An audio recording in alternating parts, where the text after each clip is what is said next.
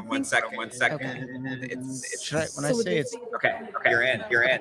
Well, hello, everyone. Hello. Good morning, and welcome to Over the Edge. Great to be here, Ashley. Yeah. So I'm Ashley Scruggs. I'm the VP of Talent and Culture at the United Way of Central Indiana. And this is Isaac Mervis. I am an organizational development director as of 3 weeks ago. Yeah. And I'm pretty new myself. So you get the awesome opportunity of seeing United Way and this event through fresh eyes. Brand quite fresh indeed, just out of the oven. I love it. So we are here today. There's a ton of action going on. There are people strapped up and ready to literally go over the edge. I thought about going over the edge, but I'm a little nervous. So yeah, This seat is far more comfortable. It is comfortable. So this morning, we're going to be guiding you all through this exciting event. There's people walking past. We're able to look at the jumpers over to our right over here. You'll get to see this live. There's people strapping up. So there's exciting things. A little bit about United Way and our mission. Our whole mission is to assure access to healthy food, to safe housing, quality healthcare, and reliable transportation, especially during crises. And we all together went through a major crisis during COVID. And I know, we don't want to go back there, but I think that brought us together as a community. Would you agree, Isaac? Absolutely, 100%. And so United Way played an incredible role in that, as United Way always has. So Isaac, do you want to share a little bit about what this event is all about? I'd love to. So we're here this morning. We've got folks risking their lives to support our basic needs initiative. And it's as important now as it ever has been. Absolutely. 40% of Hoosier households struggle with essential needs despite employment today. And the United Way of Central Indiana has provided for the hungry, the sick, the vulnerable for over a century. Yeah. Today, 244,000 households are critically short of basic needs, and that is 244,000 too many. So as you alluded to, Ashley, we are here to assure access to healthy food, safe housing, quality healthcare, and reliable transportation, especially during crises. Yeah. So all the people here have raised funds. They've donated. They've gotten their friends to donate to this cause, which is really awesome. We're actually still raising funds today. So if you want to jump on board, if you want to donate, you can do that. And so it's a lot of action going on. It's live. There's electricity in the air. It is. So I wish you could see what we're seeing right now, but you will. You'll get to see that here soon. So I think we're gonna have a video soon. But before we do that, we just kind of want to give you some space to understand what's going on from our point of view right now. We've got a group of repellers. They are all geared up. Somebody's got on a cape. It's pretty cool. What else are we seeing? I think they are strapping up, getting their super suits on and fitted, and sooner or later they will be headed up to the roof. Ashley, I'd love to toss it to a quick video just showcasing the incredible work and impact that the United Way of Central Indiana has had over the years. So let it rip. Every person has a purpose. We all have dreams, determination, dignity. Together, we are focused on creating a community where individuals, children, and families prosper. Neighbors care for each other, and we are proud of all of our residents' quality of life.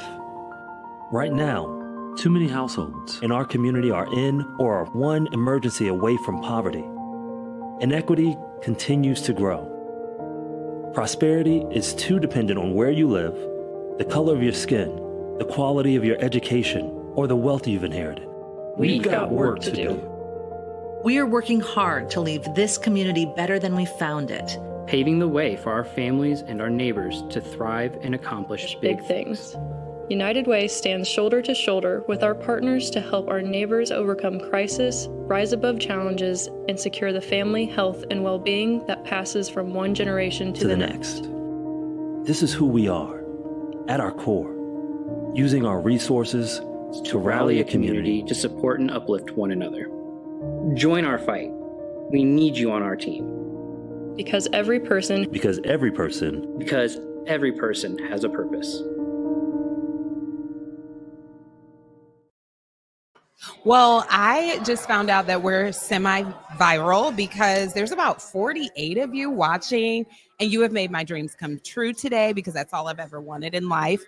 Before I kick it over to Isaac, we actually want to thank AES, not just for providing incredible services to our community, but they're our broadcasting sponsor today. So we just want to say thank you. Big shout out to you for providing your support for our broadcasting for the day. Absolutely. And I believe our brand team has put together a series of incredible videos today to demonstrate the incredible impact of our work and the great people in our community. So I'd love to kick it over to a video about the Hendricks County Senior Services. You can hear the electricity in the air. We just sent off a group. They are going up. As they're walking up, we're going to kick it to a video, and we promise we will let you know every step of the way what's going on. Buckle up. United Way, we are so thrilled to be a partner with Hendricks County Senior Services. The work they do is transformative to not just the residents that they serve, but the county as a whole. The mission of Hendricks County Senior Services is to help seniors live as independently as possible in the home of their choice for as long as possible. So we want seniors to live their best days towards the end of their life so they can stay at home and be independent. Well, I came from an assisted living, and I liked being amongst people my own age. My daughter took me in. I just moved here in June. But I wanted to be amongst people and activities and things like that, and I found it here. Fellowship. They offer so many programs here. Exercising. My husband's taking a painting class here on Mondays. There's something almost every day of the week for us to do.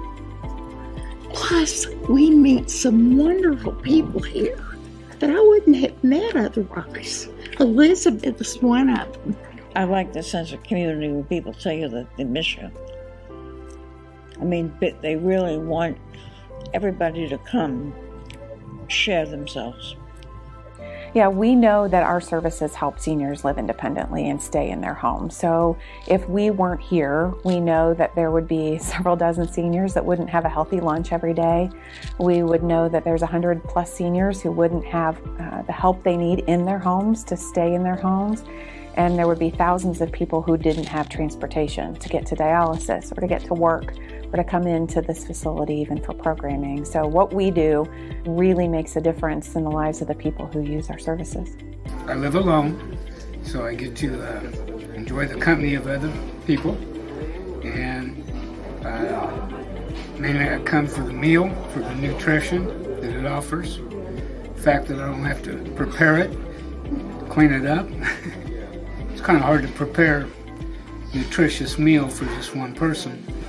So I'm here every day, Monday through Friday. Most recently, funding from United Way has allowed us to expand a partnership with Meals on Wheels of Hendricks County.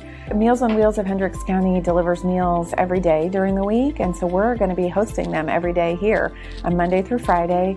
They'll be coming in around 10 in the morning, and then those meals will get out the door about 11:15 and out into the homes of seniors who otherwise wouldn't have a healthy meal. And we could not have done that without the support of United Way. So I think one of the great things about the United Way of Central Indiana is our ability to really look at the needs and problems facing specific communities, to seeing how they're similar across the region, but also finding and identifying the key players in communities that we serve that are doing this work and partnering with them and providing the resources to help advance their mission and make a real difference in the community. Not just how wonderful the staff is in the community that embraces its older population. I'm in awe of that. because I understand that it's the community that put this together, and they must love their parents.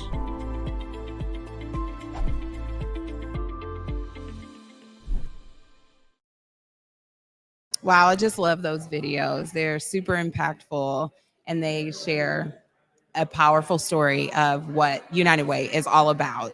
So really exciting. Absolutely. Welcome to those of us just joining. We're at Yeah. 52 and counting. The paparazzi are swarming the building. Before we get into the events, we just want to thank a couple key sponsors for making this event possible. Our rope sponsors, Rope, arguably one of the most important contributors to the success of our event. And contributing to the ropes are PNC, Quest Diagnostic, and Resultants. Thank you so much for your incredible support and for making this day possible. Yeah, and we just want to shout out some really awesome things happening.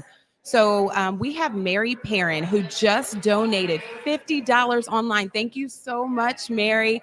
For those of you that want to keep donating, we are still raising funds. You can give by going to United Way of, UWCI.org, which stands for United Way of Central Indiana. And also, we see comments of friends and family members shouting out those who are rappelling down the side of this building. So we've gotten Dorenzo said, Brian Dole, let's go. Anne Marie is giving a shout out to Fred. She said your village is proud of you. Vincent is giving a shout out to Kayla. Larry's giving a shout out to Lena. Marvin to Cody, and Lucy to Fred Payne, who actually jumped out of a plane yesterday. And then today he's rappelling 25 stories. What a CEO. Way to lead our organization by example, because I don't know if I can do it. I hope we have good insurance. I think we have Fred strapping in right now, and I believe our in the field correspondent Caroline has an interview ready to go with Lori, who's volunteering all the way from Fort Wayne. Caroline, are you there? Hello, everybody. I am here with Lori from Fort Wayne. Lori, can you tell us a little bit about why you volunteer with Over the Edge and your story behind this? So I did my first event in Fort Wayne 2 years ago as a participant, and I did it because I had weight loss surgery and I lost 450 pounds. I just wanted to do something that I would never be able to do without my surgery, and had so much fun that I volunteered last year and decided that I'm just going to follow these guys around if it's within a driving distance, and I love it. Awesome. Thank you, Lori. And what is your favorite part about Over the Edge? Just conquering fear. I'm actually terrified of heights, but I'm not going to let my fear hold me back. And so I love doing. We're having a bit of technical difficulties. Bear with us. It's early in the morning, but we'll come back to Caroline and hear all about one of our wonderful volunteers. Ashley, what are your thoughts as you see these brave participants going up to the roof? Brave is a great word. I was asked to do this. Not that I'm scared, but it's my daughter's birthday today, and I just wanted to make sure I made it to her birthday party tonight in one piece. And I was asked, and I am scared, and that is why I'm not participating. Maybe next year. Maybe next year. Yeah. Wow. Look at that view. We've got people getting strapped up. You can see those ropes. They actually are going through a training course. So they can't just hop on. They've got to, we've got to practice safety. So, wow, it's beautiful up there. It's a gorgeous morning here in Indianapolis, the Circle City. The energy is electric. It's an incredible atmosphere here, all for a great cause to raise money for our basic needs. Yeah, it really is. And I'm just going to shout out some of our champions here. We've got Unity Tech, Indiana Business Advisors, MD Wise, Chase. These are all sponsors that have helped make today happen. So thank you so much for that. And thank you all for all your support. I mean, keep the donations coming all throughout the day at uwci.org. All donations going to an incredible cause, our Basic Needs Fund, to help out our community members. Yeah, and those funds matter. They really do. And so if you look at the bottom right box on your cameras, you're going to start seeing our fearless leader, Fred Payne. He's our CEO. He is the first one to rappel down the side of the building today. He's either fearless or foolish. We'll find out. Well, I think excited. it's fearless. Absolutely. Or maybe both. You got to have a little. It's so exciting. It's a gorgeous morning. We've got some great participants and 60 of you all, 62 Oh my gosh. you joining. We're going to be viral by the end of the day, Isaac. I am not ready for this level of fame. If my, mom or sibling or someone was going over the edge, I would tune in to see them too. So Absolutely. Real exciting. And I wonder if, are we ready to throw back to our correspondent, or do we need a little time to shore up the technical difficulties? I think we're seeing. I think we're going to take a little time. We're We've gonna got take a a little ton time. of really great sponsors to support, to thank. We want to thank the Keystone Group for letting us use this beautiful location. It is beautiful. It's now apartment complexes. So it's really fun to see people walking their dogs this morning. Yeah. They're beautiful poodles walking through. And we've got some more shout outs. We've got Farah said, way to go, Uncle Fred. Dion said, great day to support the United Way to lead. Yes, we appreciate all of the support. Lindsay, she's watching her dad. Go, Dad. Thank you for being the best father anyone could ask for. You're such an inspiration of love and light to everyone you meet. Way to lead. So beautiful. Awesome. That is beautiful. Your dad is awesome. Keep the comments going. Keep it coming. Let's have a dialogue.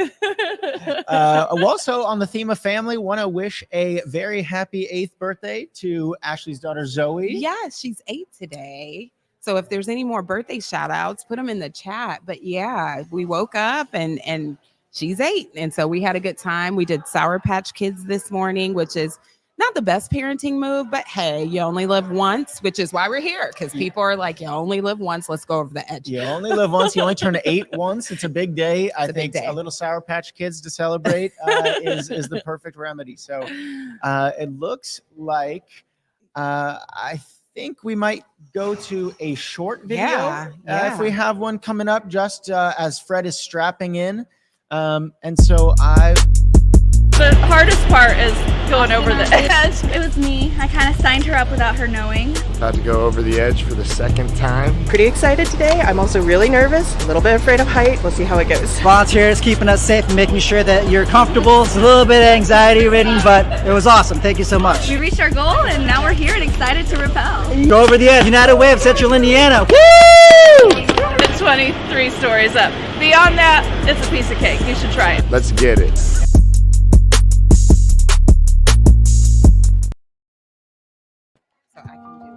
Every person has a purpose. We all have dreams, determination, dignity. Together, we are focused on creating a community where individuals, children, and families prosper. Neighbors care for each other, and we are proud of all of our residents' quality of life. Right now, too many households in our community are in or are one emergency away from poverty. Inequity continues to grow. Prosperity is too dependent on where you live, the color of your skin, the quality of your education, or the wealth you've inherited. We've got work to do. We are working hard to leave this community better than we found it. Paving the way for our families and our neighbors to thrive and accomplish big things. United Way stands shoulder to shoulder with our partners to help our neighbors overcome crisis, rise above challenges, and secure the family, health, and well-being that passes from one generation to the next. This is who we are, at our core, using our resources to rally a community to support and uplift one another. Join our fight. We need you on our team. Because every person has a purpose.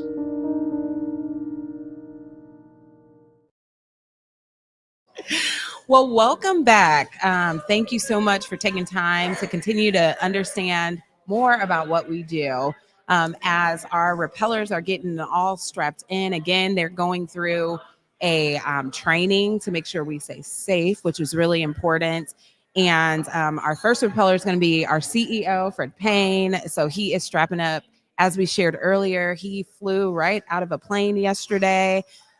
So you can kind of see a helmet happening as we're getting started and ready. Not a typical Friday in the office. Nope. Say we are out and about on location live here for a great cause. And who better to kick us off than our CEO, Fred Payne? Yeah. So thank you all for jumping in. Those of you who are just now coming in, welcome. We're getting all strapped in. Fred's getting strapped in, and we'll be ready to go. We're excited. Throughout the day, keep the comments coming, keep the donations coming at uwci.org.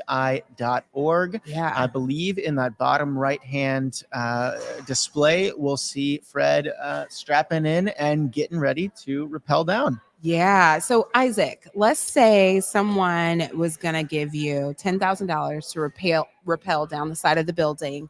What feelings might you be having right now? Give me $10,000? Yeah, I have a price, and it's probably somewhere under $10,000 because I trust our safety and event staff. Okay. So I think $10,000, especially for such a great cause. Yeah. I think that would get it to it. So next year, maybe that'll be my goal. Maybe that'll be my fundraiser. We are up to 79 viewers. Thank you all for jumping in and watching. Thank you to each and every one of you who have been raising funds. We appreciate it. The funds today are going to our basic needs, and that helps those in our community. And, I know firsthand, I always tell people I'm not self-made. I didn't get to where I got without the help of those in the community and other people. So we truly appreciate you. And we truly believe every donation that you gave goes to those in our community. Absolutely. We're stronger than the sum of our parts. And That's right. have some great parts here with us today. I believe we have, are we ready to throw back to Caroline for an interview? Yeah, I think she has Rita. All right, Caroline, we'd love to hear from Rita. Hello, everybody. I have Rita here with me. Rita, can you tell us what you're most excited about for going over the edge? This is just such a cool opportunity, something that I've always wanted to do and haven't had the chance. So when I heard that United Way was doing this and they generously offered for several of us not-for-profits to participate, I was just so jazzed about doing it. So here's one off the bucket list and can't wait. Awesome. And Rita, what are you most looking forward to / most scared about going over the edge? So I am a little afraid of heights, but whenever I've done something just well outside the norm for me, I've always just kind of had in the back of my mind, okay, your son is going to be so proud of you for doing this. So I know all 5 of my kids are going to be very excited, and my husband is going to be down at the bottom watching and waiting. So. Oh, awesome. Well, Rita, thank you. And we are so excited to watch you go over the edge shortly. Sending it back over to you, Ashley and Isaac. And we're back. Thank you so much, Rita, for that. And we are live. Fred is hopping on. We got another group going up. People are cheering for group 2. If you can see, Fred is getting all strapped in and ready to go. I feel like the adrenaline in me is pumping for whatever reason. I need some deep breaths. Yes. We have Fred strapping in a little bit more about our fearless leader. He is a current Indianapolis native, has been for the past 24 years. Yeah. Scariest thing he's done was skydiving just yesterday, I believe. So he is having quite a start to his weekend. He has a couple different causes that he cares about, in addition with all of the causes that United Way supports, including curing cancer, child hunger, and child literacy. So important. We've got some shout outs that he would like to give. Ashley, would you want to give some Fred shout outs? So he would like to shout out his kids, Lindsay, Morgan, and Collier and Kari. Also his wife Kelly, nieces and sisters. You've all probably zoned in here this morning, and all the supportive people who have donated to his cause. We want to thank you so much. And then a lot of you are watching today. It looks like Kelly, his wife, is in person actually, and then his family, sisters, nieces, cousins. Hello to you all. Hello. Thank you for tuning in. He is getting strapped in and ready to go, and we're getting excited. So it looks like they're readjusting the camera here, so that way we can get a really good view of Fred going down the side of this building. There Absolutely. they are. Woo, look at that view. And for those of us tuning in, 89 of you. Oh my Wow. gosh. Thank you. so Thank you much. for all the support here. As a reminder, if you're thinking, oh my goodness, who would jump from the side of a building to raise funds for basic needs, that would be starting with our CEO and leader, Fred Payne. You can still give and donate. If you're like, you know what, I wouldn't do that, but other people are, all for the basic needs of our community. You can do that at uwci.org. And please do, throughout the day, show your support for these incredible causes and our brave repellers. As we can see, it looks like Fred is getting ready to go down the side of the building. He's getting adjusted and ready to go. You know, what I've heard from some people that did this last year is when you get to the bottom, you feel a little weak because maybe you forget you have legs in that moment. I don't know. But that is incredible. He's getting all strapped up and ready to go. I'm feeling a little bit weak just watching it. But what a beautiful shot of Fred getting ready to go down and the beautiful Indianapolis skyline just behind him. Yeah, he's getting all adjusted here. And again, as we were sharing with some of you, we're up to 95 viewers. Super exciting. Fred jumped out of a plane yesterday, all for the basic needs of our community. And while we're on that, just a few facts here. We have 40% of our Hoosiers are struggling with essential needs despite employment. So that is a cause to be able to raise funding for. 40% is almost 50% of our community. So this is a really important initiative. Absolutely. And we are less than $5,000 away from meeting our 2-day goal. So if you are feeling generous and want to support this incredible cause, please donate at the URL at the bottom of the screen, uwci.org.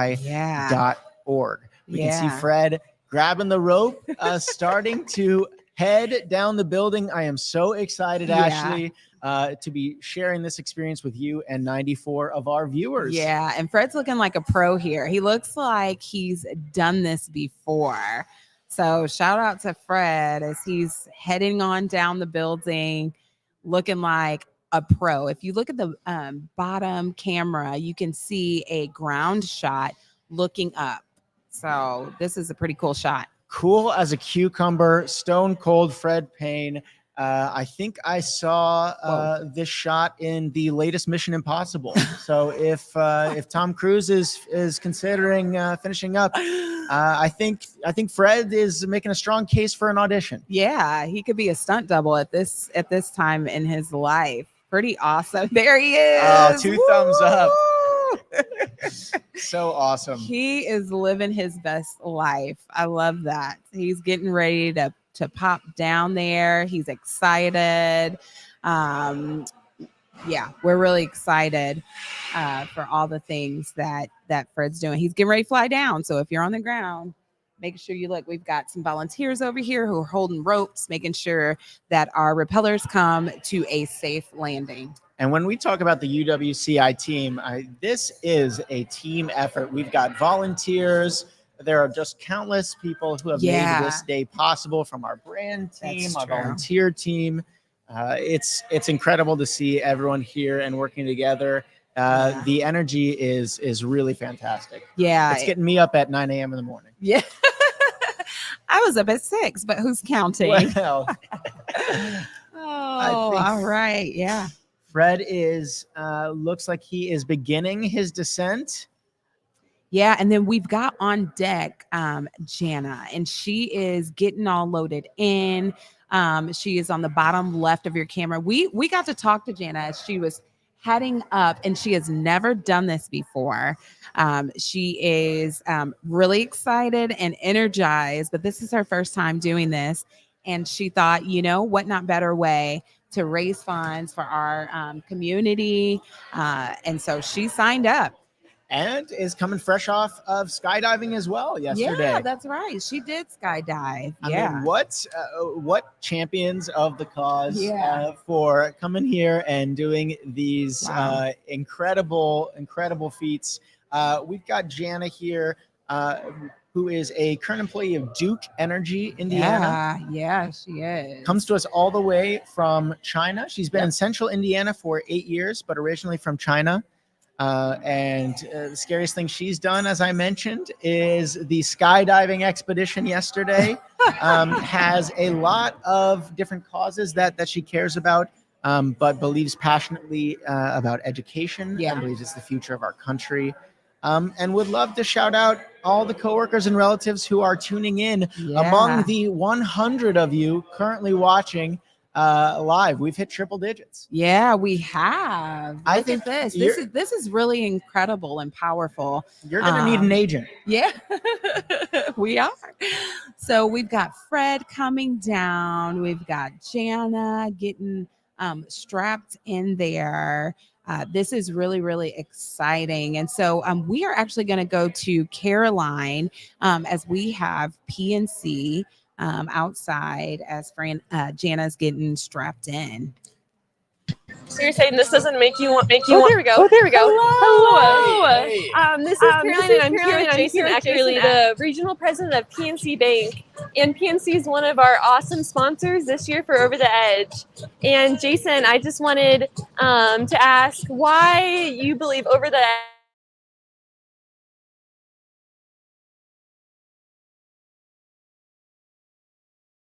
Back as we've lost a little audio here. We're working through some of those technical difficulties as we go. Absolutely. We're back, but hey, I mean, I could talk about United Way of Central Indiana for hours. So no problem here. It wouldn't be an event without a little technical difficulties. That's the beauty of going live. That's true. That's true. So here we got Jana. She was telling us earlier this morning, she is a little nervous, but she did it. She's overcoming her fears. We've got, looks like Fred is about a fourth of the way down as he is heading down. So, wow, this is an incredible shot here, looking at the bravery of our CEO, Fred Payne. And this is exciting. I mean, I can't believe it. He is nearly a third of the way down, it seems. What an incredible shot. As I mentioned earlier, such a beautiful morning here in Indianapolis.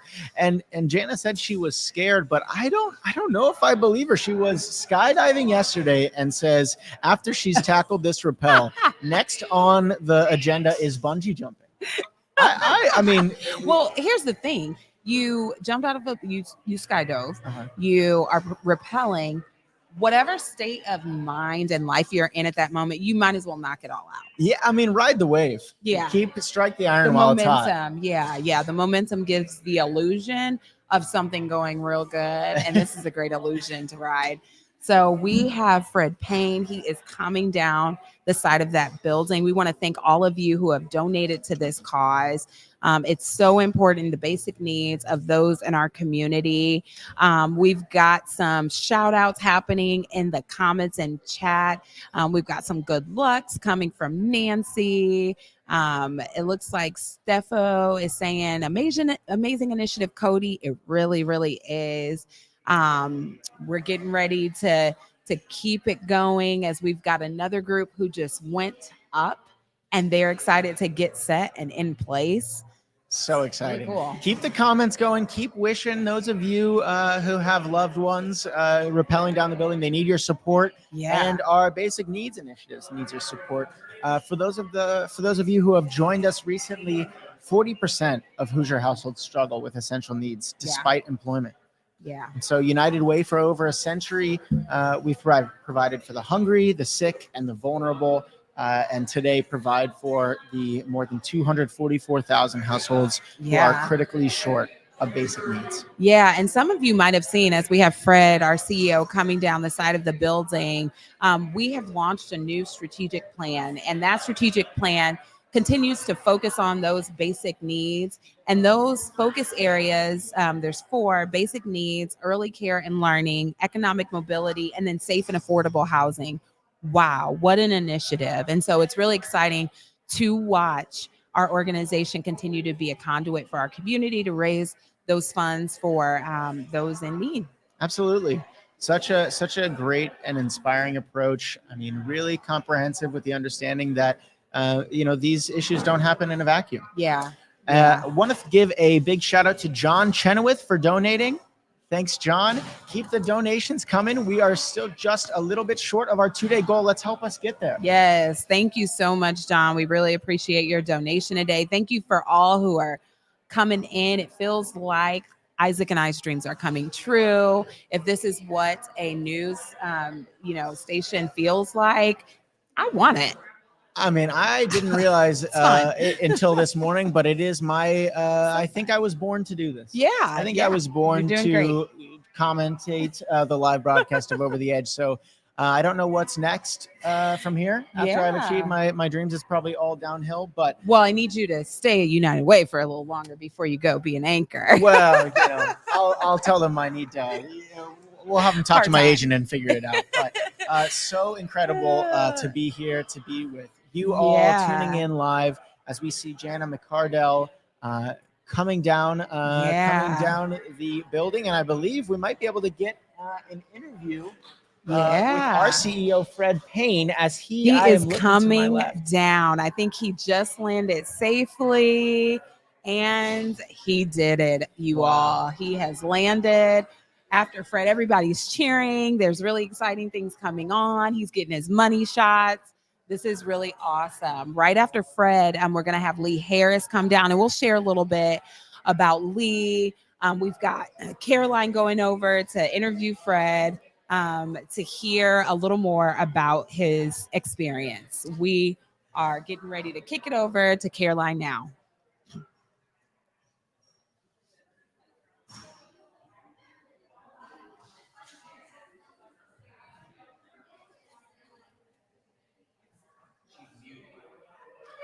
And what a beautiful video that we've got from Caroline. I think we're going to get the audio here any moment. But so exciting to see our CEO, Fred Payne, unstrapping from his fearless journey down the side of a building. Yeah. The sun is out and shining. It is a gorgeous day. We've got our whole team here. It's beautiful. I know some of the people wanting to go down, probably they might have been hoping for rain, but it's not raining today. Far from it. It is a beautiful day, a beautiful 8th birthday for Zoe. Yes. Shout out My to daughter's her. birthday is today. She's 8. So exciting. And I believe we will have some interviews coming shortly. Yeah, coming your way, because we want to catch this action. We want to hear how this experience went as we have our first repeller. Fred Payne, our CEO, he has landed. The Eagle has landed, and we're going to hear from him soon. We're really excited.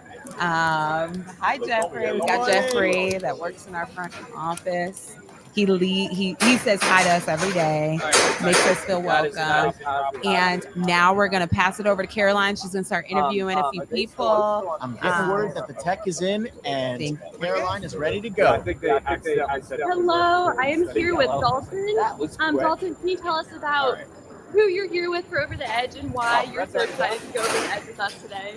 Yeah, so my name is Dalton. I work for Little Red Door Cancer Agency, and we are a partner with United Way. And so I'm super excited to help support basic needs today. This is my first year going over, and I think it'll be a lot of fun. Awesome. Thank you so much, Dalton. We can't wait to watch you go over the edge and to cheer you on. Back to you all. All right. Thank you so much for that, Caroline. I think we are going to hear from a few more people as they're coming on in. Thank you. Keep the chats going. We love what we're seeing. The energy is incredible. it's amazing in here right now. It's so amazing and so great that we get the opportunity to hear from the folks with the boots on the ground. It's a little comfortable from our chairs inside. It's great to hear from the folks who are actually in the action, doing this incredible work to support our basic needs initiatives. That's right. And I just want to shout out some of our sponsors. Oh, we're getting some hand claps for Fred. Fred is in the building. He is in the building. We're going to hear from Fred in just a moment. But before we do, we want to give a shout out to AES for being our broadcast sponsor. Thank you so much. We also have our landing sponsor now that we've gotten someone to land.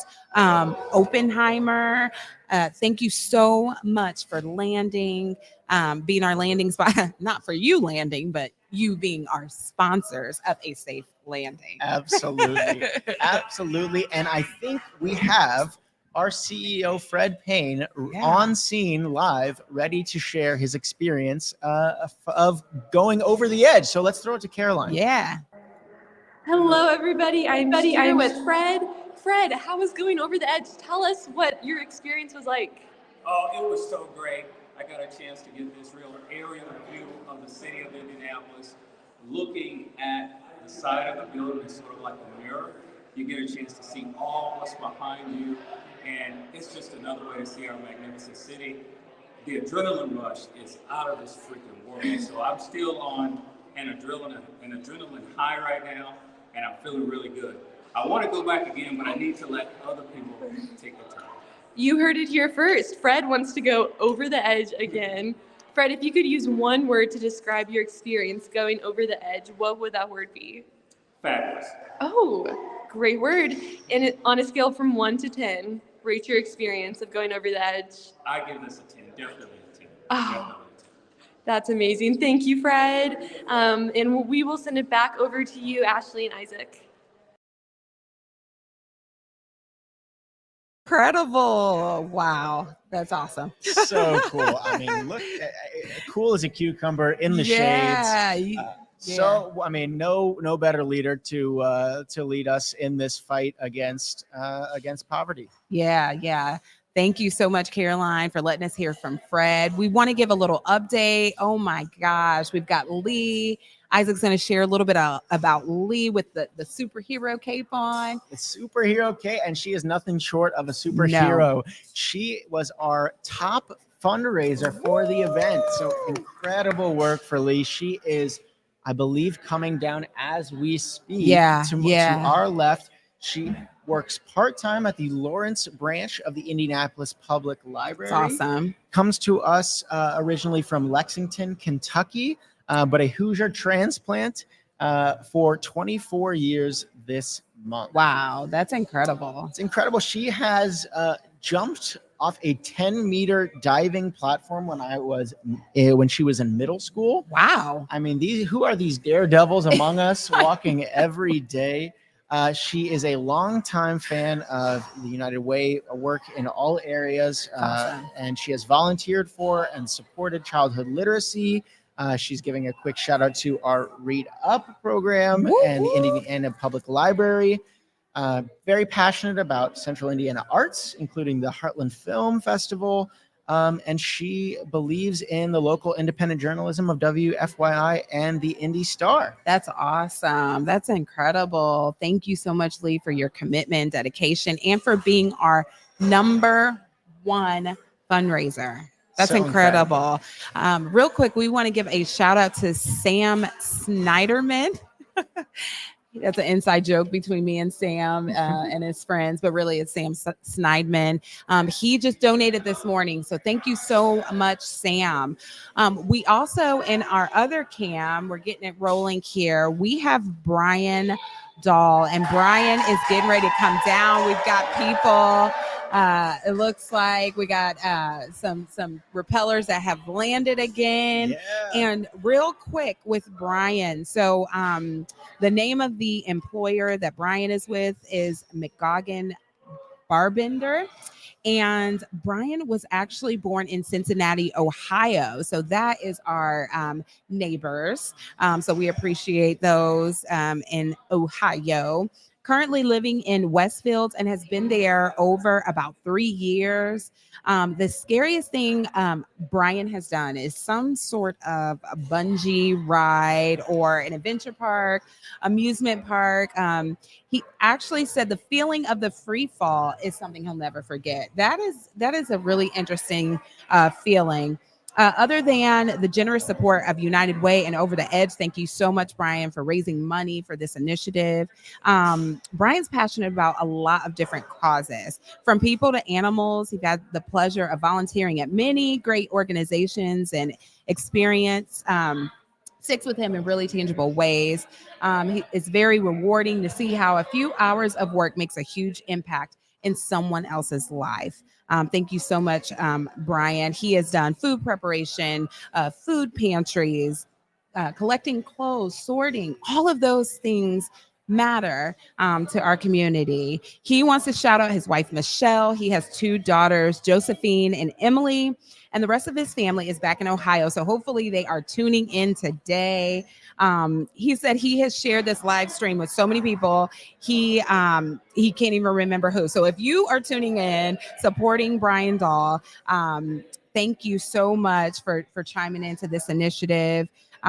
So thank you. Thank you, Brian. He is heading on down. And speaking of heading on down, we have Jana McCardo fresh off of her Over the Edge experience. We've got our in-person correspondent, Caroline Kroner.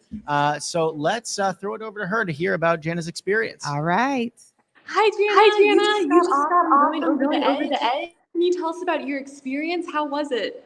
It was fantastic. It's better than I thought. What was the best view that you saw from going over the edge? The best part, you can see the whole rest part of the city, the circle over there. It was fantastic. I tried to look over there, left and right a few times. And the very exciting part is I go really fast. I just let go.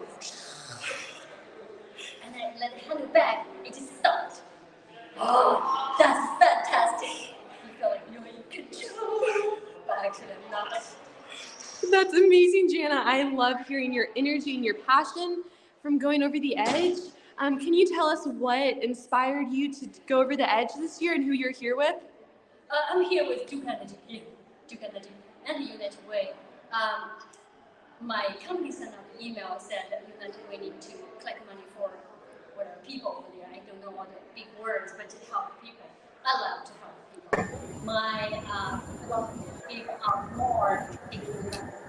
I help with my CCI community as well. That's the biggest Chinese community. I volunteer there a lot. I volunteer for Duke. So when I saw the email, I just signed up myself. That's amazing, Jana. Thank you for partnering with us to help the community. I'm going to send it back over to you, Ashley and Isaac, to continue the live stream of people going over the edge. Thank you. Kelly Fred just went over the edge. We are here in person. In the flesh. Oh, they say don't meet your heroes, but I don't believe it for a second. Oh, so great, so great. We've got Lee currently coming down on the rope. Woo, we got energy some cheering, and excitement. the energy. It's incredible. We've got a few shout outs to give from our top fundraiser, Lee. She wants to shout out her husband, Gary Thompson, who took her on her only other time rappelling and whom she loves sharing all that life brings. That's beautiful. Other shout outs to her phenomenal daughters, Julia and Charlotte, who are days away from embarking on their own individual adventures at college. At wow, Marquette that is an adventure. Is it ever? At Marquette and Butler, respectively. Wow. Such great institutions. Yeah. Her mom, Kathy Harris, who's made the trip from Lexington to watch her today. Oh so my wonderful. gosh. Wow, that's a big trip. Yeah, well, it's so great to have her. Yeah. And all the rest of her family and friends who've given support to support today's activity and who are watching her now. That's awesome. And Brian's got some additional shout outs as well as he's coming down. He has said thank you to all of those who have supported him. And a few he wants to highlight would be Tim and Andrea, Scott, Matt, Eric, Tim, Courtney, Mike, Tony, and Kevin. He is super grateful for each and every one of you. So thank you so much for your support today, for giving to this incredible initiative. And Brian also said when he lands, he's going to go golfing. He wants to stay a little more stable. So you can see there's a ton of activity happening behind us. It is live. We've got even, people going to work, looking up, seeing us rappel, and people are probably sharing with them what we're doing in our community to help support the basic needs of others. It's incredible. People are already calling it the event of the year. I'm getting word. Yeah. I think it might be trending on Twitter. If it's not, absolutely, let's get be. it there. We have got some incredible action. I think we have another video that we can show about the great work that UWCI does in the community. Do we have a video ready to go? Awesome. Let's head that way. So I moved to Indiana in 2015 with my youngest's dad, trying to get away from drugs, because at that point I was an IV user. Well, you can't really run away from that if you're not trying to heal. And I feel like an addict can find an addict anywhere in a crowd of people. And that's exactly what happened. And I still just continued to hang out with people that were getting high, because at that point I lost my kids, so I didn't care. What else could you take from me? Not knowing this whole time that I was hiding from the trauma that I had dealt with in the past, and abandonment issues. So I sought that comfort in people that really didn't care about me, that just wanted to get high. Well, Stability First is a nonprofit that we put together about 8 years ago now to address issues of poverty and homelessness and addiction. At this juncture in the ministry, we have the Magdalene House, which is a 16-bed facility for women. Valita Fritchie was on our advisory board for the women's side of the ministry. She just retired from the Morgan County Jail. And I asked her one time to go in and do a little survey. I said, a one-question survey. Ask all the ladies who are going to be discharged in the next 30 days, how many have a safe, drug-free place to go when you get out? A couple of days later, she came back and said there's 15 ladies going to be released in the next 30 days. One of them said they had a safe place to go. And it was kind of like, duh, you know what we need to do. So the need's tremendous, but we're doing what we can with what we have. Until we got our accreditation with United Way, there's still only 3 agencies in all Morgan County that are United Way agencies, and we're just the 3rd one. The basic needs funding is actually part of what's helping us run the Magdalene House. It'll go to that particular part of the ministry.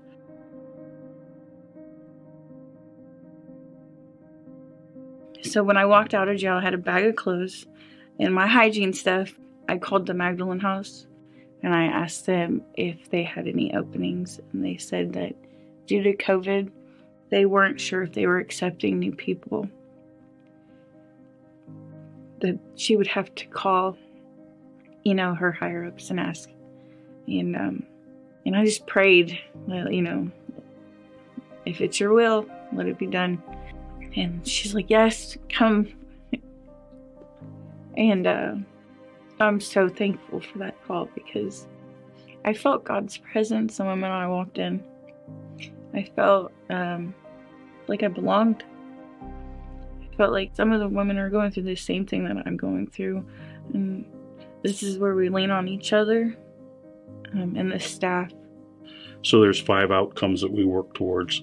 A spiritual strength, kind of get your head on straight, sobriety going forward, financial capacity, get a job, know how to handle your funds, life skills, and then relationships.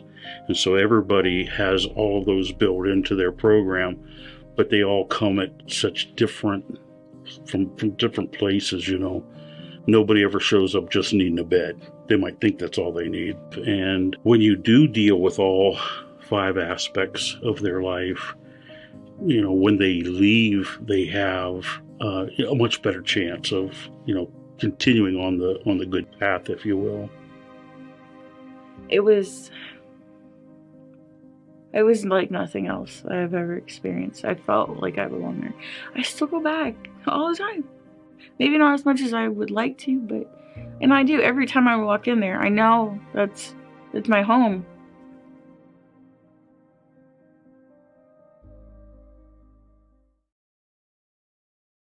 Welcome, everyone who are just now tuning in. We are at the United Way of Central Indiana's event, Over the Edge.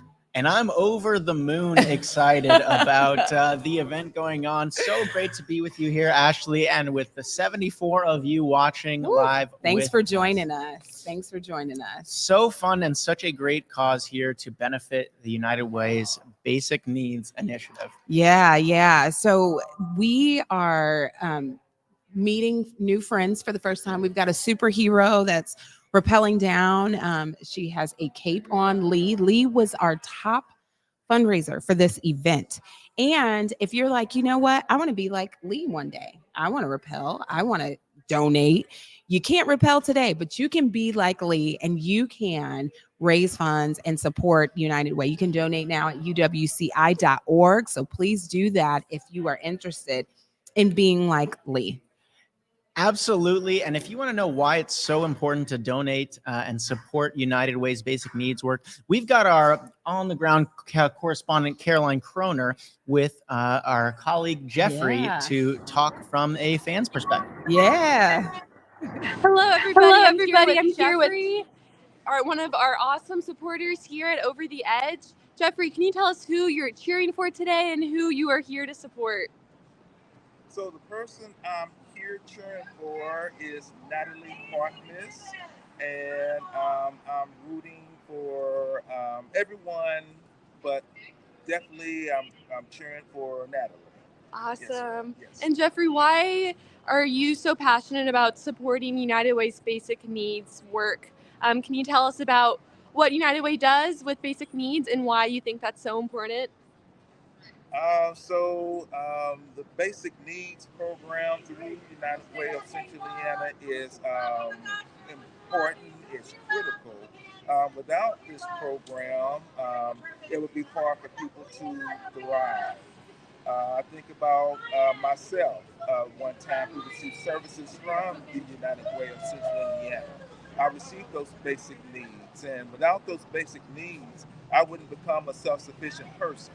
So supporting basic needs through United Way of Central Indiana is so critical, because other things would be able to happen without this basic needs program. So this program is very critical, important, and so giving to this basic needs program is just very essential for the success for the future of people. Thank you so much, Jeffrey, for sharing your story and your support today. Now I'm going to send it back over to Ashley. Everyone is looking for Lee. Lee just came down, if you could see Lee in the background of Jeffrey. Oh, it's incredible. Her cape was flowing in the air. It was a sight to behold. It was. It really was. Thank you so much, Lee, for committing. I'm sure you'll get to hear from Lee in just a moment here as we continue to move forward. We are at the Keystone Group building. It's a beautiful building on a beautiful day.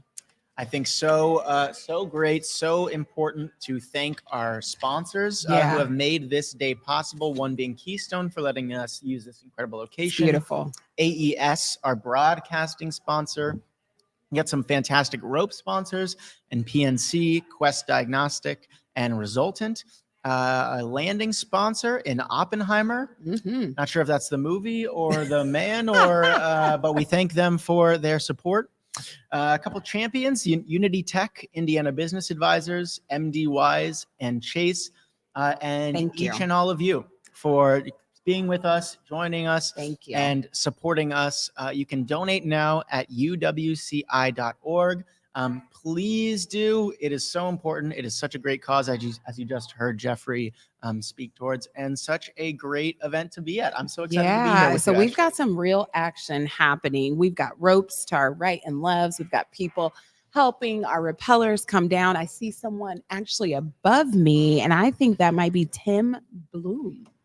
I mean, Maybe I it think looks like that's Tim. that's I've as never good met of a Tim, guess but as it, any. it could be. And we also have Lena.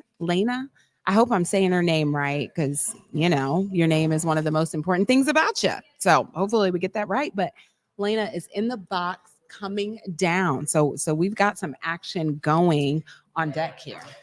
I think it's also so great. We talk about the basic needs funds and what it supports, but we've got some actual organizations in which have contributed have benefited from the basic needs funds. Yeah. I'm seeing TeenWorks Inc. receiving a grant of $175,000 for their great Go work. TeenWorks. Sheltering Wings for $210,000.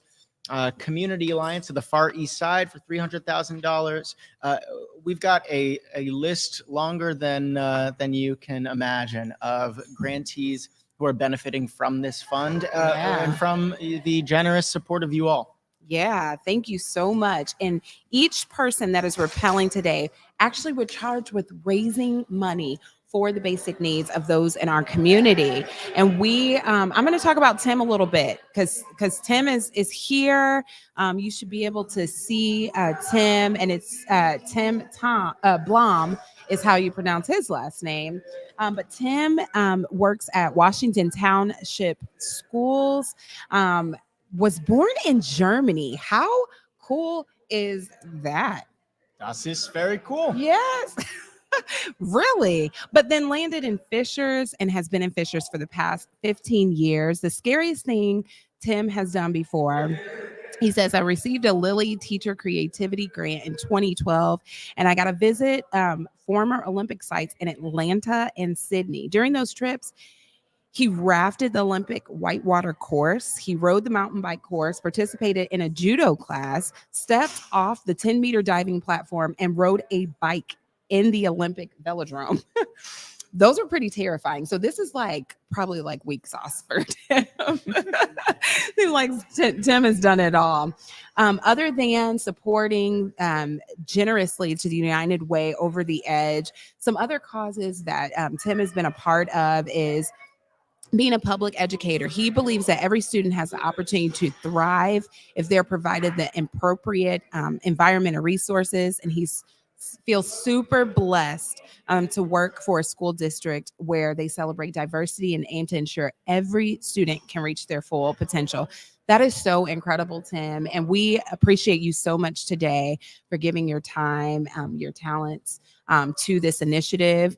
Oh my gosh, a huge shout out to his son today, who is having his 11th birthday. So happy birthday, Spencer. This is my daughter's birthday too. She's 8. So they share a birthday. How cool is that? And one of the reasons why Tim is even doing this is to show him and his sister Mackenzie that you can overcome your fears and accomplish big goals. Wow, that's awesome. Sometimes you have to get out of your comfort zone in order to make it happen. And I promise you, this is not comfortable for them. So that's a really awesome message, Tim. And then a few shout outs for Tim. His incredible wife, Lindsay, is here. She's a professor at Ball State and a sports psychologist. So that helped him prepare mentally for this challenge. I'd love to be in the room for that training.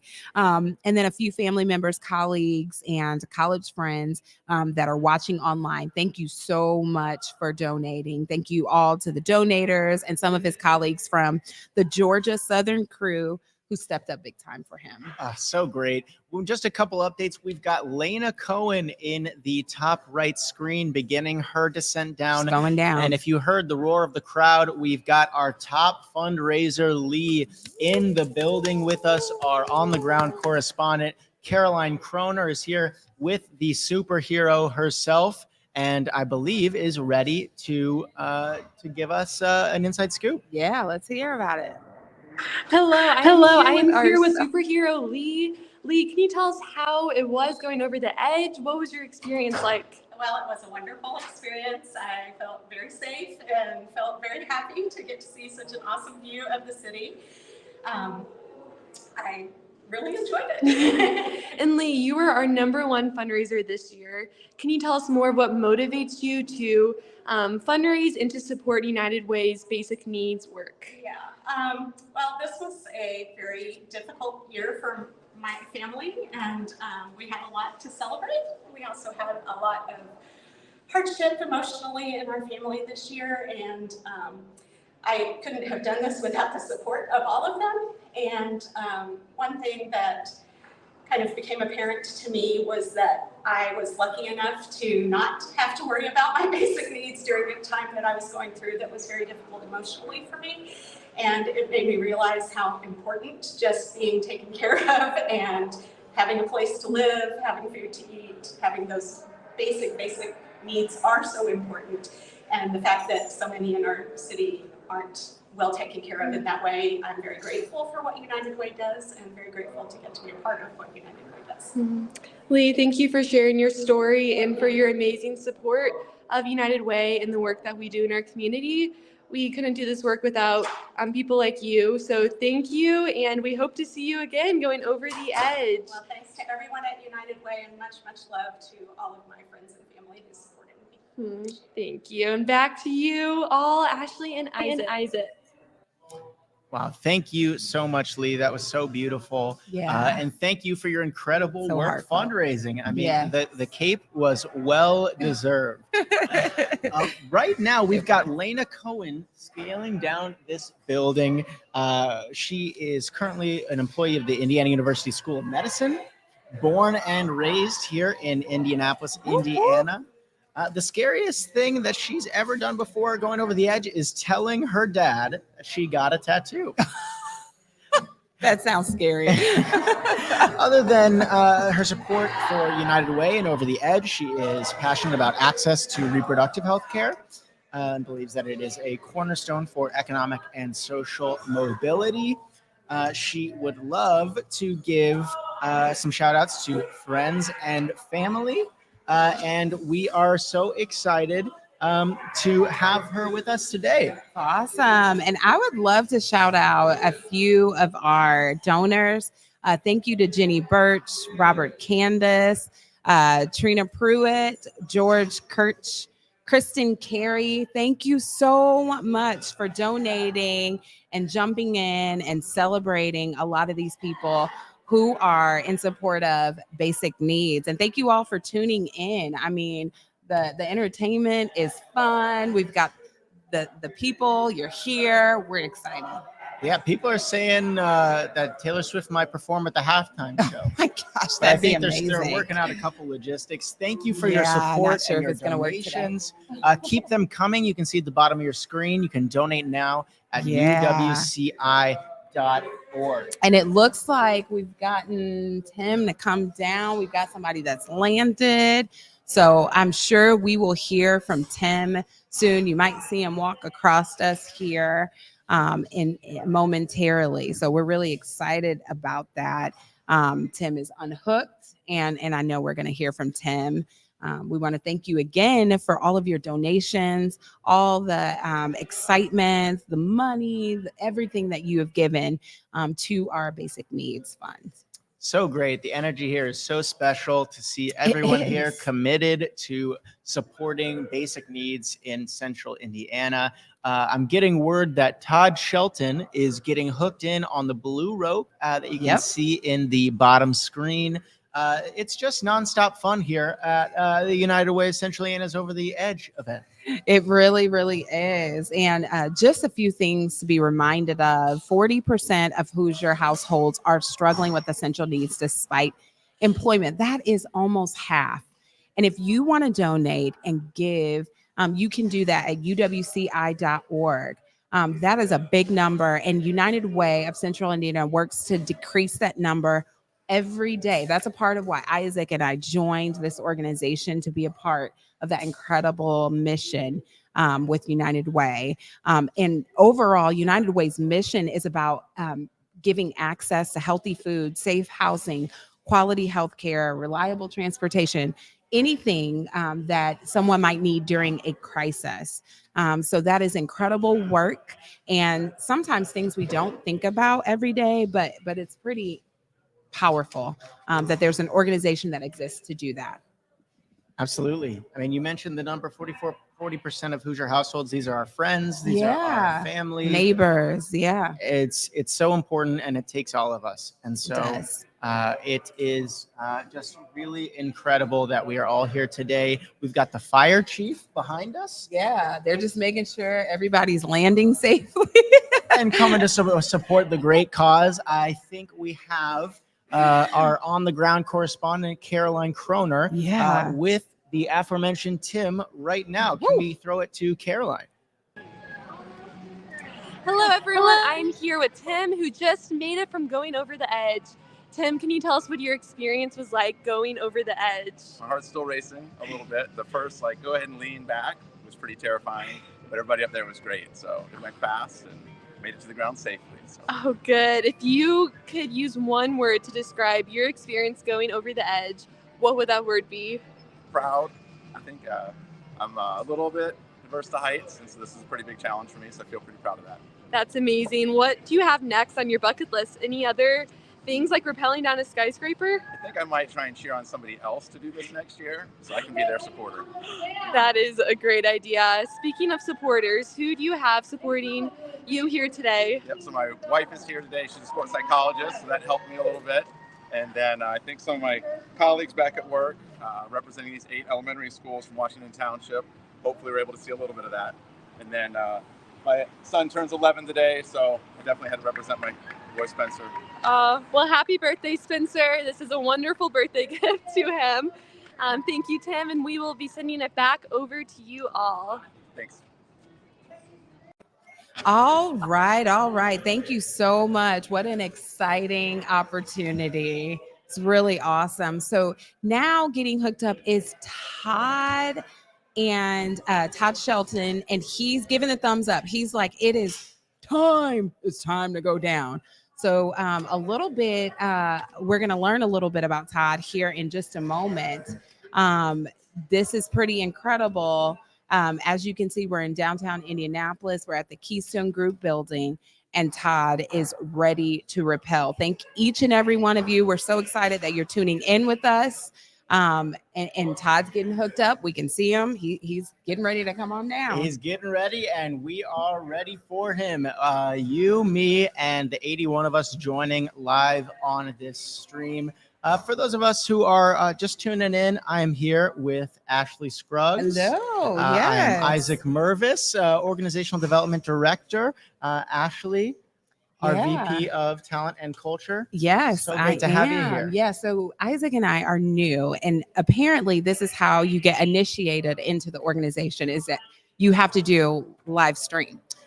And hey, it's nothing we can't handle. No, it's not. And little did they know, we are actually really experienced. So there's that. Jokes on them.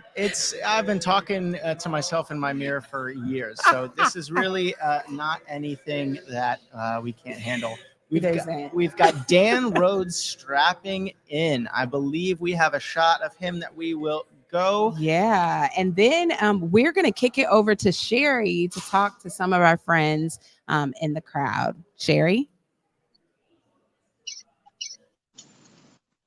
Well, hello. Good morning. Sherry Brown Webster here with you good people. And we have with us the fabulous, fantastic Lisi Kent Isaac, who is headed over the edge right now. Lisi, how are you feeling right now? I'm feeling way more excited and way less nervous than I thought I would be, but I don't know how I'll feel when I get up there. Well, you look great. I mean, you are ready to roll. And just the fact that you are up here on top of this roof says it all. Okay, what made you want to go over the edge for United Way of Central Indiana? Definitely being inspired by the work of the United Way and thinking about all of our neighbors out in the community who could use the help. And if they can get through there every day, then I can get through this. Absolutely. Okay, where's your cape at? You need a Wonder Woman cape on the back of you, Lisi. You are truly a dynamic. You are a great inspiration to those of us who work with you every day at United Way. So it's no surprise that you are up here on this roof ready to go over. All right. Unfortunately, we lost her, but thank you so much, Sherry, for that information. We have gotten some action. Isaac's going to talk a little bit about Dan. Dan's strapping in. Let's go, Dan. He is strapping in. Dan the Man Rhodes, currently a member of Duke Energy, has been in Central Indiana for about 10 years. The scariest thing he's done before today was public speaking in front of a few thousand college students. He is passionate about many things, but in particular, food insecurity, and believes that without meeting basic needs, it's incredibly hard to improve your situation in life. He supports those with mental and physical disabilities so they can have the opportunity to lead a quality life as well. Wants to give some shout outs to his wife, Holly, and the Duke Energy support crew, and would love to give some special thanks to Ursula Ozdemir, excuse me if I messed up that pronunciation, and the Keystone team for making the event possible. Yeah, that's awesome. Thanks so much, Dan. We're so excited. Dan is getting ready to come down. As you can see on the screen right next to us, we can see Dan from our vantage point, which is pretty cool. We have a really unique view. So that's exciting. It's exciting. We've got looking up, we can see them coming down. It's exciting to be here. We want to give two quick shout outs to Andrea Estes and Roxy Dunbar for your donation. Thank you. Thank you so much. You can donate now at uwci.org. And as I say that, we have a brave participant touching ground to our right. Woo! Really, really exciting. And I'm sure we will hear from more. We've got some people coming down on the south and the north of the building, and it's super, super exciting as they're coming down. So, as we are talking about other people's, crazy things that they've ever done, Isaac, what is the most craziest, challenging thing you've ever done? Craziest, challenging thing I've ever done is looking at the chat and reading the notes and trying to keep up with the incredible job you're doing. But we're doing our best right now. Let's go to our on-the-ground correspondent, Caroline Kroner, who is going to speak with Natalie. Let's go. Hello, everybody. I have the wonderful Natalie here. Natalie, you are about to go over the edge. Please tell us, how are you feeling right now? I am so excited. I think it's such a beautiful day. It's for such a good cause. I have my team with me, some families coming in, so I'm really excited. And Natalie, why are you so passionate about supporting United Way's basic needs work? Can you tell us more about why you decided to fundraise and to support United Way? So I work in the volunteer engagement team at United Way, and so with that, I get to meet a lot of the community organizations that the Basic Needs Fund helps support, and they are like the best people doing the best things for our community. I think we have some with us today, which is so exciting, but just after working with them and hearing their story and why they're helping people, I was like, oh, the least I could do to give back is, raise some money and help you in return. And for such an exciting day too. Natalie, that's amazing. Thank you for sharing some of your heart behind why you support United Way and the basic needs work that we do. If you could just wrap it up with telling us one word of how you're feeling about going over the edge in just a few minutes, what would that word be? Oh my gosh, one word. Just joyful. Yeah. That's wonderful. Well, we'll see how joyful Natalie is when she comes back down over the edge. Now I will be sending it back to our team on the ground. Thank you, Natalie. Thanks so much, Natalie. You are incredible. Thank you so much for sharing and for giving your time and rallying people around to donate to our basic needs today. So exciting, so exciting. A big good morning, Barbie, to Natalie, rocking the shirt. It's great to be here. I want to welcome us back for those of you who are joining us now at Over the Edge, supporting the United Way of Central Indiana's Basic Needs Initiative. Ashley, could you tell me a little bit more about our Basic Needs Initiative? Absolutely. So, our mission in general is to assure access to healthy food, to make sure neighbors and friends in our community have safe housing, to make sure healthcare, people have quality healthcare, reliable transportation, and also all making sure people have all these things during crisis. That's really, really important. Some people are one emergency away from not being able to make ends meet. And so it's really important, the work that we're doing here today, the funds that we're raising here today are for some of those basic needs. We also had the awesome opportunity for the last 18 months to really think about, plan, do research on, and push some of that toward our strategic plan. And out of our strategic plan, we now have some key focus areas, one of those being basic needs. That is who United Way of Central Indiana is. We will continue to be that. We also will be focusing on early care and learning, enhancing children's literacy and learning. And if you think about all of the things that happened during COVID, I had a kindergartner going through COVID on a tablet that she had never used before. We are in a different place when it comes to education. And so United Way is going to be focusing a lot on ensuring that early care and learning is sufficient for the children in our community. Also, economic mobility, really helping build better earning avenues for those in our community, building stronger employment pathways, and then safe and affordable housing, making sure, that housing security and curtailing some homelessness, because honestly, we all could be homeless at some point. And so these are all incredible initiatives that United Way is continuing to focus on, looking to focus on, and will focus on in our future in our new strategic plan. So important and all critical, on the whole, to really tackle intergenerational poverty. We're committed to doing so. We have got a couple updates. We have Susan Hollenbeck strapping in.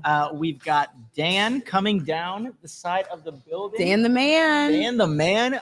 Currently looks like about halfway down, 2/3 of the way down. And it's just so exciting to be here. It really is. The energy is insane. I love there. We see someone else in a cape. It's pretty incredible here. It's fantastic. My cape is in the dry cleaners, but it's great to see everybody really dressed for the occasion, to be the superheroes they are. We're having so much fun here. Look what's happening to the cameras. Yeah. The cameras are exploding with joy. It is a party here, all to support the United Way of Central Indiana's Basic Needs Funds. You can donate now at uwci.org. Yeah, and I am going to share a little bit about Susan before we take a quick break. So Susan Hollenbeck is an employee of Roche Diagnostics. We got some cheering in the background. Someone's getting a little nervous, and she has a cheering squad to make sure she gets up there. So a little bit about Susan. Susan's from Newcastle, Indiana, whoop, and has been in Indianapolis since 1999. And the scariest thing Susan has done, get this, is swarm with alligators in the Louisiana Bayou. What in the world? I'd love to hear that story whenever Susan comes down. Some of the things that Susan cares about is education and at-risk youth. Because a Delta for them saves lives. And she is exactly right. She wants to give a shout out to her youngest child who learned how to replace a flash mount ceiling light this summer. Not a flash drive, a flash mount ceiling. That's a big deal. And would like to give a shout out to her kids who are watching from across the street. So we're waving at her kids right now. And so thank you so much, Susan, for coming, for raising funds, but also for going over the edge. It's so exciting. For those of you joining now, we've got Mandy Paris strapping in. For those of you looking for her to support her, she is just about to go over the edge, and I am so excited. It is exciting. It's an incredible day. We've got the whole team out here. It could not be a more beautiful scene in downtown Indianapolis. That's true. I know some of our repellers maybe were hoping that it rained today so that they could maybe skip out on this, but it didn't.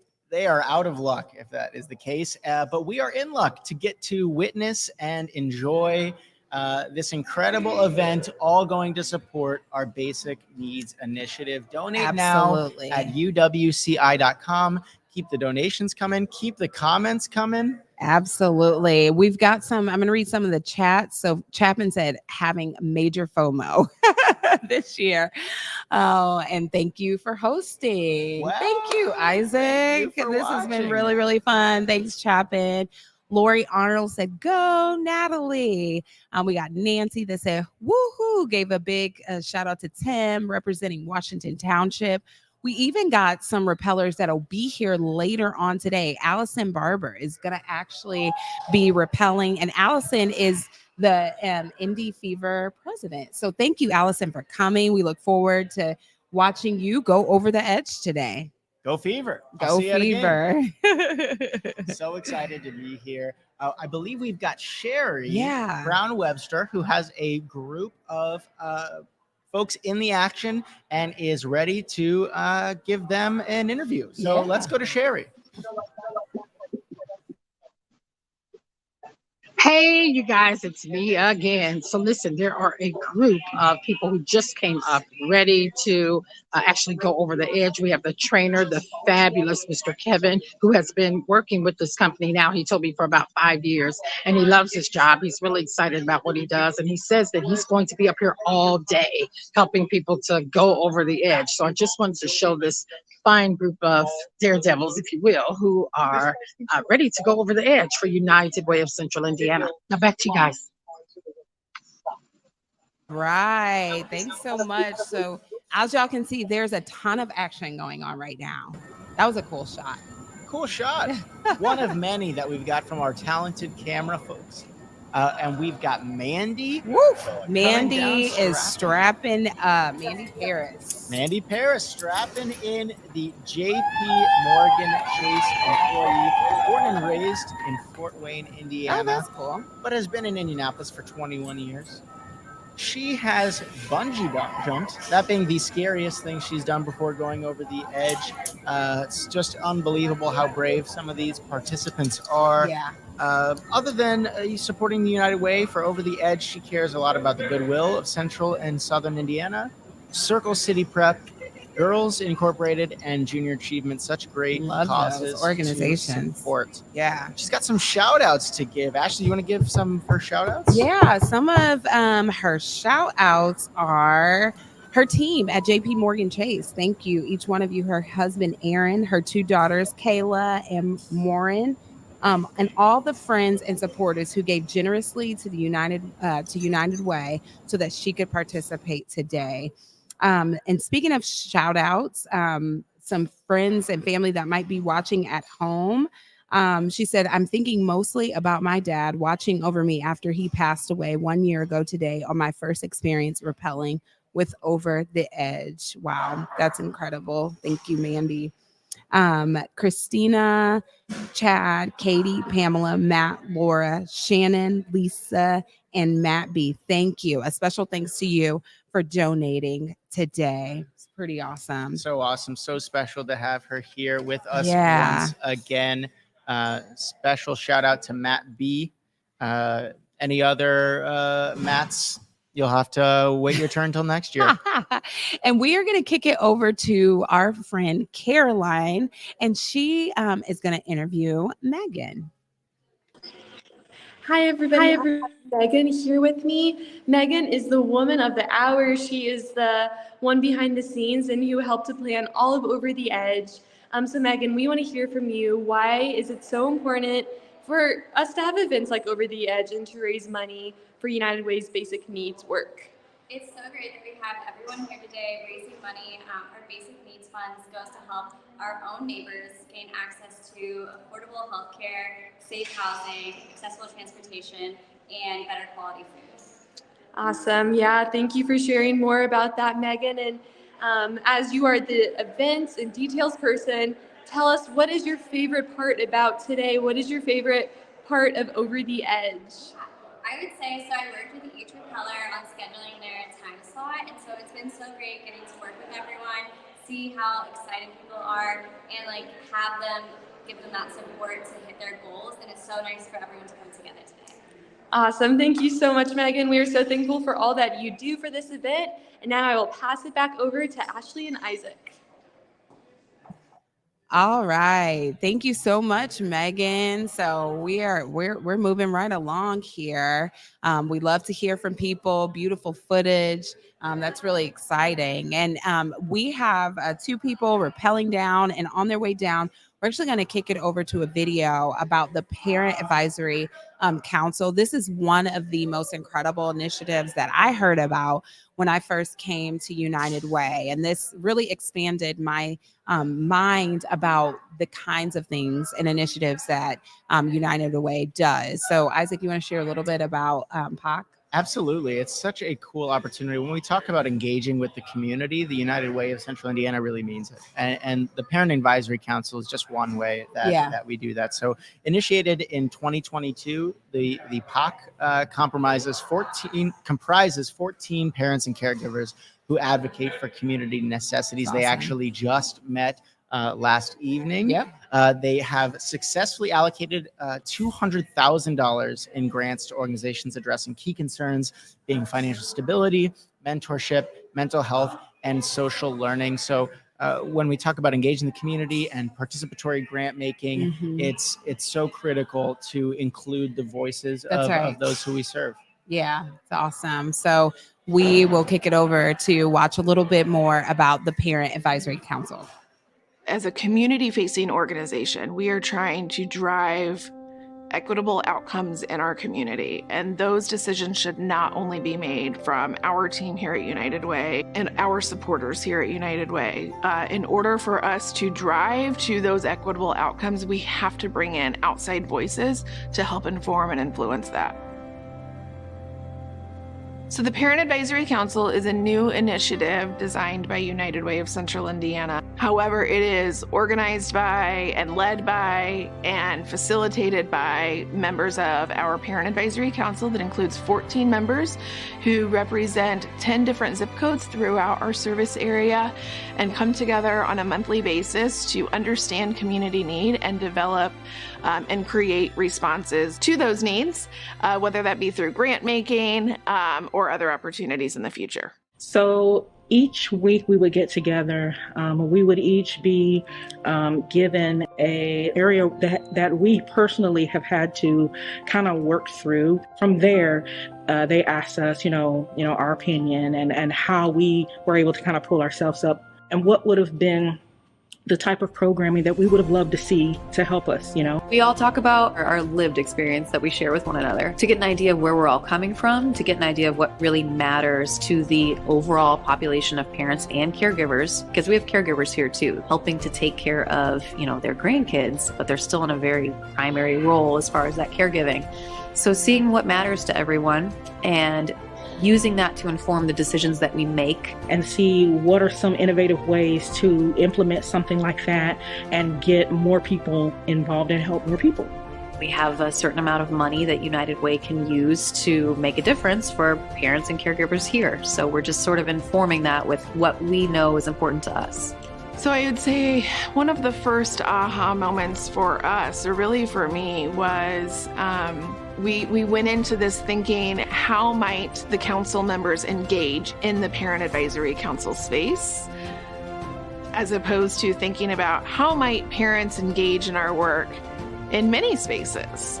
It was something that was unexpected in terms of opportunities that almost seemed to be kind of dropping from the sky, if you will, in terms of, we should be offering this as an opportunity for members of the POC Council to also bring their voice and also influence some decision making in this space. So, it has really turned into the kind of this, I would say, beautiful opportunity for multifaceted engagement for POC members. And really, we've just touched a fraction of it. There is so much more opportunity. And building on that aha moment, I think, is where we are right now in terms of what comes next.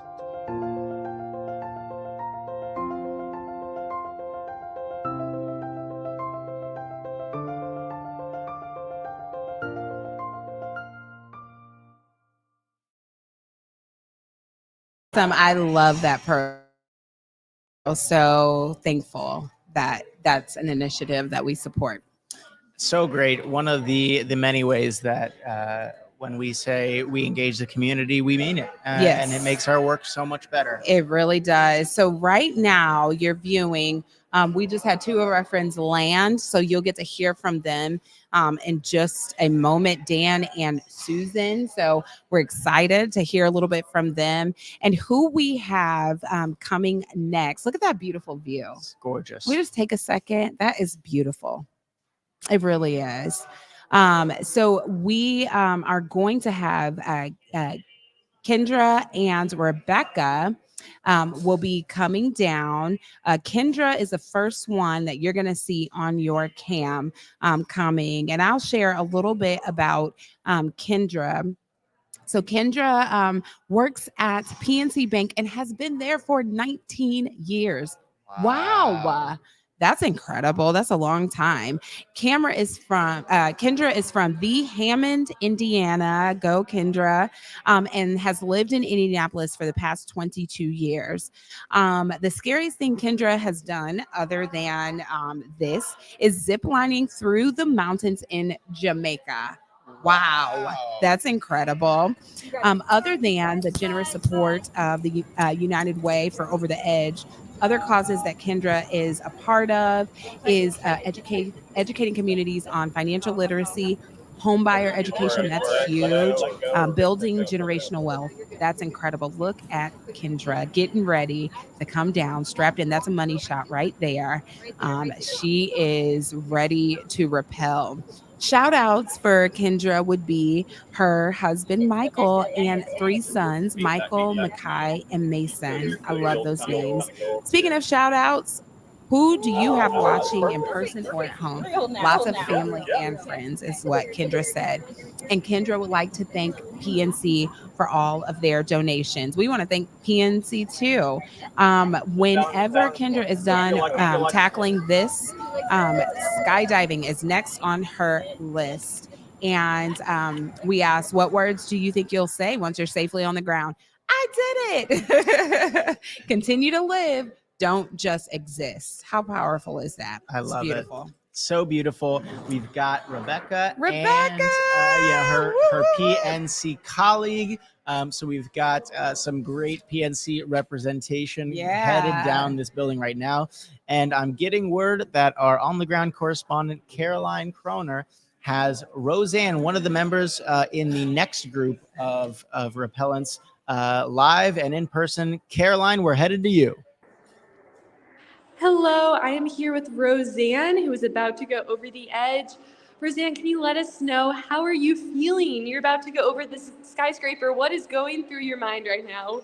Well, it's pretty exciting, a little bit intimidating, but I'm looking forward to it.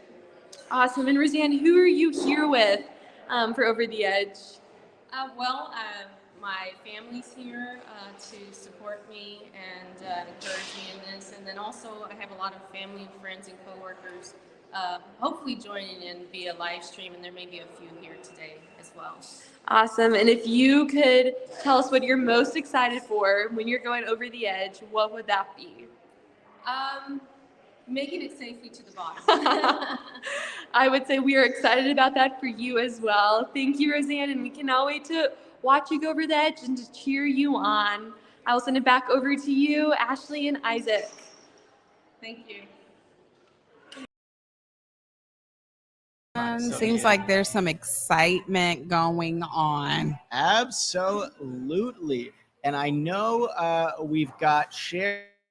I think we're getting her technical difficulties sorted out. Yeah. So great to be here. Thank you all for joining us. For those of you who have just joined, we are at United Way of Central Indiana's Over the Edge event. Woo! So exciting to be here in downtown Indianapolis. It's a gorgeous day. It's beautiful. All here, all hands on deck to support our basic needs initiatives. Yeah. How great is that? Yeah, it is great. And some of the things that we've been talking about is that 40% of our Hoosiers households are struggling with essential needs despite employment. So that's why we're here today, to raise money for those who are one step away from a critical emergency. So important.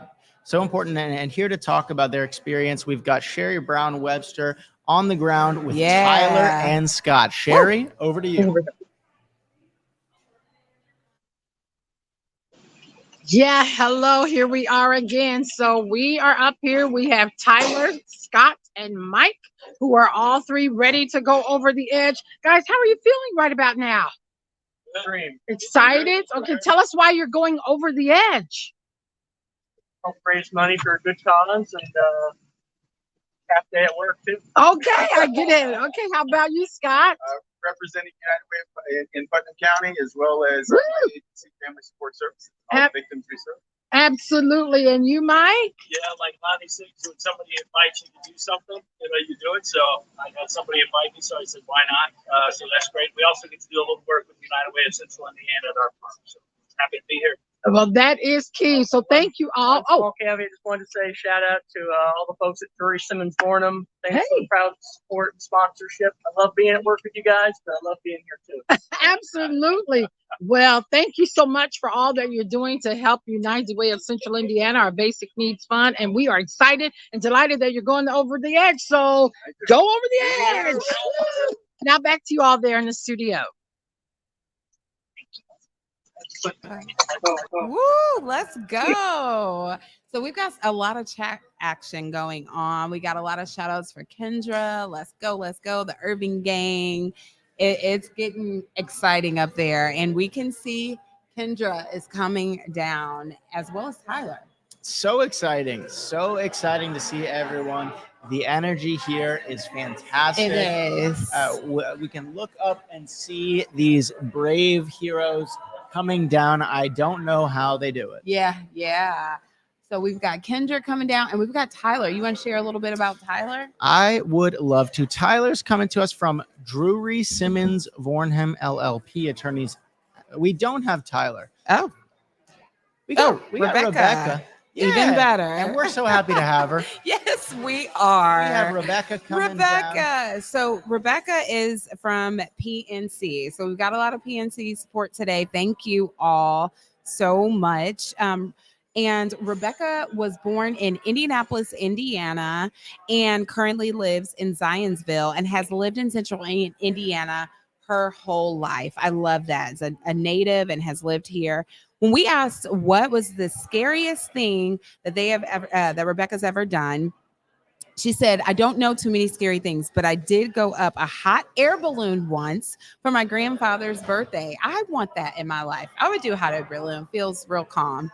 That's cool. And then other than your generous support of United Way over the edge, what causes do you care about most? And Rebecca said she cares most about the issues that impact women and girls, particularly women's health and reproductive rights, mental health issues impacting young girls, and early childhood education. And she's a huge supporter of Women's Fund, a Central Indiana Community Foundation special interest fund. Any shout outs that Rebecca wants to make? Her colleagues at PNC, particularly Renee, Cheryl, Chip, Jeff, Pat, Greg, and colleagues in IAM. And then speaking of shout outs, who's watching today? A lot of colleagues and families, some of those people that Rebecca's already named, Tony, AJ, and Meg, Kim, and her dad, Bert. Hi, Bert. Thanks for watching and tuning in. She is very thankful for PNC and the donations they give, and they are a proud supporter of United Way. We really appreciate you, PNC. After she gets on this ground next year, she's going to be whitewater rafting for 7 days. So looks like Rebecca is a major thrill seeker. Thank you, Rebecca, for raising funds and for donating today. And speaking of donating, you too can donate. We only have $4,435 left to hit our goal. So if you would like to donate today, you can donate at uwci.org. And we hope you do. Such a great cause here to support our Basic Needs Initiative. Yes. Let's get active in the comments section. I want to hear what's brought you here. Who are you supporting? Why are you passionate about supporting our Basic Needs Initiative? Yeah. We want to hear your voice. We've got some excitement coming down. We've got someone who has just successfully rappelled. You can see her in the background. She is, you're gonna see her coming across. She's excited. And we are so excited to have it. We got some great action in the chat. Zandra Gafford, Fred Payne's sibling. Yeah. She's so proud of him. Awesome. Such great action in the chat. Keep it coming and keep those donations coming at uwci.org. Yeah, and we currently have Lacey and Dalton is strapping in, and they are ready to go. And we just want to remind each and every one of you, we'll give a shout out here to some of our sponsors in just a little bit. But again, we are here with United Way of Central Indiana for our Over the Edge event.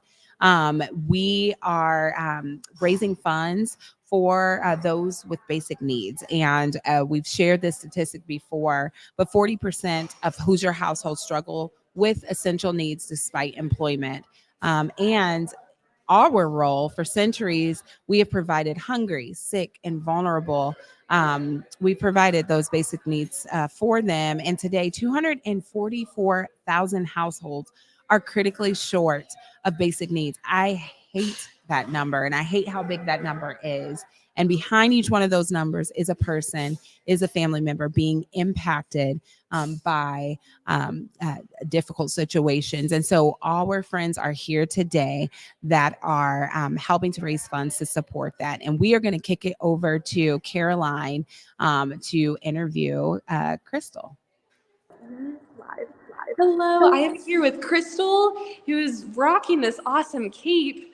Crystal, can you tell us what you are most excited about going over the edge just here in a few minutes? Well, I'm excited to be supporting United Way, who is a great partner to us. I lead an organization called AYS at Your School. We provide before and after school services for kids when school's not in session, and United Way is a wonderful partner, and just excited to daredevil my way through the day with United Way. Awesome. Thank you, Crystal. And we are so thankful for the work that AYS does in our community. And why do you believe it's so important to support the basic needs of our neighbors here in Central Indiana? Well, when our communities thrive, we all thrive. So the work that United Way does to provide basic needs for families is really the core of keeping our communities healthy. Great. Thank you, Crystal. And we can't wait to cheer you on soon. Back to you over on the floor. And there we go. It looks like Dalton is getting strapped in. So we have Dalton and Lacey. They are getting all strapped in. And thank you so much, Crystal. We love AYS. So thank you for sharing that. We are getting some things ironed out with our roof cam. We've got a really good view of one of our repellers coming down. Dalton is getting some coaching because they actually get training for this. They don't just hop in there. You know, they got to learn how to do this. So absolutely. It's important. We've got some action in the chat. Jessica X-Line, thank you very much for the compliment. That's very nice of you. We've got Vincent cheering on Scott, Anne and Lucia cheering on Lucy. Keep those comments coming. We love the action, and keep your support coming. Yes. $4,435 left to hit our 2-day goal. Help us get there. Donate there. now at uwci.com. Don't let us down. We are counting on you to continue to raise funds for our basic needs initiative.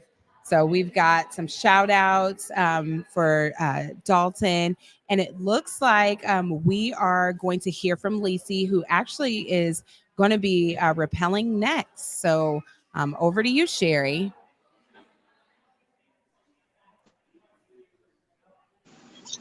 Hi, hello. So right now, Lacey Kent Isaac is up on top of the building right now, and she's ready to come down. She is ready to push off. We're showing our very own Lacey Kent Isaac of United Way of Central Indiana, and she is about to let go, and she is ready to come down trying to get a good view through there.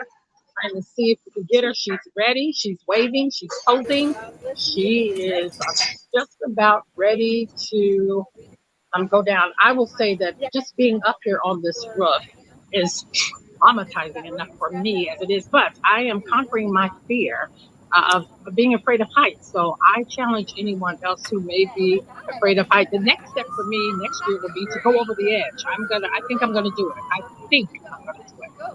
But nonetheless, here's our beloved Lisi, and she is getting ready to go down. She's going down now. And there goes Lisa Kim Isaac. So just wanted to show you all that shot there of our wonderful Lisa, and she's on her way. Back to you all there in the studio.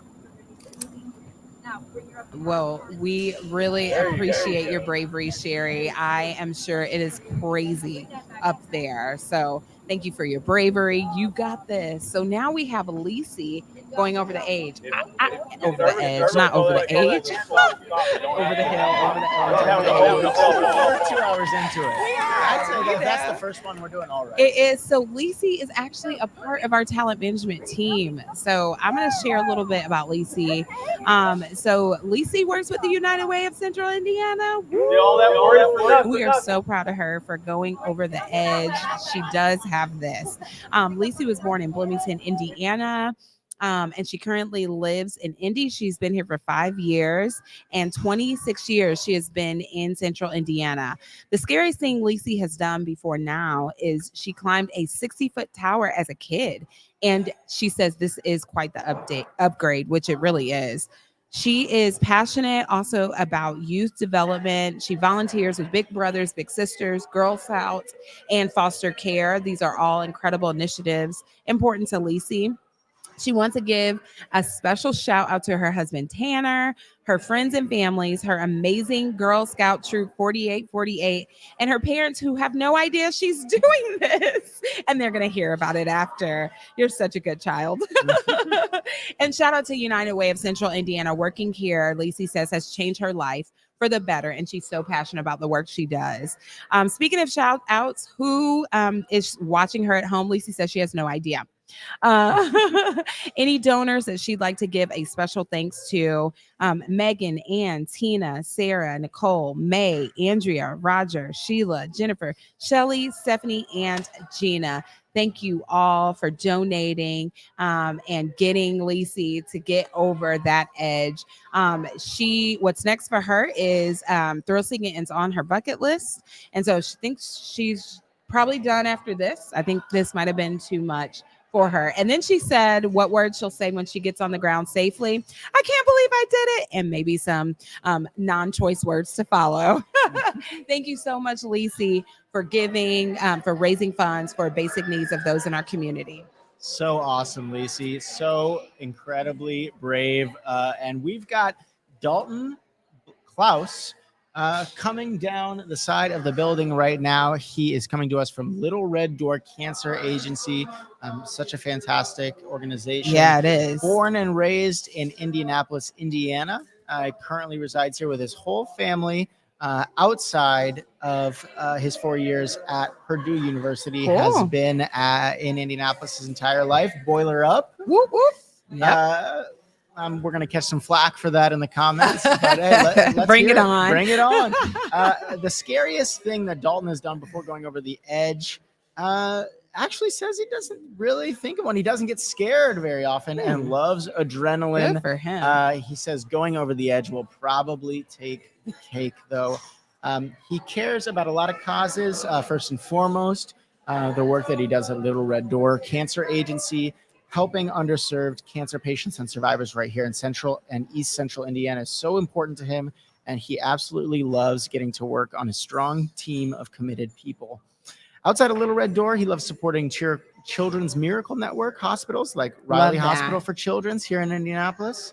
Loves the dance marathon program, and always loves to support his friends at the Purdue University Dance Marathon, raising money for Riley. Awesome. Got a couple shout outs. First and foremost being his wonderful boyfriend, Jordan, for supporting him despite being nervous of him rappelling down. Can understand that. Wants to give a shout out to his amazing family who always supports him in everything he does. And his awesome friends who always encourage him, as well as this great team of coworkers at Little Red door. Yes. We've got some of those folks watching either in person or at home, including Jordan, his parents, his aunts, his nana, his grandparents, and some of his friends. He's got folks watching all the way in Seattle. That's awesome. We're going nationwide. Yeah, that's pretty incredible. This reach and impact is actually greater than our central Indiana. So thank you all who have given outside of the state. And we want to give a special shout out to a few more donors. Thank you so much. We have Kenneth Riggins and Mary Swanson for donating. We appreciate you. And this initiative is so very important to our community. So thank you so much for giving your time and your talent to this cause. Absolutely. We got some exciting news. My younger brother, Gabe, has just committed to going over the edge next year. Oh my gosh. Let's hold him to it. I mean, that gets me hyped, but I think we could ramp it up a notch. Yeah. We've got an over the edge hype video that we can go. I cannot believe it. Gabe, if you're watching, thank you for committing to going over the edge next year. Let's send it to the video. Yeah, Gabe, this is for you. The hardest part is going over the edge. It was me. I kind of signed her up without her knowing. About to go over the edge for the second time. Pretty excited today. I'm also really nervous, a little bit afraid of height. We'll see how it goes. Volunteers keeping us safe and making sure that you're comfortable. It's a little bit anxiety ridden, but it was awesome. Thank you so much. We reached our goal and now we're here and excited to rappel. Go over the edge. United Way of Central Indiana. Woo! It's 23 stories up. Beyond that, it's a piece of cake. You should try it. Let's get it.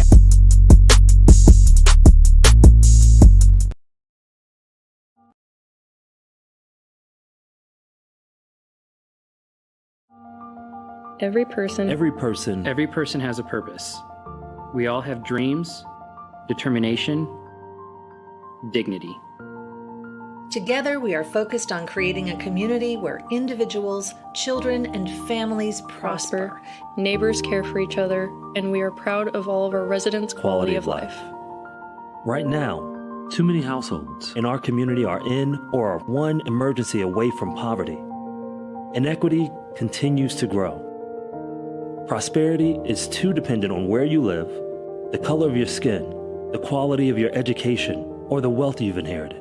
We've got work to do. We are working hard to leave this community better than we found it. Paving the way for our families and our neighbors to thrive and accomplish big things. United Way stands shoulder to shoulder with our partners to help our neighbors overcome crisis, rise above challenges, and secure the family, health, and well-being that passes from one generation to the next. This is who we are, at our core, using our resources to rally a community to support and uplift one another. Join our fight. We need you on our team. Because every person Because every person has a purpose. All right, I hope that got everyone hype and pumped up. At this time, I am going to shoot it over to Chris to interview with his kids. Hello, I am here with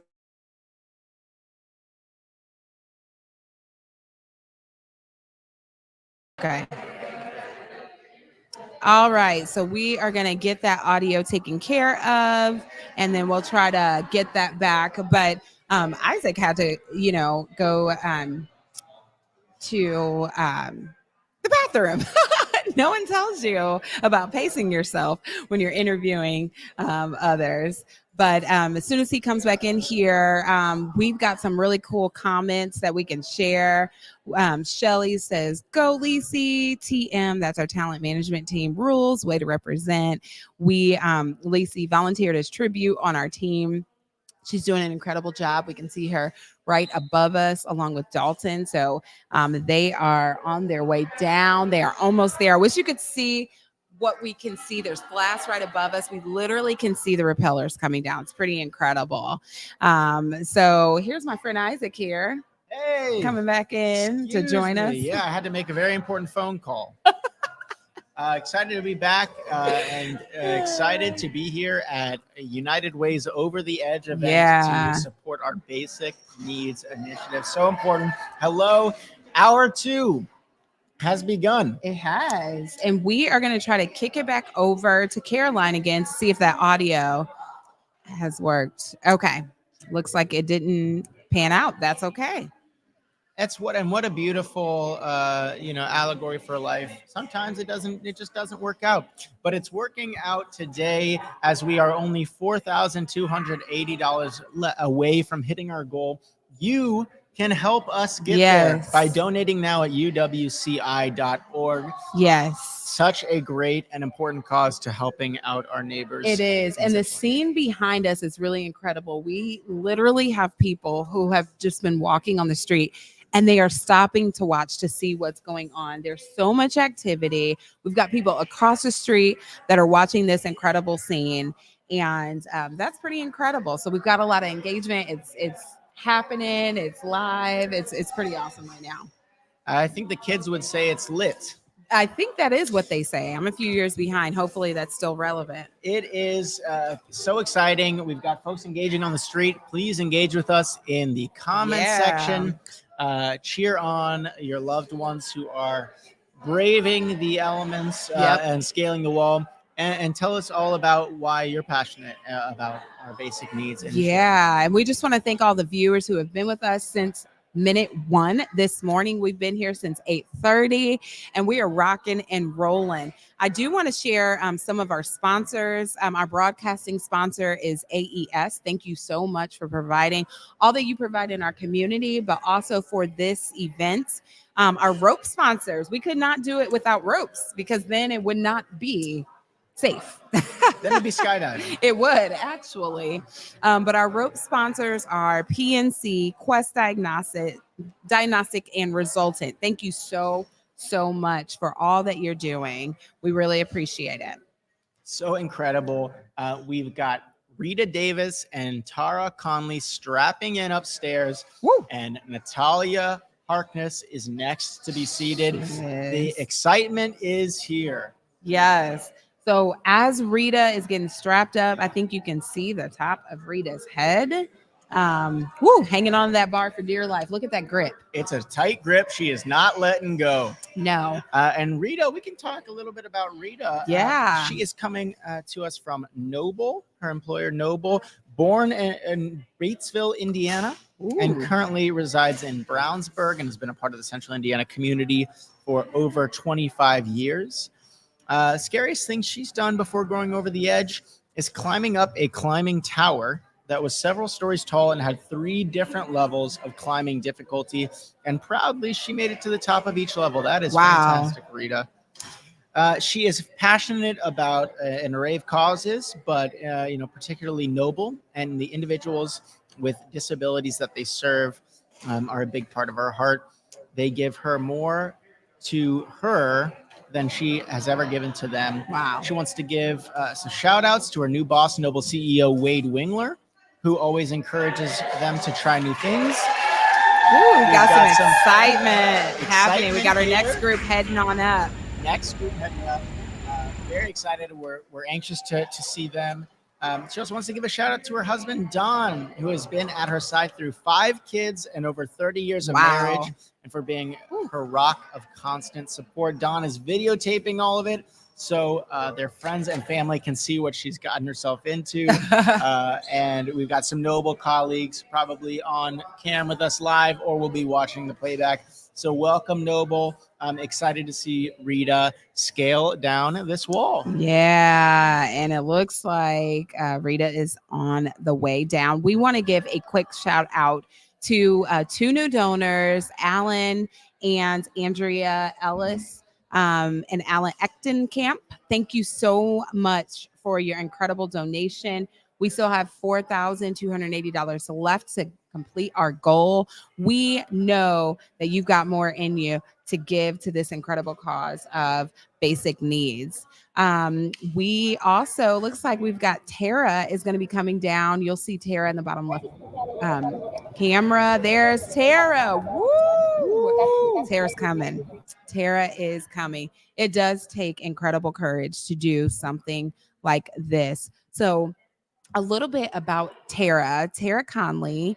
And Tara is, let's see, with Noble of Indiana. So Tara and Rita are coming down, and they're both with the same. And Tiara was born in Indianapolis and currently lives in McCordsville, Indiana, and has lived in central Indiana all of her life. The scariest thing she did before going over the edge was getting married twice. Other than your generous support of United Way over the edge, what causes do you care about most? And she said, Noble. Any shout outs you'd like to give while you're rappelling? And she said to Rita, who they're actually coming down together. We can see them coming down together. And she said Rita roped her into this. Get it? Hey. Roped her right on in.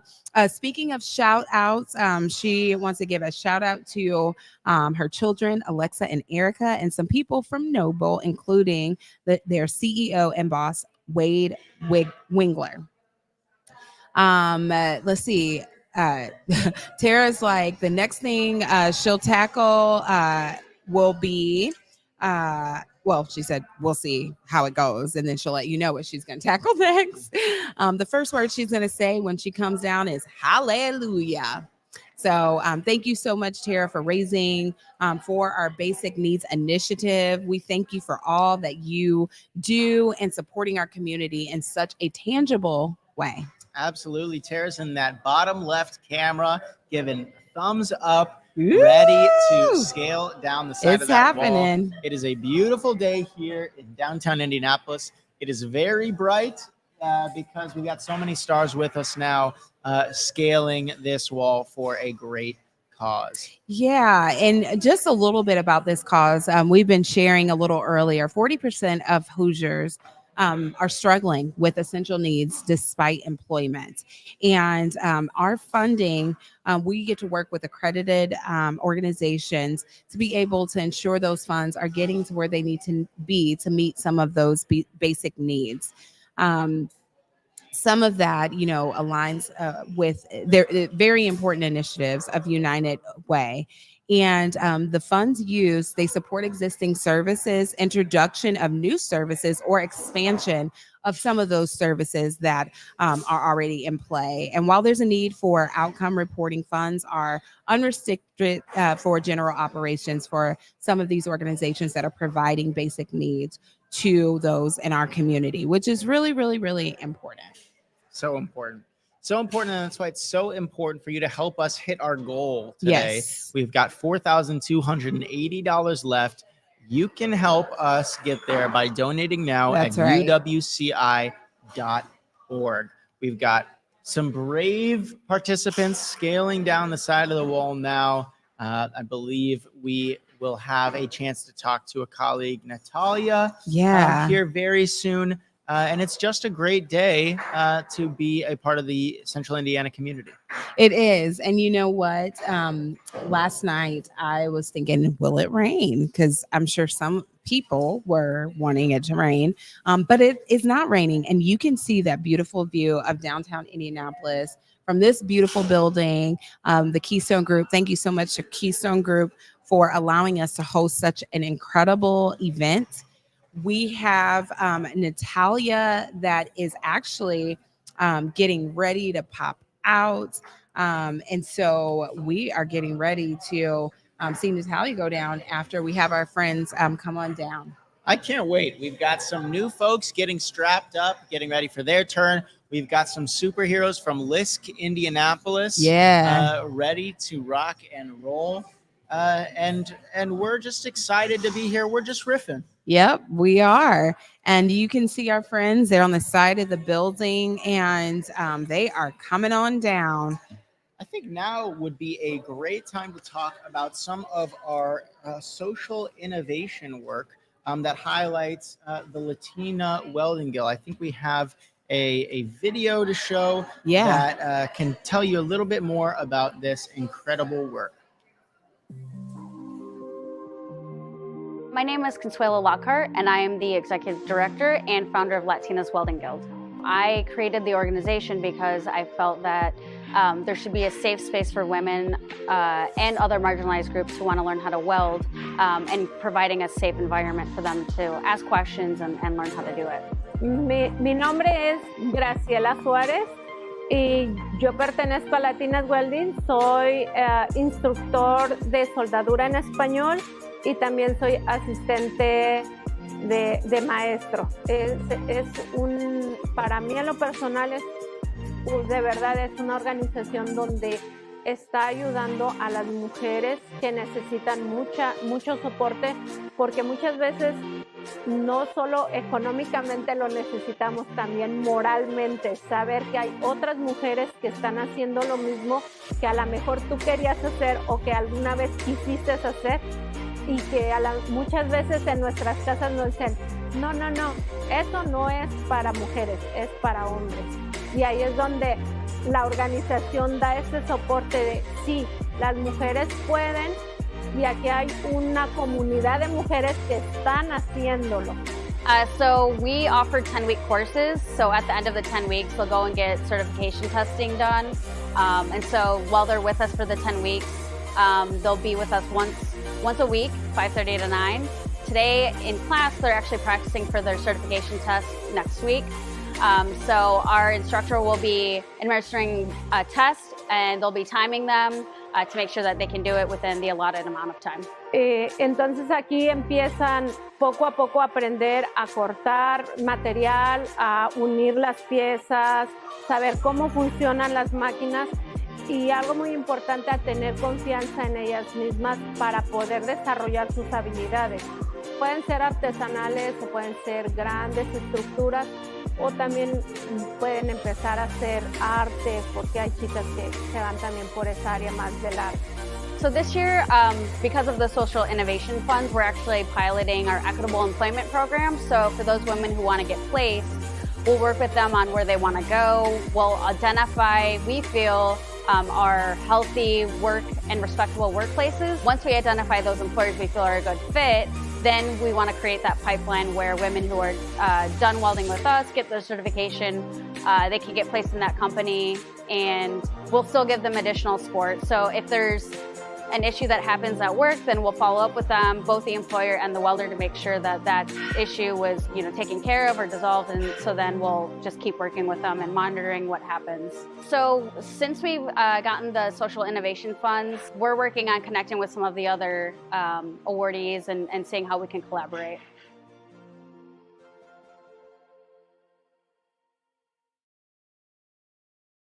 I love watching those videos. Those are so good. And again, it helps us be reminded that United Way does so much in our community. It's pretty powerful. So powerful. And we've got some exciting news. We have crossed the threshold. We have under $4,000 left to raise. I believe the total is $3,973. Oh my gosh. We'll update that at the bottom of the screen. We need to keep the energy going. Yes, let's get pumped up. Here we go. We're having a whole dance party up in here today. Because we are so excited that we are moving towards our goal. We've got $3,973 left to raise. Let's get that number down. Absolutely. By donating at uwci.org. Yes. And a quick break. We're going to remind some viewers. We've got some new viewers that have joined us. I am Ashley Scruggs, and I work at United Way of Central Indiana, and I'm the VP of Talent and Culture. So I get the opportunity to attract and recruit incredible talent like Isaac and several others who help this community continue some of the initiatives that we are doing to ensure that our neighbors have the needs that they need. And I'm Isaac Mervis. I'm the Organizational Development Director here. It is my 4th week on the job. Yeah, he's doing great. I am so excited to be here with Ashley and the rest of the team, helping support our human resources sector. Speaking of which, we have such an incredible team, and that is largely due to the great talent management we have here. Thank you. We've got Lisi, one of our talent management team members, and also one of our brave participants in Over the Edge. Went over the edge. Standing by with our on-the-ground correspondent, Caroline, Kroner. Let's go to them. Hello, I am here with Lisi, who just went over the edge. Lisi, walk us through. How are you feeling now? How was it going over the edge? I feel amazing. It's so cool to conquer a fear, and I really was not sure that I could do it until the moment I was up there. And it's amazing. I'm so grateful for everyone's support who believed in me when I did not believe in myself. That's amazing. We had so much fun cheering you on and watching you rappel down the Keystone building. Lisi, what was the best part about going over the edge? Was it the view? Was it getting down on the ground? Tell us what your favorite part of this experience was. So the first half down, I was actually singing to myself to make myself feel better. And that was actually really, really fun. And then the second best part was when I put my feet on the ground. And may I ask, what song were you singing to yourself? Unwritten by Natasha Betty. Talk about some inspiration. Well, we are so thankful that you joined us this year and for your support in fundraising for United Way's basic needs work. Thank you, Lisi, and we will pass it back over to you, Isaac and Ashley.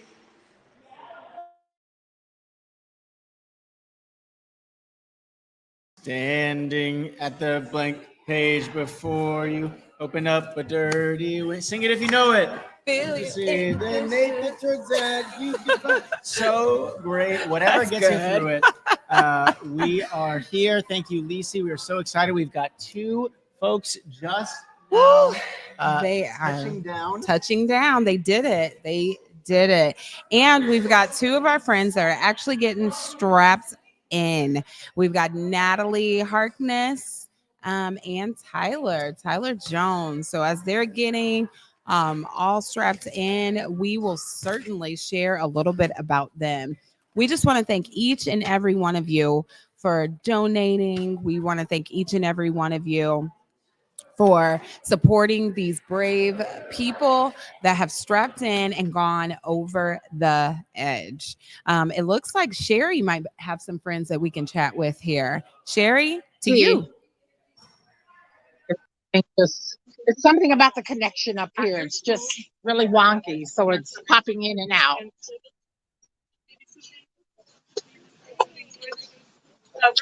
Come on. Okay. And we're back. Back in action. We can talk a little bit about Tyler Jones. Yeah, let's hear about Tyler. He is an employee of Drury Simmons Vornem, LLP Attorneys at Law. Born and raised in Indianapolis, is a lifelong resident of Central Indiana. Scariest thing he's done before going over the edge is scuba diving. Ooh, very exciting. Other than his support of the United Way, he is passionate about the Imagination Station in Lafayette, Indiana. It's a children's science center serving underrepresented groups in the STEM field, and the Indianapolis Zoo.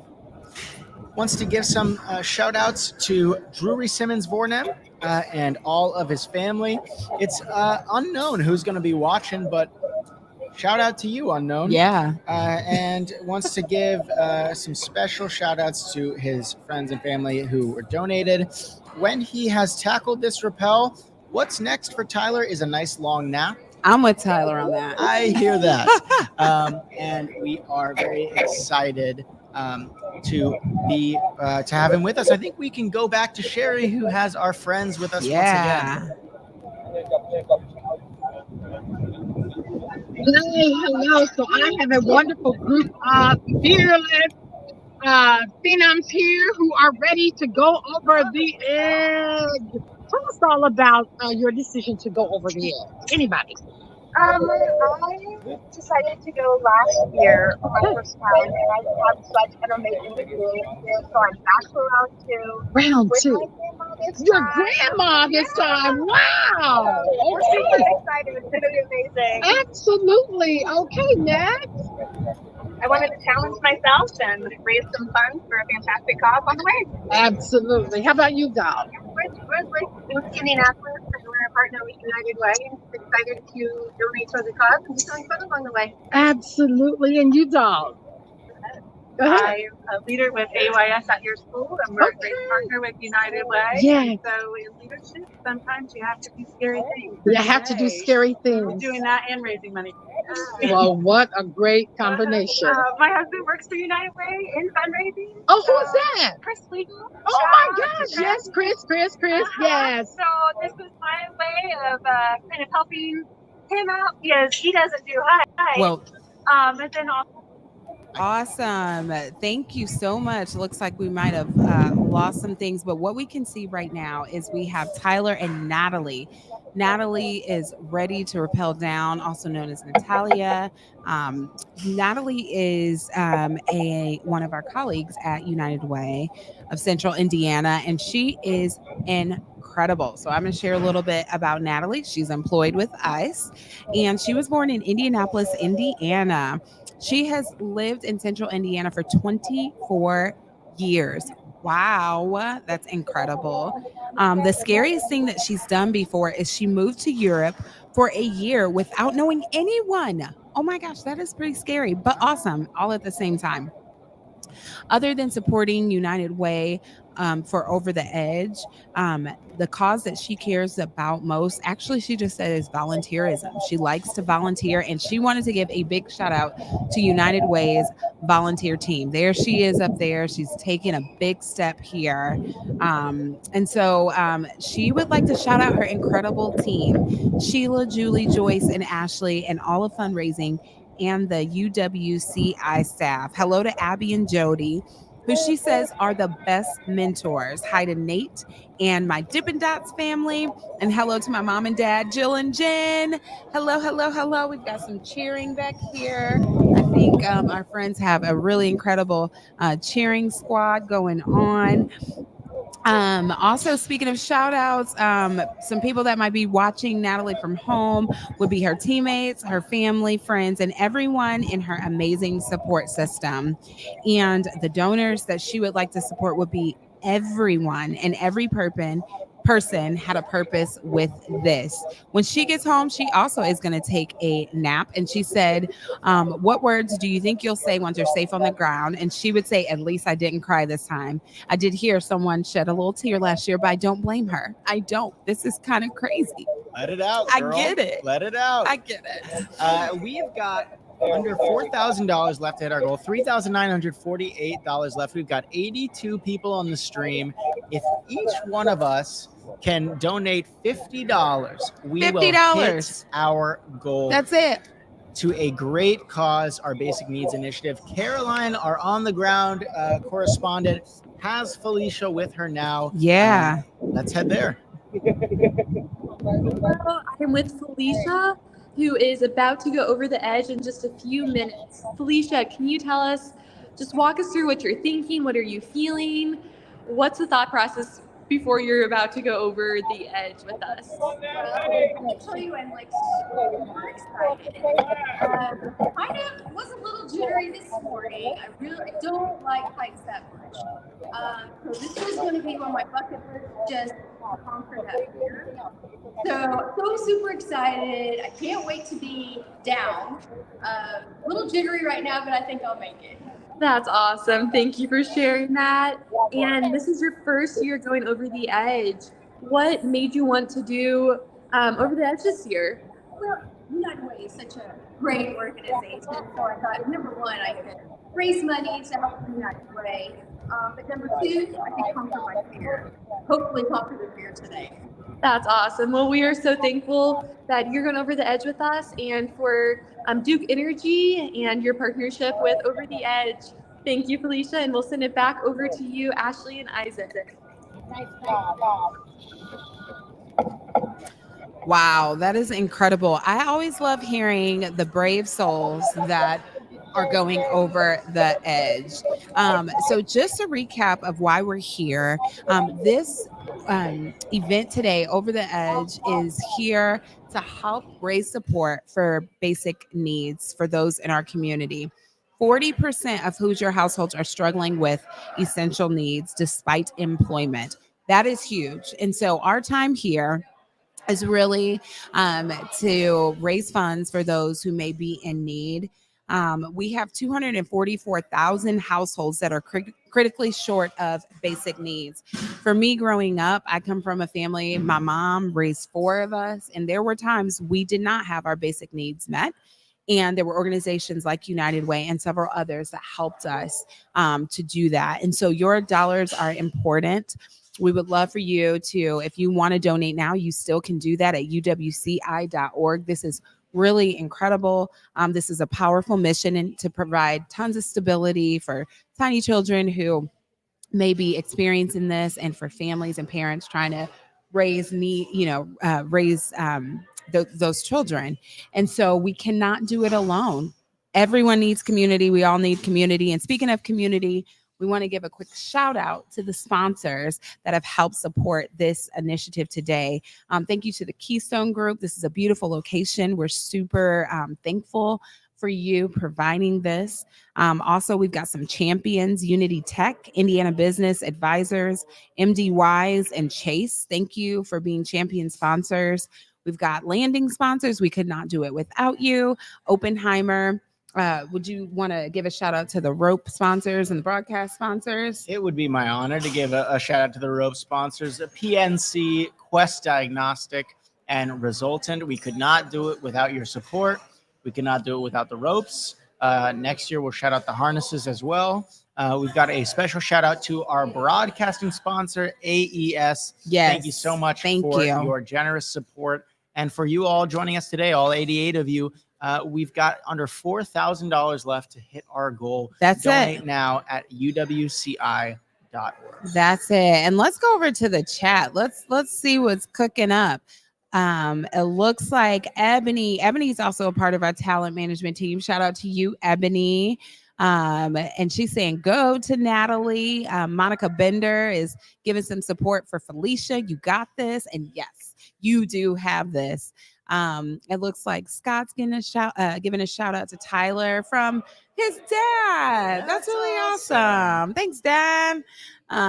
Jessamine is shouting out Lacey. Some really incredible things happening in our chat.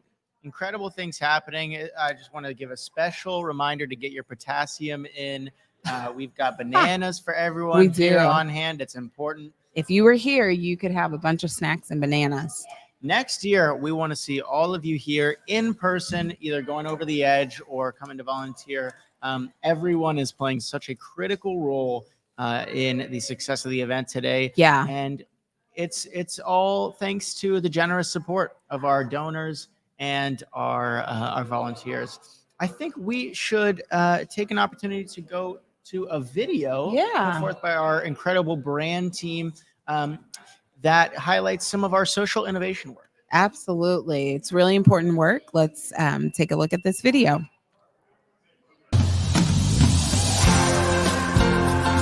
Now, when you hear that music, you know what time it is.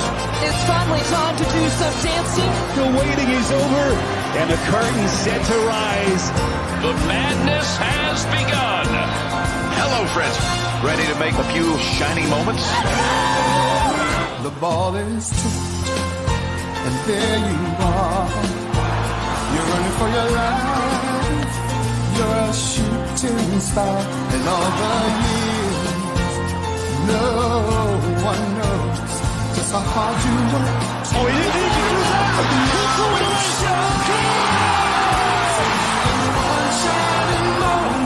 It's all on the line. Anything is possible. One shining moment, they're frozen in time. Do you believe it? A 16 beats a 1.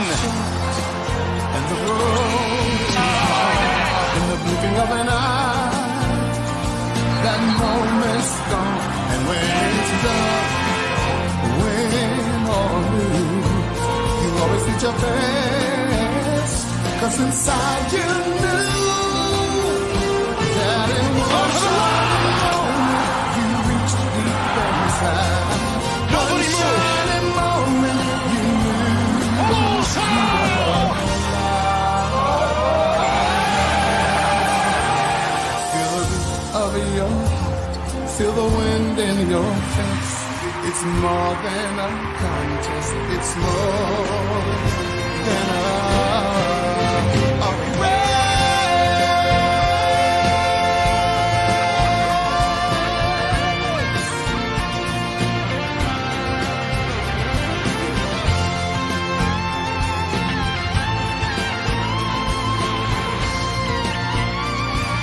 What a time to be alive.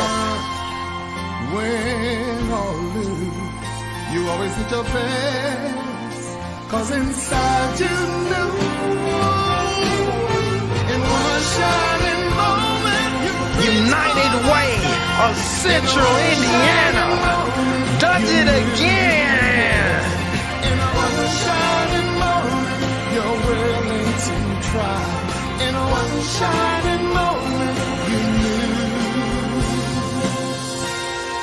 The journey, it ends right here. One shining Every person has a purpose.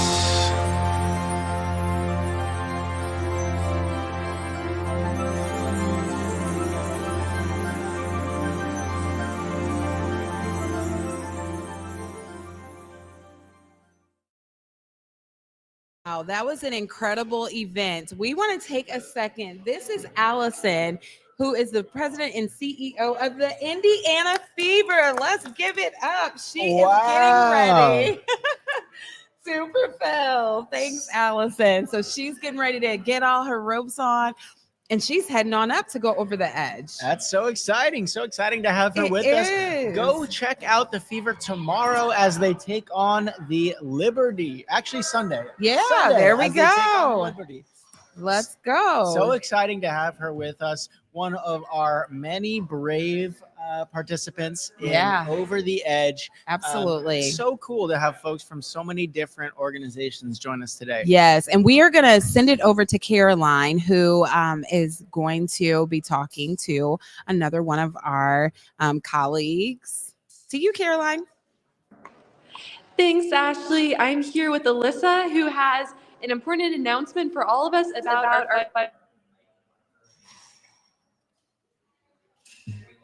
Okay, it looks like we lost her on the camera. That's okay. We'll keep it moving. We are going to try to send it over possibly to Sherry. Sherry's got some visual of the catwalk. To you, Sherry. Absolutely. So I am here now just to show you all what this walk looks like. So everybody starts out down at the bottom there. They bring these, they come the steps up. You see some fearless folks down there now who are waving at us. Can you see them all waving at us? And so now they are headed up the stairs, and then they will come down this nice little here and cut this way and head right over to where all the action is at. So I'm staying here in the corner where I kind of feel a little bit snug and safe here. So I'll turn it back over to you all there. I got Mike. You need Scott. Yeah. All right. That is a super cool and scary view, but super awesome nonetheless. So we have Scott Monnet, and that's Scott in the shot. Scott is getting ready to head on out, and then we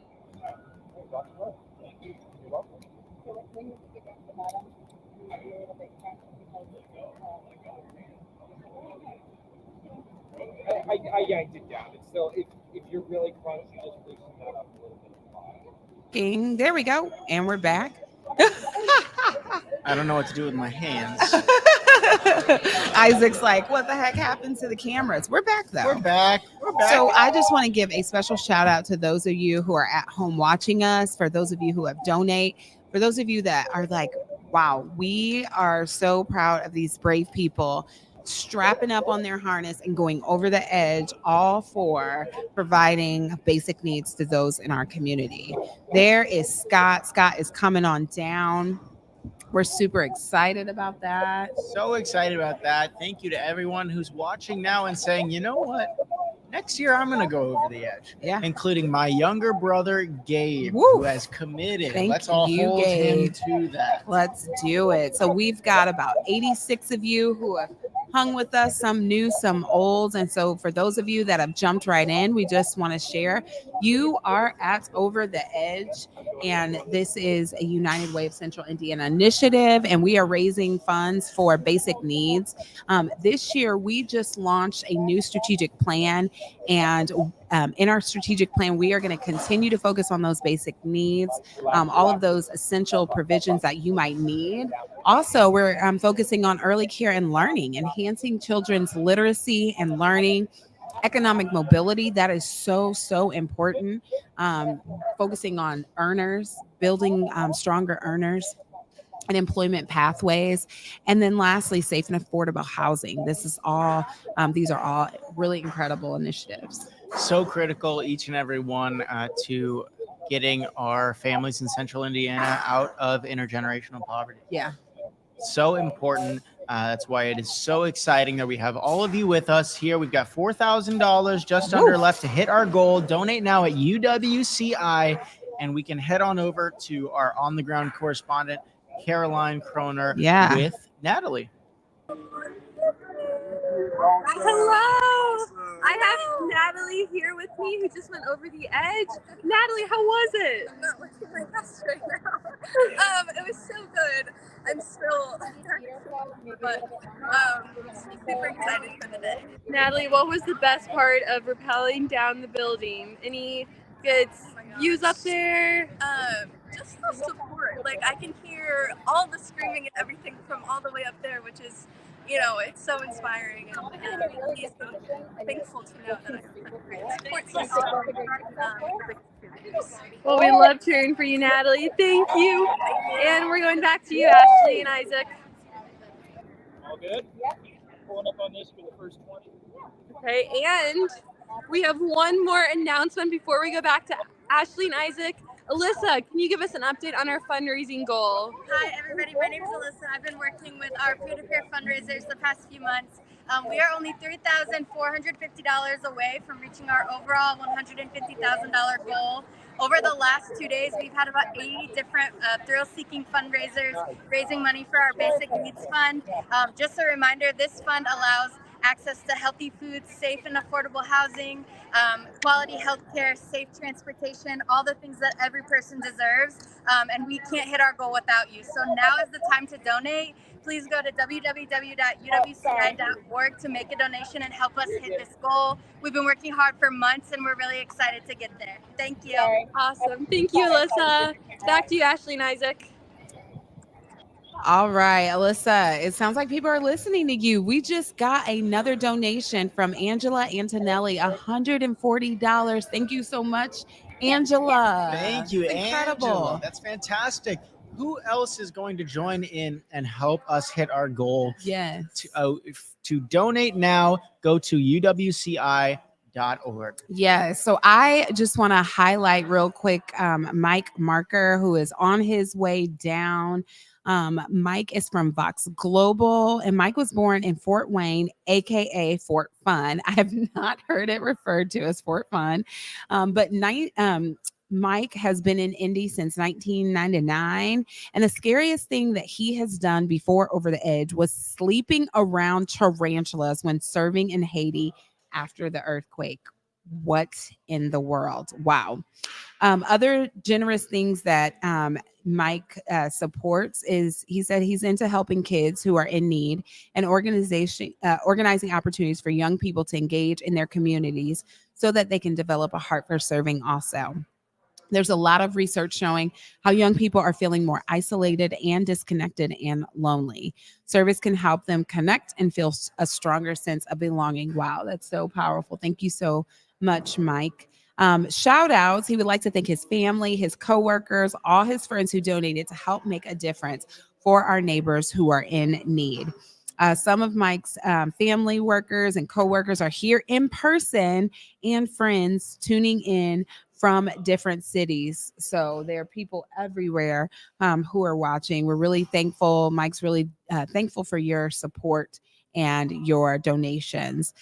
Mike's next adventure is actually cycling around Brown County in the Hilly 100 in October. And the first thing Mike's going to say when he hits the ground is, "That was awesome. Can I do it again?" All right. That's incredible. Thank you so much, Mike. We appreciate your time and your donations and gathering a community to give to such an important cause. Thank you, Mike. And a big thank you once again to our sponsors, AES, our broadcasting sponsor of the event. We've got 3 critical rope sponsors, PNC, Quest Diagnostic, and Resultant. We've got a landing sponsor in Oppenheimer. We want to give a big thank you to our 4 champion sponsors, Unity Tech, Indiana Business Advisors, MD Wise, and Chase. And of course, this beautiful location that we are able to have thanks to Keystone Group. Look at that view. That's incredible. That's a really nice shot. And up top, we have Kayla Flegel and Crystal Sturbin, who is coming. And Kayla is actually married to Chris Flegel, who is on our team. And Crystal is the CEO of AYS, which is one of our partners. So we've got a really fun group coming down. All the groups have been fun. We're getting some hand claps for some of our brave repellers now. Absolutely. So exciting. We've got Natalie coming in and getting a great ovation from the team. The energy here is incredible. It is. I mean, such a wonderful example of the community coming together to support each other in Central Indiana. All of the funds will go to the Basic Needs Initiative at United Way Central Indiana. So critical. Our goal is only $3,449 away. We're practically there. Let's get us over the edge of that goal. Yes, that's awesome. And I just want to highlight these amazing shirts. These shirts were made by our Grace. She's one of our interns for the brand team. These are incredible. And then we have all our lovely sponsors on the back of the shirt. I don't know if you can see them, but all the sponsors that we've been highlighting today are on the back of this shirt. So thank you, Grace. You have done an incredible job keeping us nice and fancy. We want to give a quick shout out to to Carol Cortadon, $150 donation. Thank you so much, Carol. $150. Wow, Carol, every dollar counts. Thank you so much. So great. I want to give a shout out to my father, Michael, who is texting me. Thank you, Michael. Go to bed, kids. That's awesome. We got some people that have landed to the left of us, so the south side of the building. It looks like they have gotten a good, safe landing, so that's great. Absolutely. It is a beautiful day here in downtown Indianapolis. A perfect day to come together for a brave few to go over the edge in support of our Basic Needs initiatives. Yeah, so we've got our friends Kayla and Crystal who are coming up. They are getting strapped in, and so while they're getting strapped in, we are going to send it over to a video about United Way. Concord has been in this community, the South Side, since 1875. By the turn of the 20th century, this was a very vibrant but very working class community, and people moved to the area, settled in the area for the jobs that were kind of cropping up around. It was always a community center, really resident-led effort to just help families settle and belong. My family and I have had a long history at Concord, at least over 50 years of history, from family members down to me. I started at 2 years old and I stayed here until I think I was about 14. And then I had kids at 19. And my kids started attending daycare here as well. We really focus on helping people meet their basic needs to be self-sufficient and avoid crisis, but also that taking that a step farther to a quality of life that's really enriching and meaningful. And I have my 3 children. Forrest, he's almost 8. Aslan, she's almost 5. And Jeremiah, he's almost 3. The older 2 were adopted recently, and it was a very challenging process, and I'm very thankful that Concord has been a huge support for us through all of that. Basic needs, we tend to focus on what United Way focuses on. It's housing, transportation, food, and health.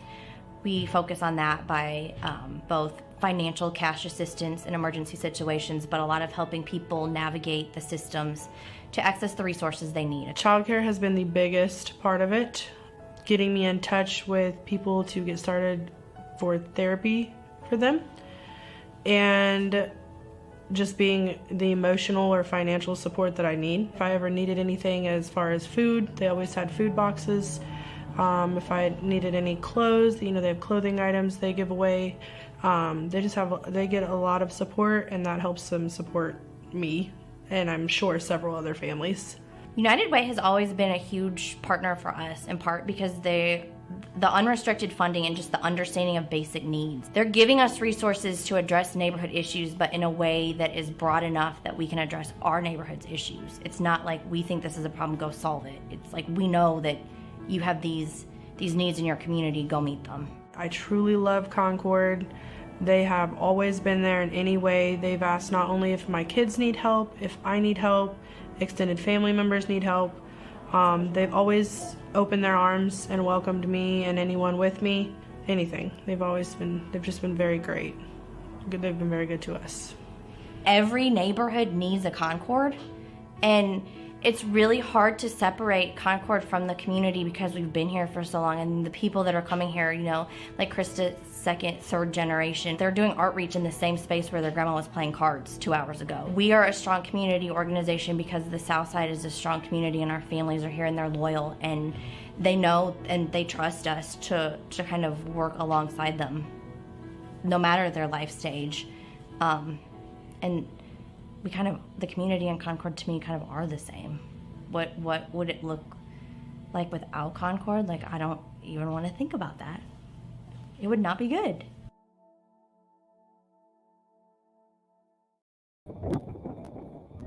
We're back. Thank you so much. That was a really beautiful video. We have been chatting with some of our friends who are heading up. They're getting ready to go up. So that's really, really exciting. Want to give a big shout out. Thank you, Jen, for shouting out the technology team. This is no small feat. That's right. We've got simultaneous cameras. We are in a new space. We are at the expense of the elements and technology, but it has been such an incredible event so far. So huge thank you to our tech team, our brand team, and our volunteer team. Look at that cape. It is blowing in the wind. If that tells you anything of what's going on up there, it's getting windy out. So we've got Kayla Flegel, who is actually married to one of our employees, Chris Flegel. So it looks like Chris recruited Kayla. And then we also have Crystal Sturbin, who is the CEO of AYS, who is one of our partners. And so we're going to get to hear a little bit about them as they are coming down. If you take a look at both of our cameras, they're going to be coming down quick. And Crystal has that cape on, and she is getting ready to go. I love it, love it, love it. And so we are going to hear a little bit about Crystal and Kayla. Crystal is doing her best audition for the next Marvel movie right now. A superhero scaling down the side of the wall. She is a superhero. She is the head of the AYS at your school organization, born in Columbus, Indiana, has been in Indianapolis for the last 26 years. Scariest thing she's done has been outdoor lead climbing over in Prescott, Arizona. Excuse me. It was her first time climbing outdoors. Wow. Well, this might be her third. It might be a little bit different than Prescott, Arizona, but we're excited to have her here. She's spent her career in the nonprofit sector working on behalf of children, families, and communities, and she now leads an organization that helps youth and their families thrive outside of the school day. She cares deeply about humans, their development, and their ability to thrive. Healthy individuals build healthy communities. We all win, and we are so grateful and thankful for the amazing work that she and the rest of her team does. She wants to give a big shout out to the team at AYS who are busy kicking off the school year with kids, families, and school partners. Wants to also shout out Carter Hall, her son, her mom Vicky, and her brother Richard. Brandon Cosby, the executive director at the Flanner House, another one of our partners, and Ruba Marshgood, her good friend and executive director at Indy Reed. And next up, after she repels, she said she wants to try her hand at skydiving. Ooh, yeah, you might as well now that the adrenaline's plumping. So we're going to take a quick second to go to Caroline, and then we will come right back and talk about Kayla. Hello, everybody. I am here with Scott, who just went over the edge. Scott, how was it? I heard you might have a little bit of a fear of heights. Is this true? It is true. The fact that I made it up the stairs, across the catwalk, and even stood up on the platform is a miracle. But yeah, that first step, as scary as it was awesome. Oh, that's awesome, Scott. And so what motivated you? What inspired you to be a part of Over the Edge and to support United Way in this way? Yeah, so I believe in community, truly believe in what United Way does for the community and the Basic Needs Fund. For us, I represent Family Support Services of West Central Indiana. And, thinking about why I should do this, when you think about who we serve, victims of domestic violence, sexual assault, and the prevention of child abuse, my 10, 15 minutes on the wall was nothing compared to what some of our victims and families go through. And if that just gets a little bit more support for the United Way and for our community, then I would do it 100 times. Scott, thank you. We are so thankful for organizations and partners like you. And last question, would you do this again? Absolutely. Even if Chris Flegel asked me again, I would do it again. Okay, well, it's recorded, so we have this to hold you accountable to. Awesome. Awesome. We'll see you Thank you, next year. Scott. And All we'll send it back over to you, Ashley and Isaac. Thank you so much for your support and focus on domestic violence. That's a really important initiative in our community. And shout out Putnam County. Shout out. We see you. Yes, we do see you. So right now, coming down, we have Crystal. She has that yellow cape on, if you can see it flying. And then Kayla Flegel. We're going to talk a little bit about Kayla. As we're talking, if you want to give, now is the time to donate. You can donate at uwci.org. And we are almost there to reach our goal. So we would love for the continued support and dedication. So a little bit about Kayla. Kayla works at DePaul University Libraries. That's pretty awesome. In Greencastle. And she was born in Greencastle.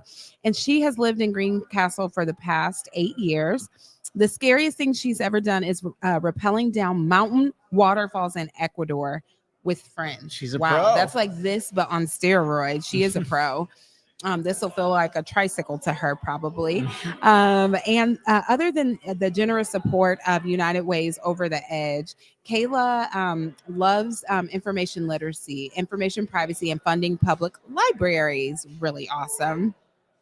Shout outs to all of those who helped donate to this cause. Kayla said, I'm a part of an amazing community of friends. And biggest shout out to our 3-year-old daughter, Ray, and son Noah, who turns 1 tomorrow. All these August birthdays. And speaking of shout outs, watching is her husband, Chris, who works at United Way of Central Indiana. And get this, Chris is afraid of heights. So instead, he had his wife go up. We'll have to get Chris later. Yeah. And she wants to give a shout out to her coworkers and friends at Roy O. West Library, especially to her T team. Tina, Tiffany, Tamika, and Rebecca. Any donors that she would like to give a special thanks to, her birthday donors. Get this, she turned 35, so they donated 35 for the 35% of the families in Indiana who are below poverty. So powerful. The Owens crew for the amazing support and the friends that she doesn't get to see often that show their love for her in beautiful ways. And when she tackles this, what's next is, she said, finally getting back to the slope skiing with Chris and not being pregnant. Ooh, shout out to that. And she said the first word she might say when she hits the ground is, well, that wasn't so bad. I hope so. And we keep seeing people coming down. And I think they're thinking that wasn't so bad. I think so. We've got some folks almost touching ground. Yeah. And just as they touch the ground, we've got a new batch strapping in. Sarah Klein and Roseanne Gonzalez strapping in. They are so brave. We are just about at 3 hours into our broadcast. And I don't know about you, Ashley, but I'm getting hungry. I am too. I am hungry for some donations. Woo! We are just under $3,500 away from hitting our goal. You can help us get there by donating now at uwci.org. Yes, we are hungry for donations. So come on out. We've got people behind us. They're taking pictures. We've got people across the street. We've caught some spectators that have just been walking up and down the street. And I just want to give a shout out to our moms. Both of our moms are watching. Vivian, she's watching, and she said she's real proud of me. My And brother's watching, my friends, colleagues. Thank you. My mom, Julie, said she's very proud of Ashley as well. We've got some great folks. Jack, I believe, has commented he is going on in an hour. We are excited. Wow. Jake, excuse me. Jake's going up there in about an hour. We are so All right. excited to have him with us. Just to our right, we've got the Cape Crusader herself. Yes. I believe this is Crystal. Crystal. Is coming on down. Going for a celebration lap. The roar of the applause is deafening, Yes. as it should be. Well deserved. People are for excited. Crystal. And right now we are strapping in Sarah Klein and Roseanne Gonzalez. You'll hear a little more about them if you could take a look. Look at that beautiful view. Gorgeous. Isn't that beautiful out there? It is really breathtaking. And I'm sure those who have been strapping in and heading on up, I am sure that they have enjoyed that view as well. Obviously, they have a different vantage point, but a beautiful one nonetheless. And I just want to remind us all while we're here, we are here raising funds for the Basic Needs Fund with United Way of Central Indiana. This Over the Edge event is huge. It helps to raise money for the 40% of our Hoosiers that have household struggles with essential needs despite employment. So we are really, really thankful for all the donations that you all have been given. There's cheers going up. We got another group going up. They're heading on up. I can tell they're nervous. Pure and unadulterated excitement and joy for jumping off the side of a building. And speaking of joy and excitement, this just in, we've got new gifts to update the ticker, but we are only $2,635 away from hitting our goal. That is incredible. Wow. Thank you. We are making our way to raising all of the funds needed to support the basic needs to those in our community. Thank you, thank you, thank you to those who have given. This is huge. This is a big deal. Thank you. It's a huge deal. People are saying this is the event of the century. Yeah. I think they're saying Met Ball, Super Bowl. That's the conversation I think that we're in at this point. I think so. Thank you, Ray Lou, our newest donor. We appreciate your donations. Wow. That's all we can say. Thank you so much, Ray Lou. Thank you, Ray. Big thank you once again to our sponsors Huge. of the event for allowing us to be here. We've got the Keystone Group, who is donating this fantastic space, allowing us to be in this beautiful building. Yes. Our 4 champions, Unity Tech, Indiana Business Advisors, MD Wise, and Chase. Our landing sponsor, Oppenheimer. Our 3 rope sponsors, PNC, Quest Diagnostic, and Resultant. And of course, our broadcasting sponsor, AES. Huge thank you for all of your support. AES, and for all the services that you provide to us every single day. Absolutely. We appreciate you, and we wouldn't be able to be here without you. So you are much appreciated. On the bottom left screen, it looks like we have Roseanne. And so we are going to share a little bit about Roseanne. So for Roseanne, oh, cool. Roseanne is employed with Corteva Agriscience, and Roseanne was born in Houston, Texas. Houston, Texas, baby. Little Beyonce, you know, it's my girl. The queen. Anyway, she said, go Astros. Currently, she lives in Central Indiana and is a new resident of Lebanon and has been in Indiana for 28 years. The scariest thing she did before this is whitewater rafting, which they do have that whitewater rafting thing at Kings Island. It's probably nowhere near this, but I was losing my mind on that, so I couldn't imagine what that would be in Colorado.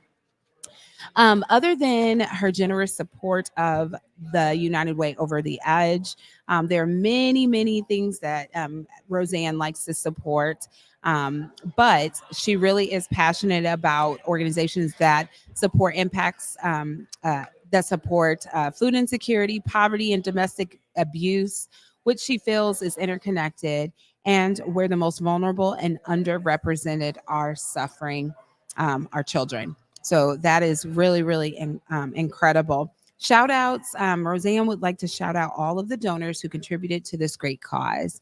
And as Roseanne is strapping up, we'll be able to see Roseanne has great thankfulness for anyone who has contributed, large and small. And I would say that all donation, every donation matters. It really does, to help us get across and over the edge.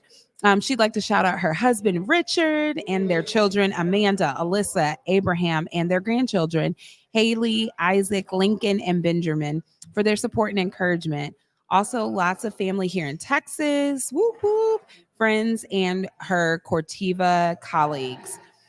Donors that she would like to thank would be all of them. Thank you so much, she says, for your generous donations.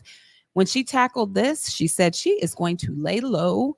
And she said, words she'll say coming down is, thank you, Jesus. I give all glory to you for sparing her life.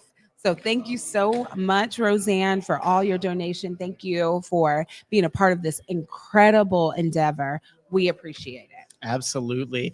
We've got some exciting news. We've got our on-the-ground correspondent, Caroline Kroner, with one of our participants who just touched ground.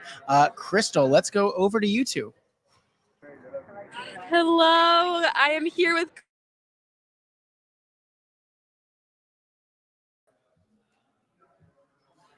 And we're back. And we're back. We will try to work on that a little bit to see if we can get the audio going again, because we'd love to hear from Crystal. They say if you love something, let it go. Let it go. And so we'll be back. We'll be back with her. I think we've got some exciting folks getting ready to strap in. We've got Sarah Klein. Yep. Strapping in and getting ready to rappel down. Sarah Klein comes to us from the Villages of Indiana. All the way from Little Rock, Arkansas, born and raised. Ooh. Capital of Arkansas. Thank you to Mrs. Williams, my second grade teacher. Currently lives in Zionsville and has lived in Central Indiana for over 20 years. Scariest thing she's ever done before this is she went swimming in Belize with nurse sharks. Oh my goodness. That is scary. She is very passionate about the Villages of Indiana, a UWCI agency, and the children, youth, and those who care for them in our state. As one of the state's largest nonprofit organizations, the Village serves nearly 10,000 individuals every year. Their dedicated staff have built their livelihoods in service of others. Volunteers across the state, including their board of directors, are passionate about creating a state where children and families can flourish. And their heroic foster parents are truly the angels among us. Wow. She hopes to bring awareness for the need for foster parents to care for children during a vulnerable time in their lives. If you are interested in learning more, visit villagekids.org. Wants to give some huge shout outs, to all of her coworkers at the Villages, her family, her friends and donors who made this possible, including her wonderful boss, Shannon, and the United Way of Central Indiana for all they do in their community. Believe her husband, Kevin, and children, Mason, Caroline, and Noah are watching right now. Her friends, the Wright family, Lyle, Amy, Parker, Ava, and Mia, and Scott for coming in person. Her amazing coworkers, Shannon, Krista, Corinne, and Andrea, and all of her family, friends, and donors online who are watching. That is awesome. Thank you so much again for all of your support, for the individuals that have decided to go over the edge. And I just want to give a big shout out to Jim Teeter for giving a gift of $25 to help us reach our goal. We have been moving right along to reach our goal of now $2,635 left to support those who may have needs in our community. So thank you so much. This is so important. Thank you. So important, and the important shows as 100 of you are joining us here in this third hour. So excited to have you, so excited and appreciative of your donations, your commitment for being here. I just got word that one of my other brothers, Joey, has committed now to going over the edge next year. Your whole family's going to be going over the big edge. Congratulations and thank you to him. And it's just such an incredible event to be here together supporting the great causes of our basic needs initiatives. Yes, it really is. And now we're going to send it over to our good friend, Sherry. Actually, Sherry is getting set up on the catwalk. So we'll let you know when she's ready. It's a little nerve-wracking up there. So we'll give her time to get situated and get herself together. And then we'll kick it over to Sherry. Absolutely. We'll give her some time right now. I mean, we could talk for hours about the importance of the basic needs initiatives. As we've referenced before, we've got more than 244,000 families on the brink of poverty in our 7-county region. And that number is rising. Yes. And so over the past 18 months, the United Way of Central Indiana has collaborated with multiple stakeholders to strategize poverty eradication. And so we understand that poverty is beyond financial constraints. It spans daily stress, health issues, trauma, and systemic inequalities. And so the United Way uniquely combines resources from philanthropy, government, businesses, social sectors, and communities to tackle intergenerational poverty. Yeah, and Isaac and I are both newer employees at United Way, and I can speak for myself. I have always donated to United Way because I understand firsthand with my experience growing up, the need is very great. And we all need one another. And so as a community partner, a community member, it is really important that we support one another and give to one another. And, I was sharing earlier that I can never proclaim being self-made because everything that I have in my life came from someone else supporting me or someone else giving or donating, like a lot of you are doing today. So I want to thank you as you donate and think about there might be small children or different people, a neighbor that or a coworker that may be in great need. And so the work that United Way is doing is really important, and it's incredible to ensure that those basic needs are met. So that people can thrive and grow in our community. Absolutely. And you can be a part of it too by going to uwci.org and donating. We've got $2,635 left to hit our goal. We do. Help us get there and help do. us lift up our community. We are all in it together. Yes, awesome. So we've got some new friends that are setting up. We have Susan Ofterheide, I think. We'll double check that. And Audrey Jones, they are stepping in up top to get ready and get locked in. We'll share a little bit about them as they are on deck and ready to go. I can't imagine what's going through their heads as they're strapping in up top, looking over at this gorgeous Indianapolis skyline. It is beautiful. About to go over the edge in support of our basic needs initiatives. I know Audrey Jones is coming to us from San Antonio, Texas, all the way from Texas. Everything's bigger in Texas. Has been in Zionsville for 13 years. The scariest thing that she's done before going over the edge is going into high school. I can empathize with that. Other than her generous support of the United Way, she cares a lot about abortion rights. Wants to give shout outs to her friends and family for donating, and to her grandma who is rappelling at the same time as her. That's incredible. Gosh. Thank you, Grandma. And she says skydiving is next on her list. Wow. This is not enough for Audrey. So very exciting. Audrey and her grandmother will be coming down the side of that building. We'll give a quick shout out to my brother Joseph Mervis for a $25 gift. Thanks, Joseph. Very exciting. Getting the ball rolling for him to participate and go over the edge next year himself. Look at the support. Thanks, Joseph, so much. So I love this grandmother granddaughter duo. That's super cool. And what a cool memory. That's a really nice memory to have. So as they're getting all strapped up and ready to go, you can still give. If you'd like to give to this initiative and this cause, you can give at uwci.org to our basic needs. And so it looks like we're going to send it over to Sherry, who has a really cool shot for you.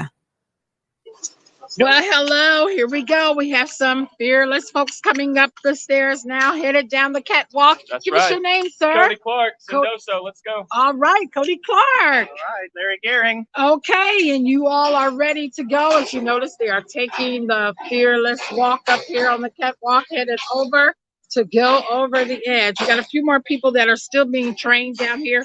Now listen, everyone, I will tell you, I mean, it's just a wonderful view up here. Can't you tell I've gotten over my fear by now?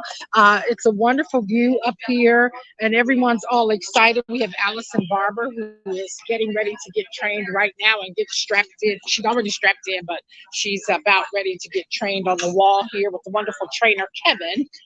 And so we'll wait for her to come up, but I'll send it back over to you all now.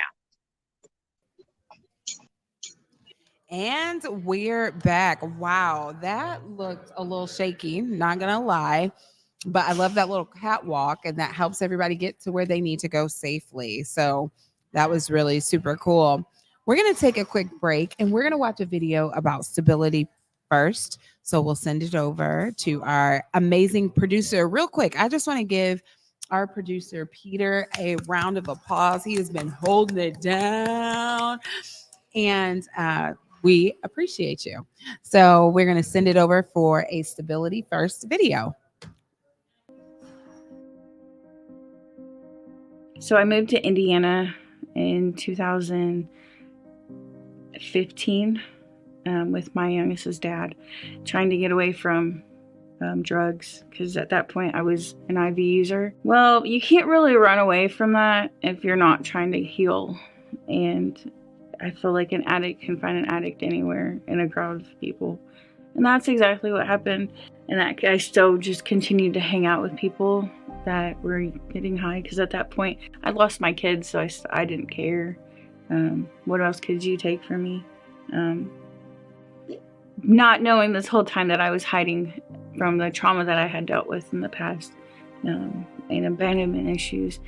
So I sought that comfort in people that really didn't care about me, that just, wanted to get high. Well, Stability First is a nonprofit that we put together about 8 years ago now to address issues of poverty and homelessness and addiction. At this juncture in the ministry, we have the Magdalene House, which is a 16-bed facility for women. Valita Fritchie was on our advisory board for the women's side of the ministry. She just retired from the Morgan County Jail. And I asked her one time to go in and do a little survey. I said, a one-question survey. Ask all the ladies who are going to be discharged in the next 30 days, how many have a safe, drug-free place to go when you get out? A couple of days later, she came back and said there's 15 ladies going to be released in the next 30 days. One of them said they had a safe place to go. And it was kind of like, duh, you know what we need to do. So the need's tremendous, but we're doing what we can with what we have. Until we got our accreditation with United Way, there's still only 3 agencies in all Morgan County that are United Way agencies, and we're just the 3rd one. The basic needs funding is actually part of what's helping us run the Magdalene House. It'll go to that particular part of the ministry.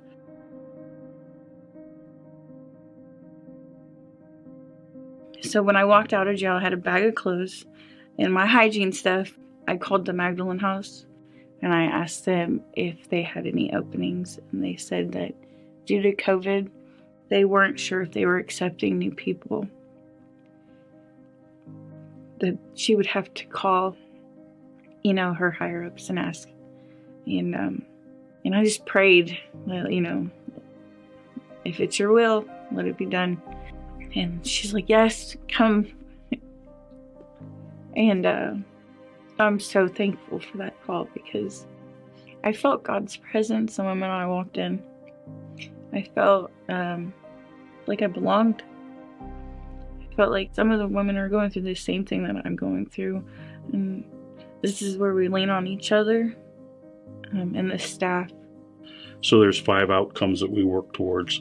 A spiritual strength, kind of get your head on straight, sobriety going forward, financial capacity, get a job know how to handle your funds, life skills, and then relationships. And so everybody has all of those built into their program, but they all come at such different, from different places, you know. Nobody ever shows up just needing a bed. They might think that's all they need. And when you do deal with all 5 aspects of their life, you know, when they leave, they have a much better chance of, you know, continuing on the good path, if you will. It was like nothing else I've ever experienced. I felt like I belonged there. I still go back all the time. Maybe not as much as I would like to, and I do every time I walk in there. I know it's my home.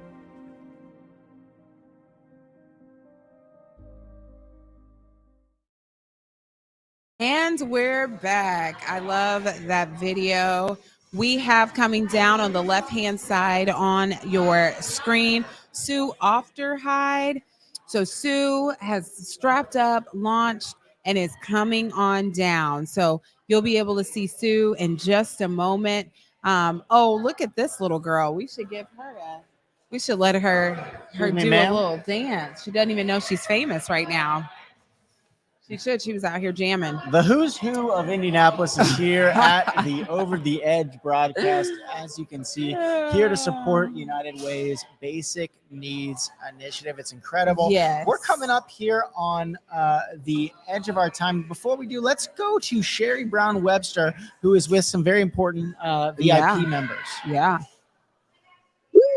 Well, hello. Here we are again. We have some wonderful people here with us today. We have Eric, and we have Troy and Allison. Woo!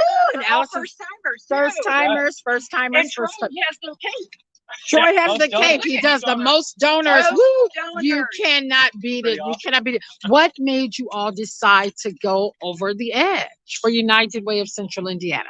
I wanted to do it for a couple of years, and we have little kids at home, and this was just a better year to like spend some time on it and everything, and get out here and support a great cause while doing something really adventurous for it. Absolutely. And you got, I guess, the most donors? Yeah. Did you? Wow. Amazing. We love to hear that. I didn't even know I was going to get a cape till I got it. It was a nice Surprise, right? Thank you to everybody who donated, obviously. Absolutely. How about you, Allison? Well, I'm a big fan of United Way. I used to volunteer for the cleanup program. Yes. So I think making a little money along the way to help United Way and their programs in our city is so important. But I'm also in, professional sports with the Indiana Fever. Woo! Go Fever! So I'm surrounded by these athletes who just keep pushing themselves. So I thought, well, this would be a good chance for me to push myself today. So here we go. Absolutely. Wonderful. And you, Eric? Yeah, a couple of reasons. My wife, Maddie Howe, now Augustus, used to work for United Way. Yes. So I'm a big United Way Central Indiana. That's a big place in my heart. Wanted to raise money for the organization, obviously. And then Duke Energy, who I work for, always has a handful of employees that do this every year. And I saw them do it last year, and I wanted to do it this year. So I'm happy to be here. Thanks to everybody who gave to me. Appreciate it. Happy to all the folks in Central Indiana. Sure. Well, Okay, thank she's you getting all ready to so pass much back. for your bravery, and thank you so much for continuing to support United Way of Central Indiana. Go over the edge! Woo! Right. Hey, we have someone else. Wow, that was such a really cool view. I'm like a little jealous because it looks pretty insane up there. That was awesome. I did want to let you know who is on the screen. We have Audrey is rappelling with her grandmother, Sue Ofterhide. So Sue actually retired from Purdue University 36 years ago. Wow. Boiler up. Isn't that right? Yes. So Sue, thank you for representing. Sue was born in North Dakota, but lived in West Lafayette since 1980. We were barely born. You surely were not born. Wow. We'll have to check the tape. The scariest thing that Sue has done is zip-lined over the Zambezi River in Zambia, Africa. That's super awesome. Working with young adults as they make one of the other ways that Sue provides her support is working with young adults as they make decisions about colleges and careers, participating in Read and Success program in the local elementary school, and supporting those who need homes through Family Promise and participating in the MS Walk in Wisconsin, all other things that Sue supports other than going over the edge. Sue would like to give a shout out to all that has supported her in these endeavors, family, friends from over all of the United States of America, and Audrey for allowing her to share this experience with her. If you can see that Audrey and Sue are able to do this together, what an incredible experience. Other donors, Sue just wants to give a special shout out and thanks to everyone who has raised money for this cause of supporting the basic needs of those in our community. And Audrey says she might skydive, or Sue might skydive. And she said when she hits the ground, she might say, awesome, let's do it again. Thank you so much, Sue and Audrey, for coming down. We actually can see you. Isaac and I can see them from a glass platform right above us. So we have a really unique view. It is so cool. I mean, what an incredible opportunity to do this with your grandmother. My grandmother and I are very close. We do very similar activities. We just did a puzzle together. Wow. Very similar to scaling down a side of the building. Puzzles are important. Yes. And we just want to give a shout out to our family and friends that are watching to support United Way. If you are watching and you would like to donate to our basic needs, that is what this is all about. We are at about $2,406. If you would like to donate, you can go to WCI.org.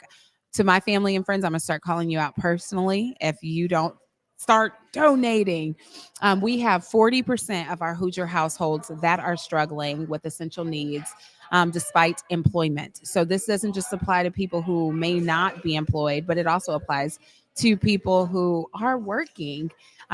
We have 244,000 households that are critically short of basic needs. And so we thank each and every one of you for donating. We would like for you to continue to donate. You can do that at UWCI. And we also want to say thank you to all the brave individuals that raised funding. Each person that's repelling raised money to do this. So thank you, thank you, thank you. This means the world to us. It's so great to be here and to see all the incredible community members who make Central Indiana so great. Let's go to one more video. Yeah. We've got some more video information about the Hendricks County Senior Service put together by our terrific brand team. Let's take a look. Awesome. United Way, we are so thrilled to be a partner with Hendricks County Senior Services. The work they do is transformative to not just the residents that they serve, but the county as a whole. The mission of Hendricks County Senior Services is to help seniors live as independently as possible in the home of their choice for as long as possible. So we want seniors to live their best days towards the end of their life so they can stay at home and be independent. Well, I came from an assisted living, and I liked being amongst people my own age. My daughter took me in. I just moved here in June. But I wanted to be amongst people and activities and things like that, and I found it here. Fellowship. Hey, well, there's so many programs here. Exercising. My husband's taking a painting class here on Mondays. There's something almost every day of the week for us to do. Plus, we meet some wonderful people here that I wouldn't have met otherwise. Elizabeth is one of them. I like the sense of community when people tell you that they miss you. I mean, but they really want everybody to come share themselves. Yeah, we know that our services help seniors live independently and stay in their home. So if we weren't here, we know that there would be several dozen seniors that wouldn't have a healthy lunch every day. We would know that there's 100+ seniors who wouldn't have the help they need in their homes to stay in their homes. And there would be thousands of people who didn't have transportation to get to dialysis or to get to work or to come into this facility even for programming. So what we do really makes a difference in the lives of the people who use our services. I live alone, so I get to enjoy the company of other people. And Mainly I come for the meal, for the nutrition that it offers. The fact that I don't have to prepare it, clean it up. It's kind of hard to prepare a nutritious meal for just one person. So I'm here every day, Monday through Friday. Most recently, funding from United Way has allowed us to expand a partnership with Meals on Wheels of Hendricks County. Meals on Wheels of Hendricks County delivers meals every day during the week, and so we're going to be hosting them every day here on Monday through Friday. They'll be coming in around 10 in the morning, and then those meals will get out the door about 11:15 and out into the homes of seniors who otherwise wouldn't have a healthy meal. And we could not have done that without the support of United Way. So I think one of the great things about the United Way of Central Indiana is our ability to really look at the needs and problems facing specific communities, to seeing how they're similar across the region, but also finding and identifying the key players in communities that we serve that are doing this work, and partnering with them and providing the resources to help advance their mission and make a real difference in the community. No, just how wonderful the staff is and the community that embraces its older population. I'm in awe of that. Because I understand that it's the community that put this together. And they must love their parents.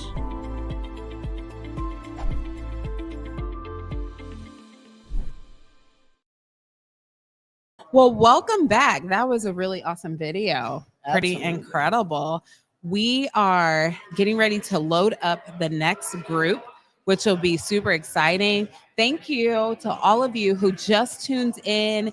Thank you for those who have been tuning in all morning. We've had family and friends come in. We've been getting texts. Thank you for all the love. Thank you for all of the comments and the things that you all are sharing in the chat. Thank you, thank you, thank you. It's been an incredible morning. We've laughed, we've cried. We have raised a lot of money for the United Way of Central Indiana's Basic Needs Fund, which is why we're all here today. It's so important.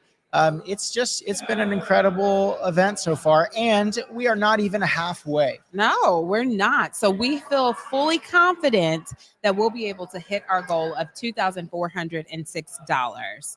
So we're excited about that. Exactly. So we have Kelsey, Linville, and Megan Beulah on deck, and they're going to be getting strapped up top. So we'll be able to hear a little bit from them.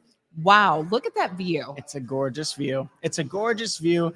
And if we'll tee it up a little bit, you guys are in luck because the real talent is coming up next in Brian Ball Carvajal. Yes. And Warren Dukes will be your MCs for the second half of the event.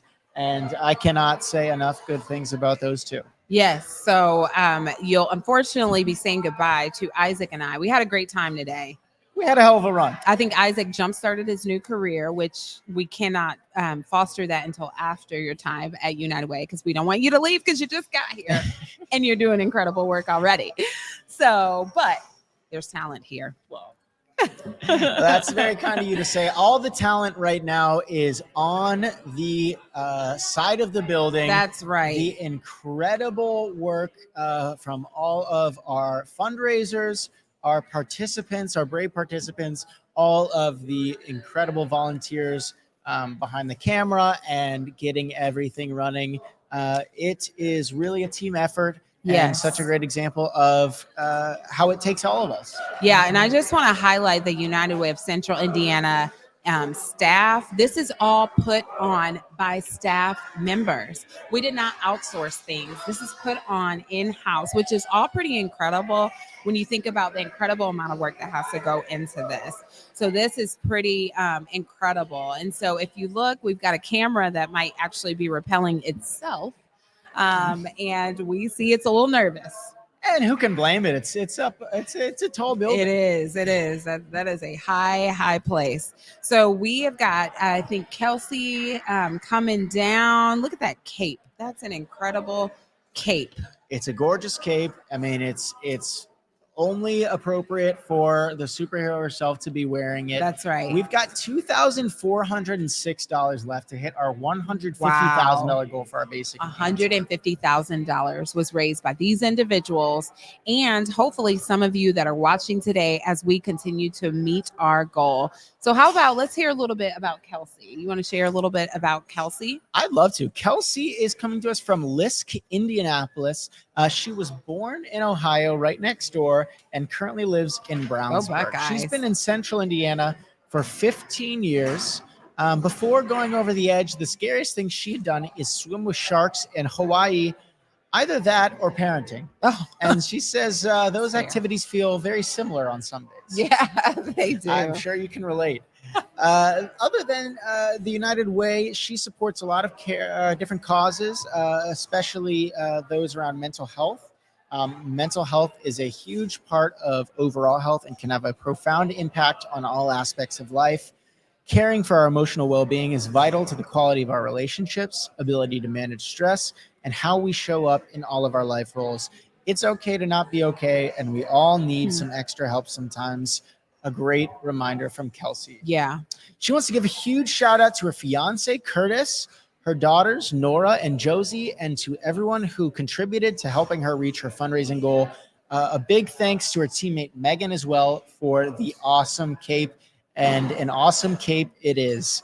Her list colleagues and fiance are watching in person, and her mom, Tammy, and stepdad, Brian, are tuning in to the live stream from Ohio. Hello, Tammy and stepdad, Brian. Another special thanks to Dr. Emily Zars for being her largest single donor, and to Curtis Coe for coming in a close second. Some exciting news. This Repel is kicking off Kelsey's bachelorette weekend a day early. Wow. So that's exciting. incredible. She is marrying the love of her life next month. Her husband-to-be will be very happy when she's safely on the ground. Congratulations to those two. And thank you so much, Kelsey, for kicking off your bachelorette weekend with us. Yes, thank you. This is an incredible memory and way to kick off a bachelorette weekend. I'm jealous. We've got to go, Megan and Kelsey. So I'm going to share a little bit about Megan, who is going down with Kelsey. Megan is also an employee at Lisk, and she grew up in Ellettsville, Indiana, which is just outside of Bloomington. Thank you for the reference point. She is currently residing in Zionsville and lives in central Indiana since attending Butler University and the very famous IUPUI.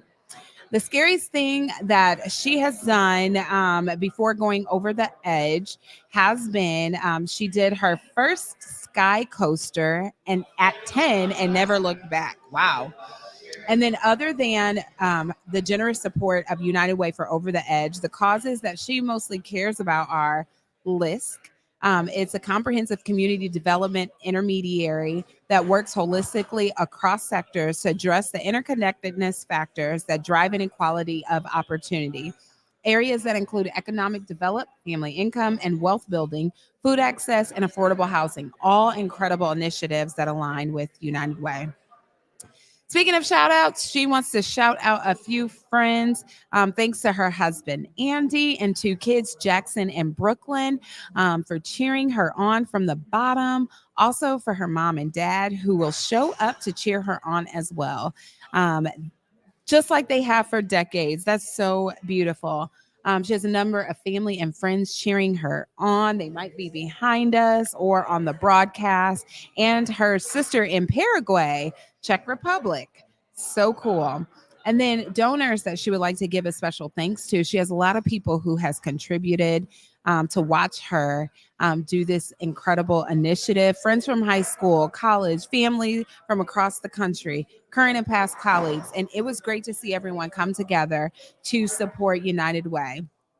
She said when she's done with the repel, she is going to stick her feet on the ground or the field. She's an assistant coach for her daughter's travel softball team. Ooh, we're diving into travel. That's fun.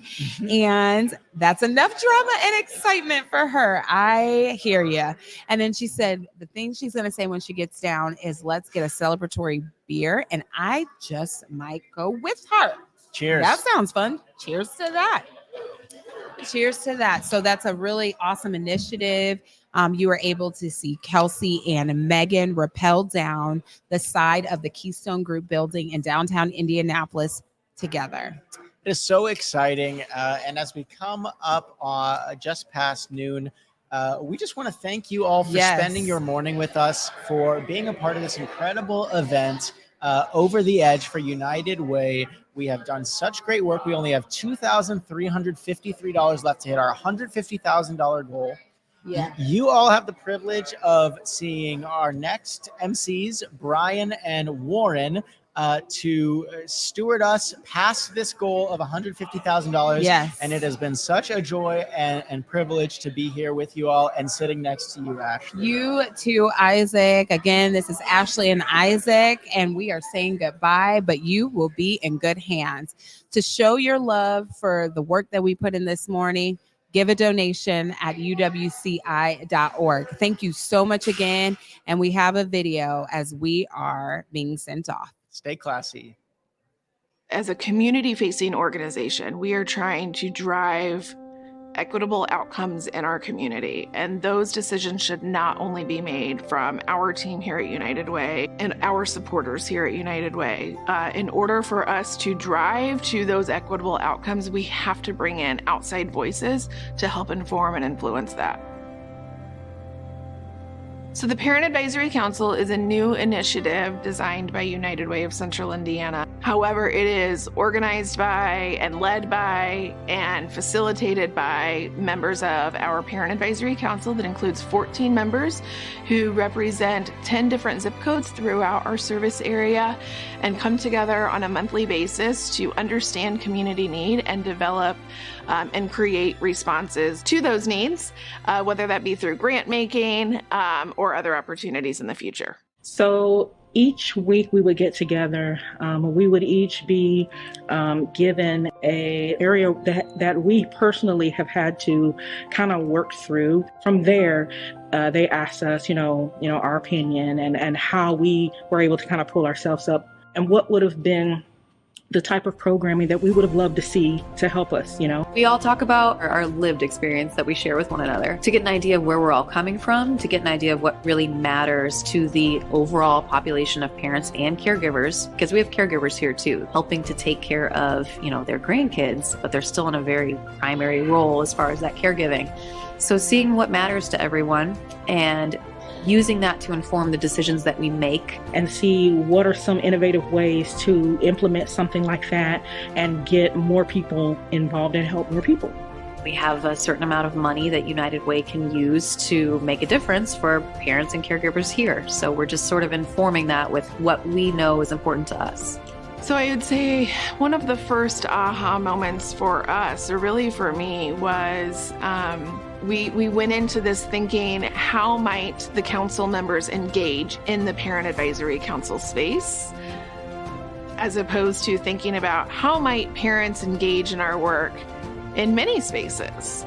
It was something that was unexpected in terms of opportunities that almost seemed to be kind of dropping from the sky, if you will, in terms of, we should be offering this as an opportunity for members of the POC Council to also bring their voice and also influence some decision making in this space. So, it has really turned into the kind of this, I would say, beautiful opportunity for multifaceted engagement for POC members. And really, we've just touched a fraction of it. There is so much more opportunity. And building on that aha moment, I think, is where we are right now in terms of what comes next.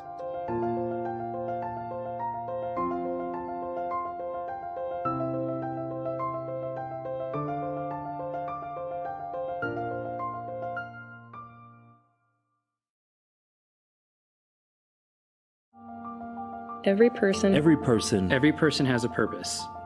We all have dreams, determination, dignity. Together, we are focused on creating a community where individuals, children, and families prosper. Neighbors care for each other, and we are proud of all of our residents' quality of life.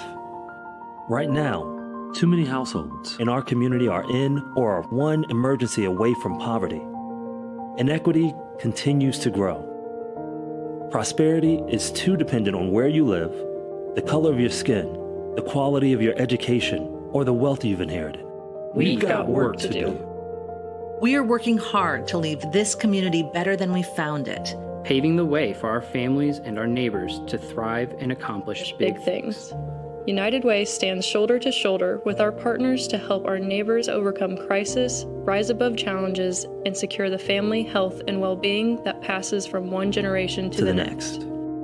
This is who we are, at our core, using our resources To rally a community to support and uplift one another. Join our fight. We need you on our team. Because every person Because every person has a purpose.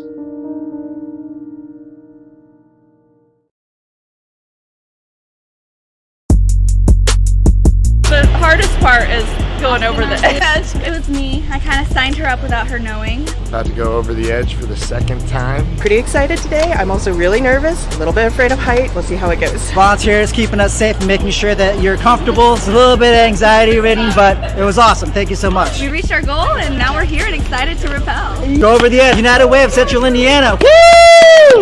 It's 23 stories up. Beyond that, it's a piece of cake. You should try it. Let's get it.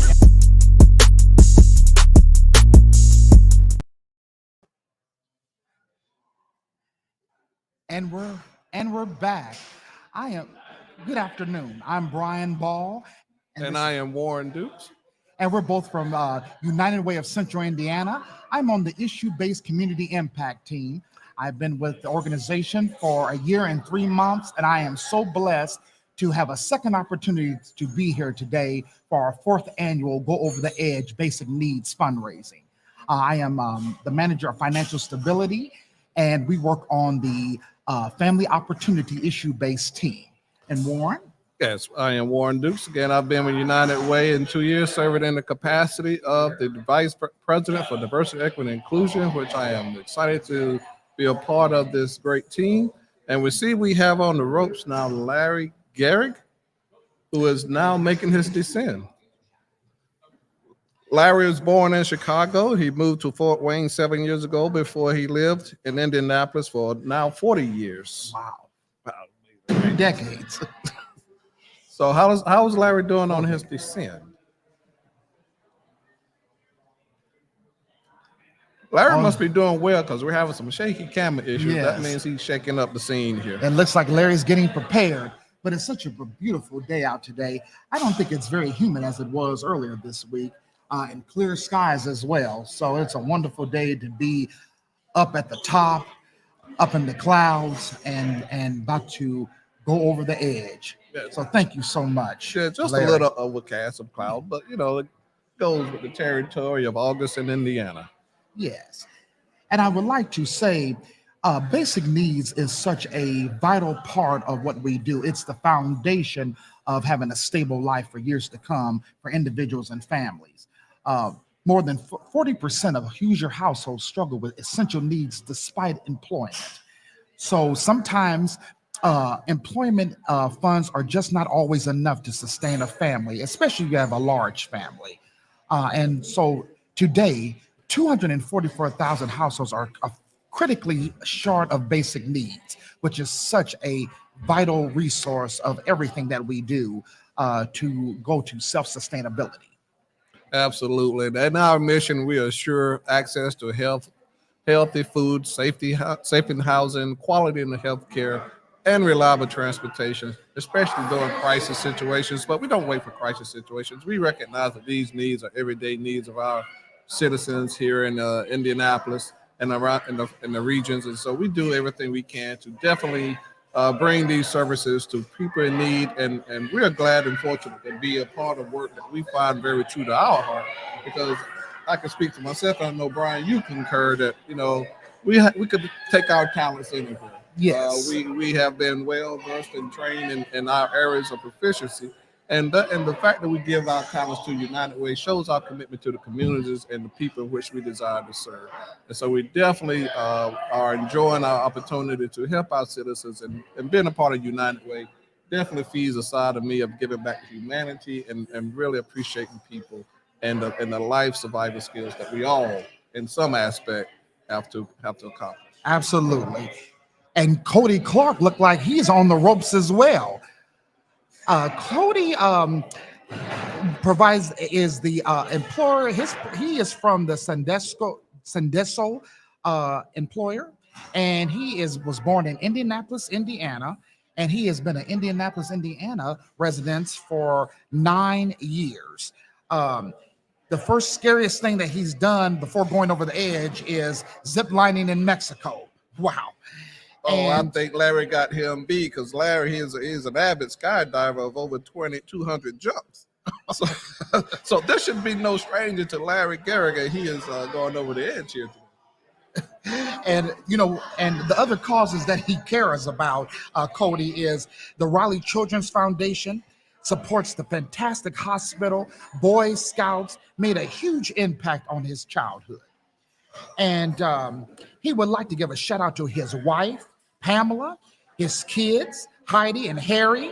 A shout out to his friends and colleagues at Sendeso for their support. And speaking about shout outs, his wife, Pamela, and his kids, Heidi and Harry, and his brother, Austin Clark, are watching right now. And great. And on the shout out notice, Larry liked to give shout outs to his neighbors and his siblings. And also, I would like to say that Cody would like to give a special thanks to his donors. To his dogs? Donors. Oh, donors. Okay, excuse me. I had that one. Noah's in the echo, and you couldn't quite hear what you're saying. I was really curious about the dog component, but I'm glad to hear it's the donors. Yes. And Cody hopes to be going and climbing and rappelling some more in the future. Mm-hmm. Good luck to you, Cody. You are a brave soul. I'm trying to work up that courage to come down, get up there like you and Larry. And hopefully maybe next year I'll be next. I had the pleasure of sitting here with you last year, Brian, and we talked about the courage and nerves it takes to get up on top of this building and rappel by rope. And I thought by now you would have been there, but I guess not. And that's why we're both seated here today. Absolutely. And you know something too, speaking of courage, in today's world, it takes a lot of courage to navigate these days, especially when basic needs are very hard for families to get. So the families and individuals in today's world have a lot of courage to sustain. And United Way is stepping in to help empower them with that courage through our basic needs funding so they can move forward with self-sustainability. Absolutely. Well said.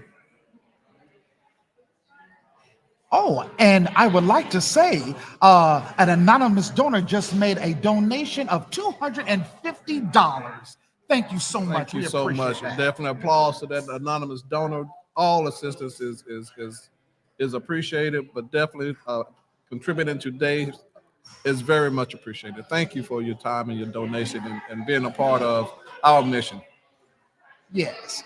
And if you would like to also donate, please go to our link, the uwc.org link, to give and help hit our goal. We're almost $2,353 left to our $150,000 goal. So please donate. It would be a major help to our families here in Indiana. Also, I would like to thank our sponsors as well. Mm-hmm. I would like to thank our broadcasting sponsor, AES. I would like to thank our rope sponsors, PNC, Quest Diagnostics, Resultant, Landing, Oppenheimer, The Champion, Unity Tech, Indiana Business Advisors, MD Wise, and Chase. And the location, of course, the Keystone Group. Thank you all for your support this year for our basic need funds. Yes. Oh, and thank you, Pam Chambers just gave $25 to support Jayla Miller going down the ropes later. I'm sure Jayla would appreciate that quick donation in as well. Absolutely. Absolutely. I would like to tell, while we're waiting for Larry and Cody to come down the ropes, I would like to share with you all a story of how basic needs really makes a true impact. Before I came to United Way, I worked with the homeless youth population. And there was a youth that I remember so well that had went through a lot of childhood trauma growing up. And due to that trauma, he had a lot of mental health barriers that he was trying to navigate. And there was no support system there to support him. He was pretty much kicked out of his home, and he was only 19 years old.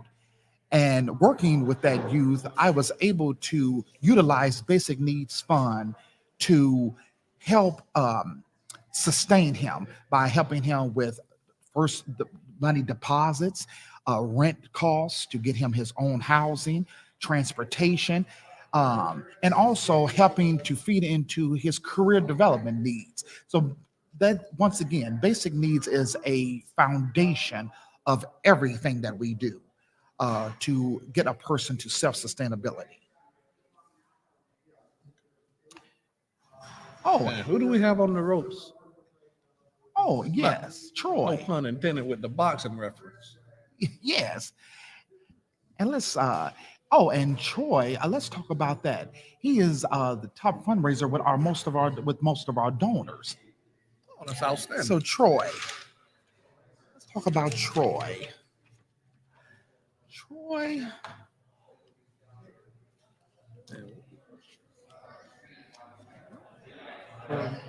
Troy Montgomery. Montaday. Excuse me, Troy Montaday.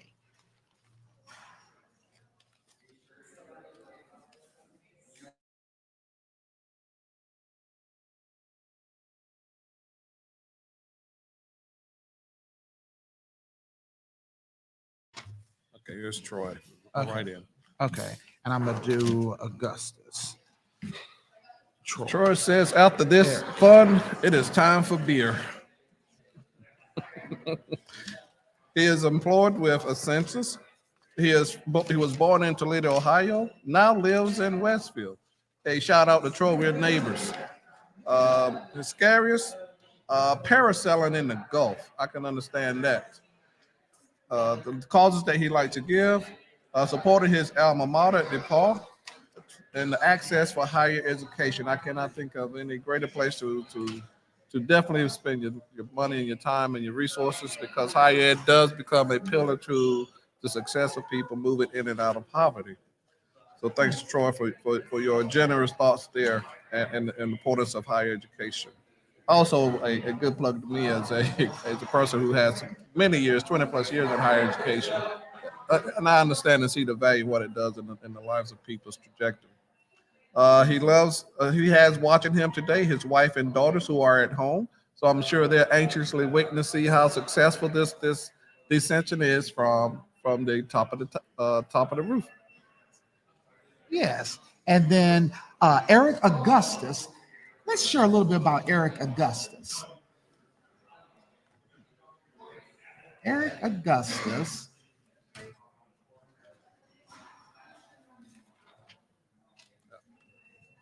Eric Augustus is with Duke Energy. He was born in Lima, Ohio, and he currently lives in Carmel, Indiana, and he's lived in Central Indiana since 2008. The scariest thing that he did before going over the edge is race road bikes and the Criterium races. Wow. And then one of the causes that he cares about so much is the United Way of Central Indiana is the most dear to him, and to support them throughout the year with paycheck deductions. Thank you so much, Eric. Yeah. And he wants to shout out to his wife, Maddie, daughter, Winnie, and his two pups, Aggie and Cleo. And speaking of shout outs, he has his friends and family watching at home. So go, Eric. And he would like to give a special thanks out to all of his donors, and he is so thankful for their support. And also, the next time after going over the edge, he said he's not sure, but he haven't really felt the need to do anything else, but he is open to it. So thanks again, Eric Augustus. Look like the weather's still holding up for us on this day. So the ascension should be pretty good. Yes, absolutely, absolutely. And once again, I would like to say that once again, 40% of our Hoosier households struggle with essential needs despite employment. And employment is a very vital source, but sometimes with lack of basic needs, it's sometimes hard to focus on employment to really grow in your career if your basic needs aren't met. When you kind of think of Maslow's hierarchy, sometimes it's kind of hard to get from the bottom of that hierarchy to the top because of the struggle with getting resources and basic needs met at home. And, United Way's role for more than a century, we provided for the hungry, the sick, and the vulnerable. And today, 244,000 households are critically short of basic needs. And we want to ensure our access to healthy food, safe housing, quality health care, and reliable transportation, especially among crisis. We have seen over the years and for a while that when basic needs are not met, it sometimes affects the person's health and well-being for the long term, their physical health.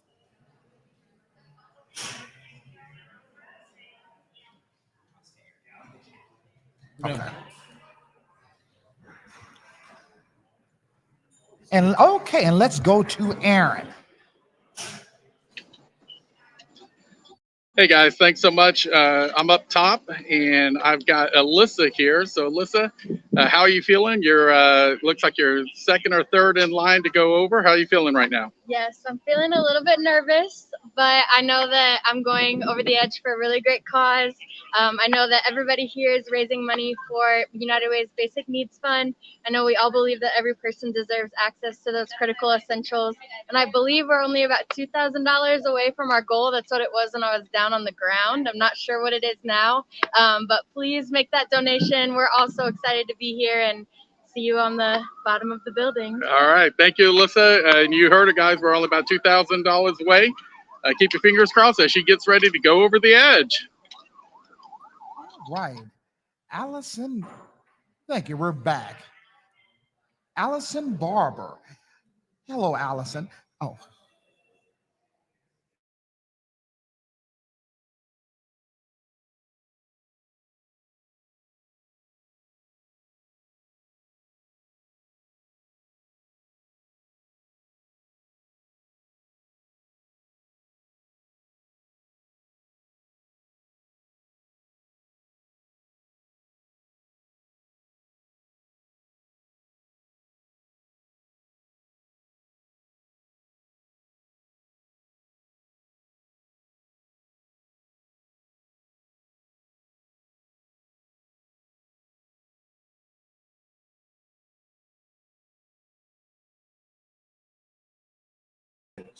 Yes, indeed.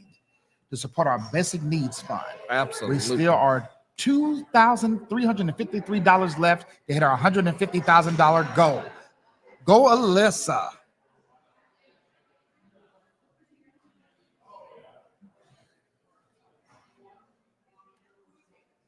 All right. I know everyone can't see, but we have persons still strapping up, and I can tell you that Yes. Spider-Man and Captain Marvel has arrived to also go over the edge today. We have persons who have decided to add a little costume to the over the edge experience. Absolutely, absolutely. Looking forward to them going over the edge a little later. Oh, so let's just turn back to where we are today, and right now, at this very moment. I see Allison is getting ready to go down on the ropes. Oh, look at Allison go. And I see that Felisa is getting ready to go down as well. Okay, we have our next two. And they look excited, do they not? Yes, they do.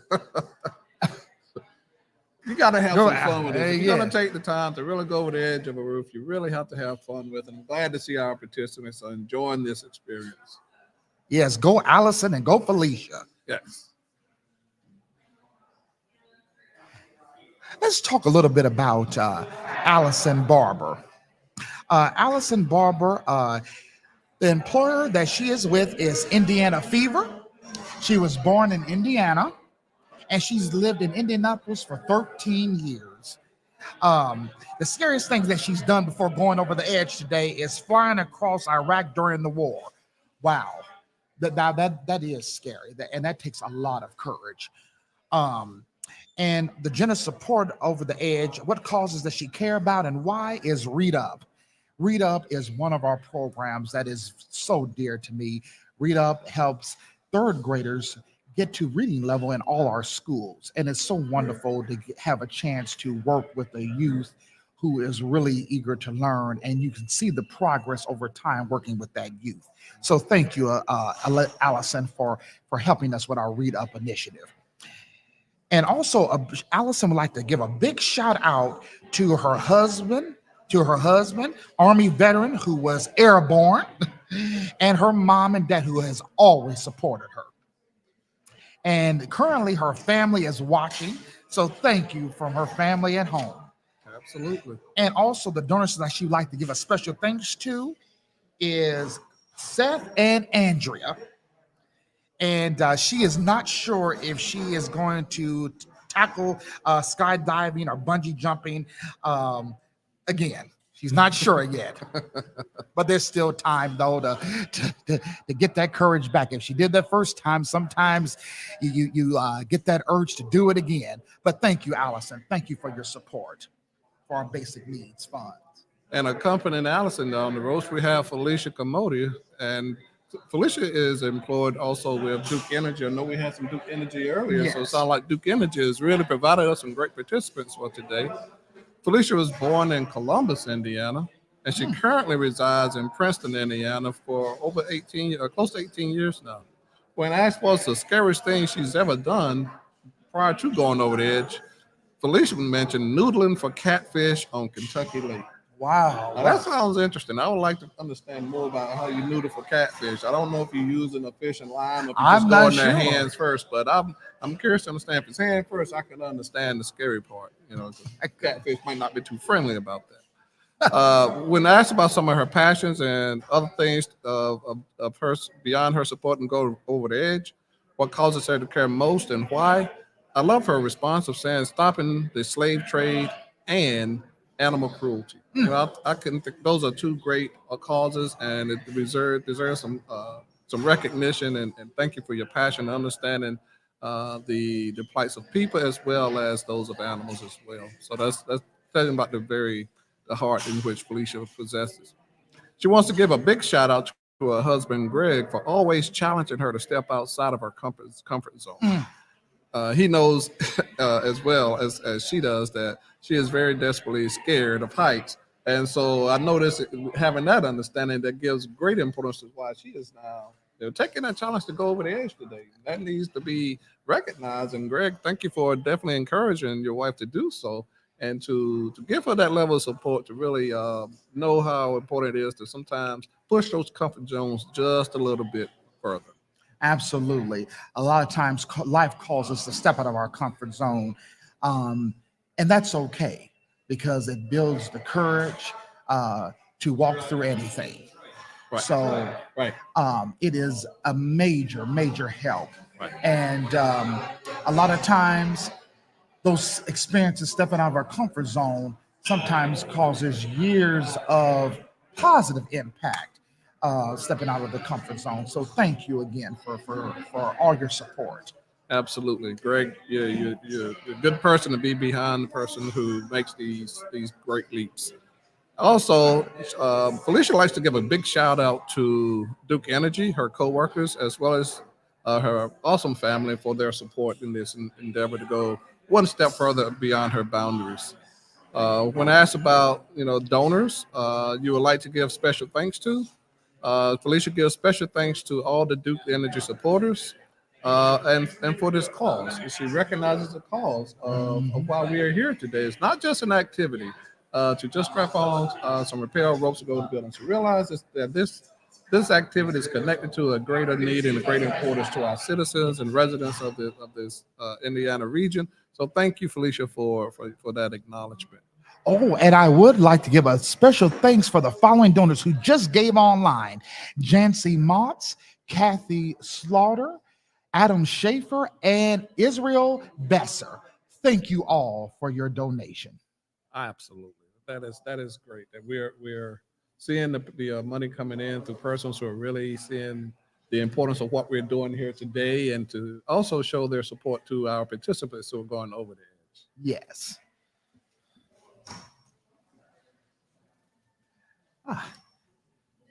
What a wonderful day to do this. What a wonderful day to do this. Yeah, the sun keep popping in and out, but I every now and then I keep thinking when it gets just a little cloudy, there might be a little rain to escort our repellers down. But I'm glad to see that is not the case. That even though it's just a little warm outside, the skies are dry. So that we can take. And let's toss it to a video. United Way, we are so thrilled to be a partner with Hendricks County Senior Services. The work they do is transformative to not just the residents that they serve, but the county as a whole. The mission of Hendricks County Senior Services is to help seniors live as independently as possible in the home of their choice for as long as possible. So we want seniors to live their best days towards the end of their life so they can stay at home and be independent. Well, I came from an assisted living, and I liked being amongst people my own age. My daughter took me in. I just moved here in June. But I wanted to be amongst people and activities and things like that, and I found it here. Fellowship. They offer so many programs here. Exercising. My husband's taking a painting class here on Mondays. There's something almost every day of the week for us to do. Plus, we meet some wonderful people here that I wouldn't have met otherwise. Elizabeth is one of them. I like the sense of community when people tell you that they miss you. I mean, they really want everybody to come share themselves. Yeah, we know that our services help seniors live independently and stay in their home. So if we weren't here, we know that there would be several dozen seniors that wouldn't have a healthy lunch every day. We would know that there's 100+ seniors who wouldn't have the help they need in their homes to stay in their homes. And there would be thousands of people who didn't have transportation to get to dialysis or to get to work or to come into this facility even for programming. So what we do really makes a difference in the lives of the people who use our services. I live alone, so I get to enjoy the company of other people.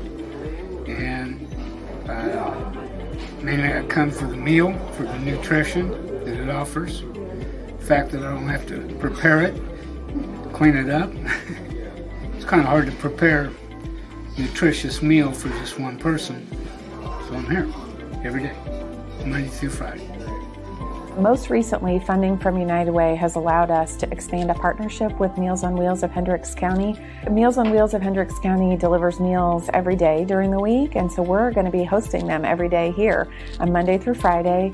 They'll be coming in around 10 in the morning, and then those meals will get out the door about 11:15 and out into the homes of seniors who otherwise wouldn't have a healthy meal. And we could not have done that without the support of United Way. So I think one of the great things about the United Way of Central Indiana is our ability to really look at the needs and problems facing specific communities, to seeing how they're similar across the region, but also finding and identifying the key players in communities that we serve that are doing this work, and partnering with them and providing the resources to help advance their mission and make a real difference in the community. No, just how wonderful the staff is and the community that embraces its older population. I'm in awe of that. Because I understand that it's the community that put this together. And they must love their parents.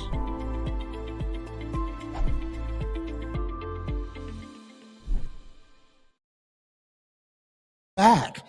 We are less than $2,000 from raising our goal of $150,000. Now, Brian, let me say one thing. Yes. And I want to give acknowledgement to me and you, because I want to say and take credit for the fact that this money started rolling in when you and I took these seats. No disrespect to the earlier crew, but it seemed like the evening crew was about to roll in the dough.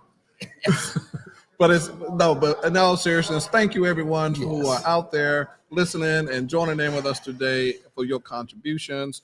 We understand and recognize that you don't have to, that you can just sit back and enjoy what you're witnessing. But your support by donating your money shows how invested you are in the work that we're doing with our basic funds and how it contributes and supports our neighbors. So thank you for all your generosity and the fact that, even though we have less than $2,000 to go, any amount of contribution beyond that would be extremely helpful as well, because again, in these times, yes, our citizens need. I don't know if you've gone to the grocery stores lately, but it is, anyone who takes a trip to the grocery store these days, the local grocery store is going to be paying a lot more than you paid before. And so as we're experiencing that, we have to recognize that there are some families who just are unable to really put that in their family budget. Exactly. And nobody does it alone. None of us all. Absolutely. Also, and on the ropes, we have Alyssa Brillich, our very own United Way staff, our marketing operations specialist. And she is responsible for gathering our funders to donate for this event today. So thank you so much, Alyssa, for your hard work with supporting this cause with our Basic Needs Fund. And it looks like Alyssa's excited to be here. Yes, today. go on. If you heard all that clapping, there's a lot of chat and excitement about the persons who have just been instructed on how to go over the edge, and they're making their way to the roof. But that don't take us away from the excitement and fun. That is what's happening on top of the roof as well. So, Brian, you mentioned we have Alyssa who's strapped in and ready to go. Yeah, she's one of the next ones up, and I just want to once again thank her for her hard work in gathering our funders to donate for this event today. This is a true blessing, and it is very impactful. That will help keep this going. And also we have Molly Harris that's on the ropes too. That's going to come down along with Alyssa. Yep. Warren, did you want to, Molly, if anybody is watching today, please give a big shout out to Molly Harris, please. Yeah, we're waiting on Molly to see, Yes. See if has she reported in, is she? Oh, she's getting ready to go. She's getting ready. Okay. Let's go, Alyssa from Matty Cross. All right. Big shout out to Alyssa. We are so excited to also have with us Molly Harris today to also repel from over the edge. But at the same time, if anyone is out there listening to us, Molly was so excited to join and participate that she failed to give us a good bio that we could narrate, her life experiences. So if anyone is out there and have access to the chat, please give us information that we can share with our audience to really give Molly the recognition she deserves for going over the edge. Yes. Please donate now at uwci.org to help us reach our goal. We're almost there, less than $2,000 left. And once again, our current reality is more than 244,000 families are on the brink of poverty in our 7 county regions, and the number is rising. So please donate today. I know the Basic Needs Fund has been a big help to my life personally as well. I don't think I would have even been at United Way today if it hadn't been for their help during my time of being homeless. So this is very vital. I think United Way has paved the way for me to grow into self-sustainability from a young man to a full-grown adult. So it is vital. And thanks for sharing that personal narrative, Brian, because again, it shows to the passion of why we do what we do. We're connected to the work just as well as everyone throughout the organization. Yes. We're here with our passion, serving people. And so it's testament to what you just shared. Absolutely. Oh, and it looks like Alyssa and Molly. It looks like they're coming down the ropes. They're getting ready. Oh, look at them go. I can see the excitement already. My goodness. The smiles is a great indicator. Yes. It shows now that we've passed the barrier of fear and we're ready to begin that downward trend. Yes, the courage it takes. The courage. Absolutely. We're rooting for you, Alyssa and Molly. So come on down. I would like to also take this time to share the understanding of poverty. Beyond financial constraints, poverty spans daily stresses and health issues, trauma, and systematic inequalities. Okay, like the last bit of instructions is being given up here. It also impacts how we think of ourselves and our self-efficacy. Sometimes it wears us down and prevents us from trying again, even if we did not make it the first time. Sometimes the poverty is so difficult to navigate that it causes us not to look at ourselves in a clear light. But I do want to say that everybody is creative and resourceful and whole. And that is one of the essences of Basic Needs Fund, is showing that everyone is creative, resourceful, and whole. If their basic needs are met, then they will sustain. Oh, Maddie Cross said that's her girl. That's her girl.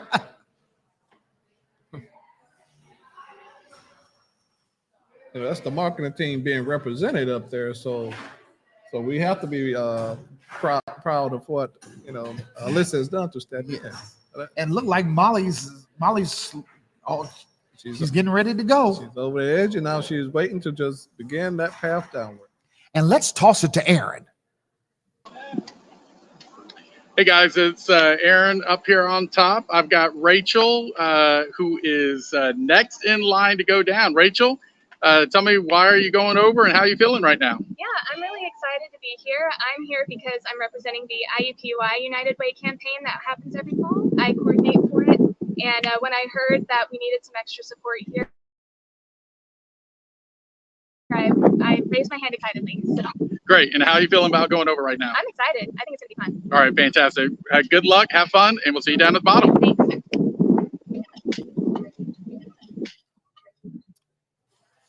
And we're back. We are witnessing a very careful and cautious descent. Yes, look at them go up there. It looks so. I mean, this is a monumental moment for individuals to come down this. Oh, for sure. And I just want to speak on the key focus areas that United Way is focusing on, how basic needs feed into these other focus areas. When you have your basic needs set, it feeds into early care and learning for our youth. And we also want to say the weather, you are brave enough to go on the edge and skydive. Anyone can build that up. The weather sometimes is iffy, but this is a time when you're in their position that high up right now. I think this is the time you pause just a moment to really reflect on one. Look up, see exactly if you dare, look up and see the clouds and see how you're in a moment by yourself, and then at the same time begin a very careful, slow descend down the ropes.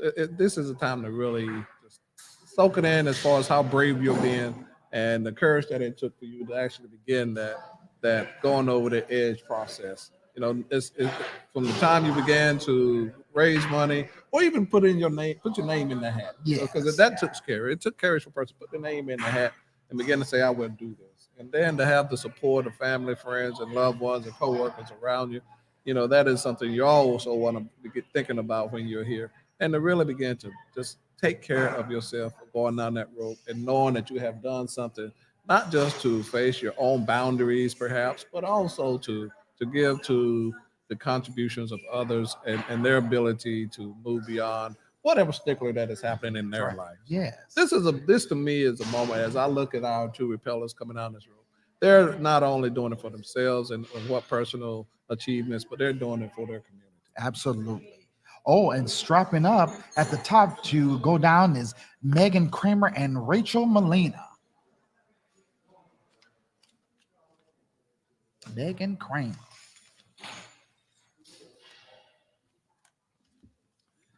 Yes, indeed. Are you brave enough to go down the rope over the edge? If so, there's still time to do it. And please donate to uwci.org for our basic need fund. You know, I also want to give again a shout out to our sponsors who making this all possible today. You know, we have the, persons who, companies who recognize the importance of what we do. And there are others as well. But, these who decided to just sponsor today deserve some great recognition. It's AES, PNC, Quest Diagnostics, Resultant, Oppenheimer, as well as Unity Tech, Indiana Business Advisors,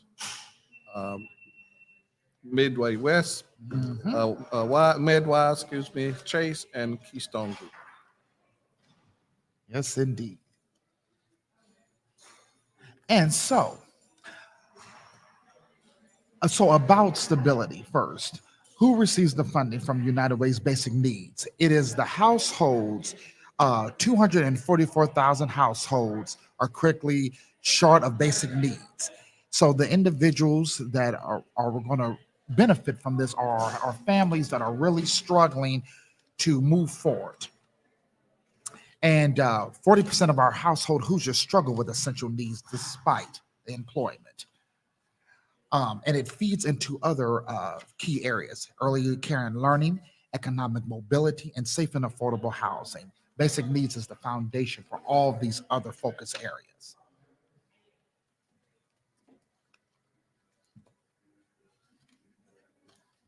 So once again, we are less than $2,000 left from our goal of $150,000.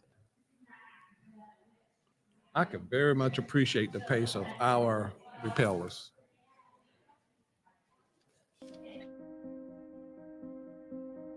So I moved to Indiana in 2015 with my youngest's dad, trying to get away from drugs, because at that point I was an IV user. Well, you can't really run away from that if you're not trying to heal. And I feel like an addict can find an addict anywhere in a crowd of people. And that's exactly what happened. And that I still just continued to hang out with people that were getting high, because at that point I lost my kids, so I didn't care. What else could you take from me? Not knowing this whole time that I was hiding from the trauma that I had dealt with in the past, and abandonment issues. So I sought that comfort in people that really didn't care about me, that just, wanted to get high. Well, Stability First is a nonprofit that we put together about 8 years ago now to address issues of poverty and homelessness and addiction. At this juncture in the ministry, we have the Magdalene House, which is a 16-bed facility for women. Valita Fritchie was on our advisory board for the women's side of the ministry. She just retired from the Morgan County Jail. And I asked her one time to go in and do a little survey. I said, a one-question survey. Ask all the ladies who are going to be discharged in the next 30 days, how many have a safe, drug-free place to go when you get out? A couple of days later, she came back and said there's 15 ladies going to be released in the next 30 days. One of them said they had a safe place to go. And it was kind of like, duh, you know what we need to do. So the need's tremendous, but we're doing what we can with what we have. Until we got our accreditation with United Way, there's still only 3 agencies in all Morgan County that are United Way agencies, and we're just the 3rd one. The basic needs funding is actually part of what's helping us run the Magdalene House. It'll go to that particular part of the ministry.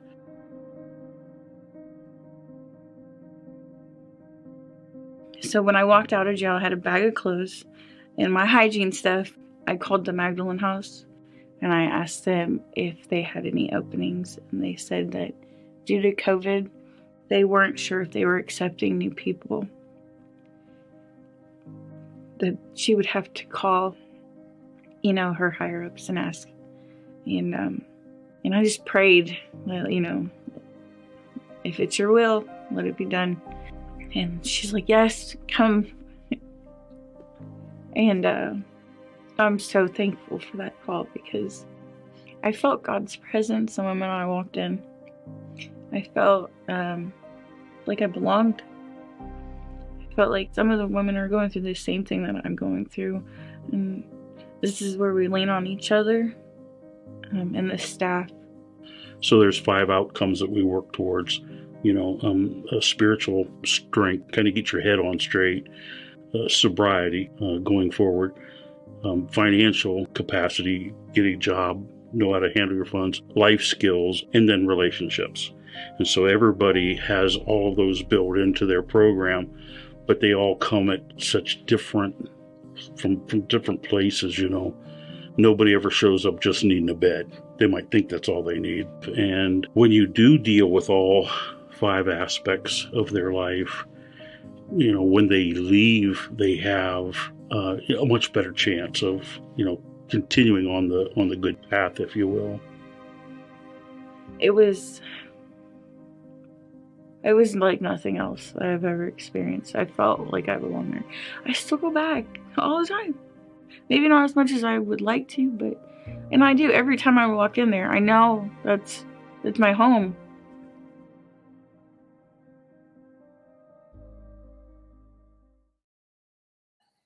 And let's toss to Aaron to see what's going on from the top.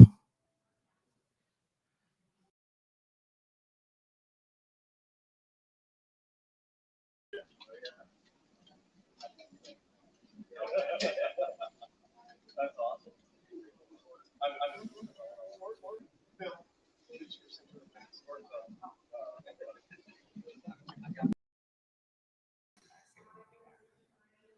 We will go back to Aaron soon.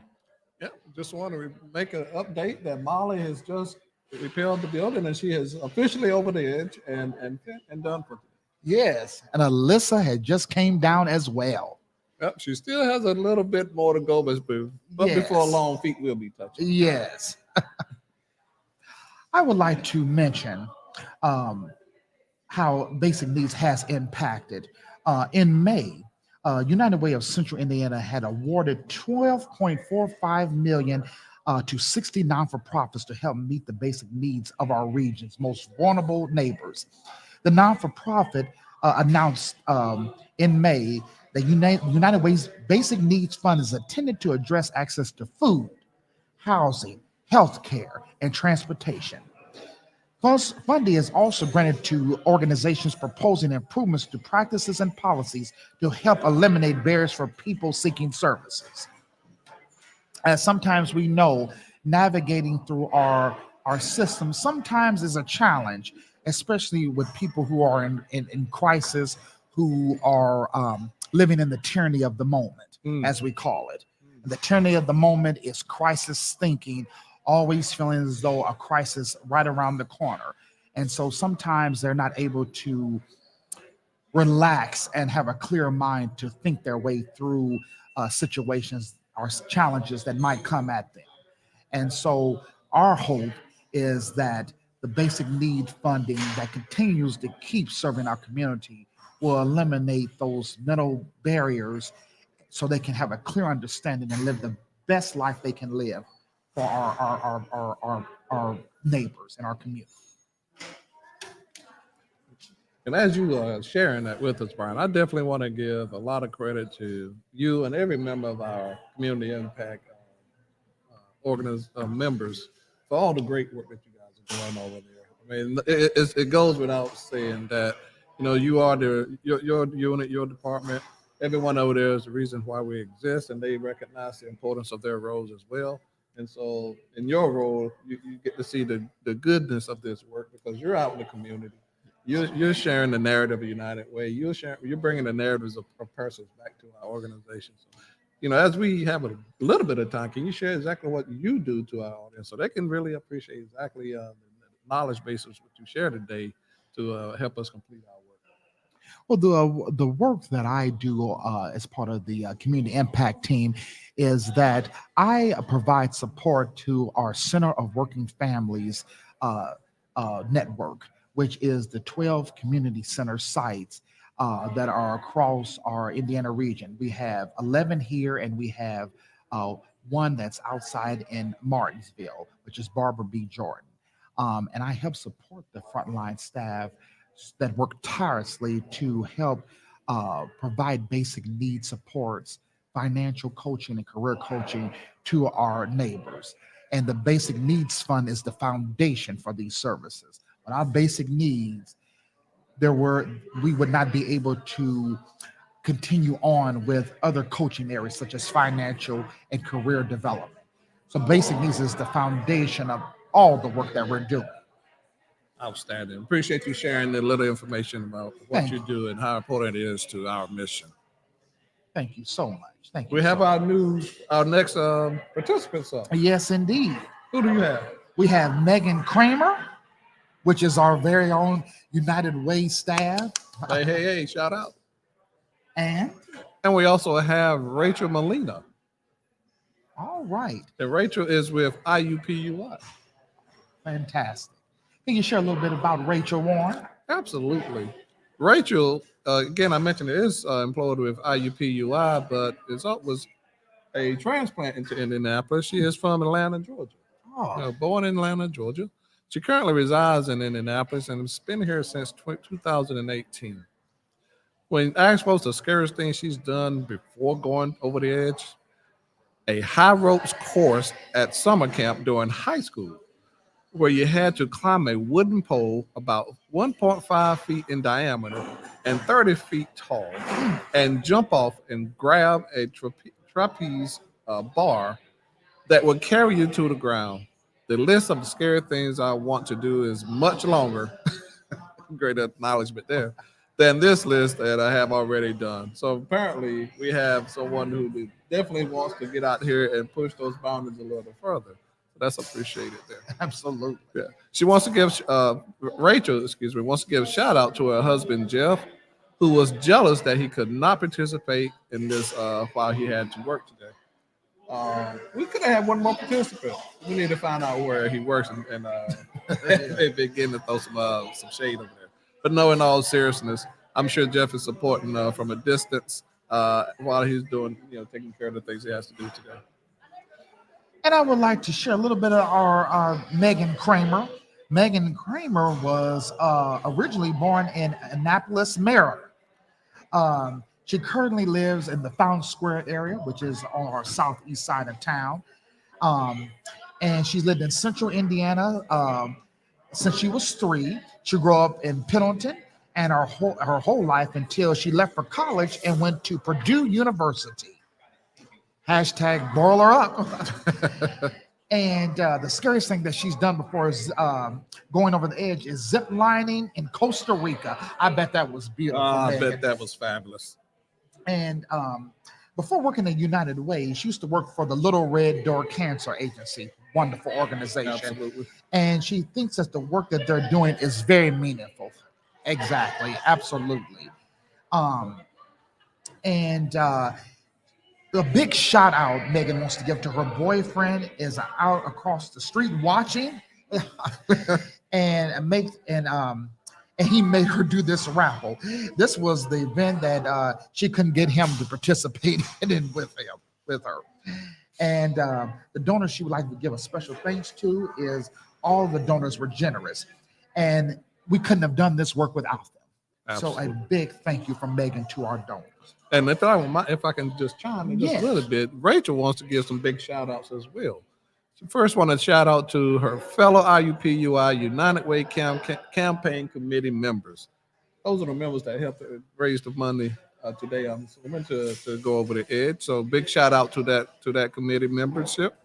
Andrea Copeland and Stephen Vivig are the two that was mentioned as special shout outs from that United Way campaign. And thank you for supporting Rachel as she ventured to go over the edge today. And your support shows that she has a great backing behind her.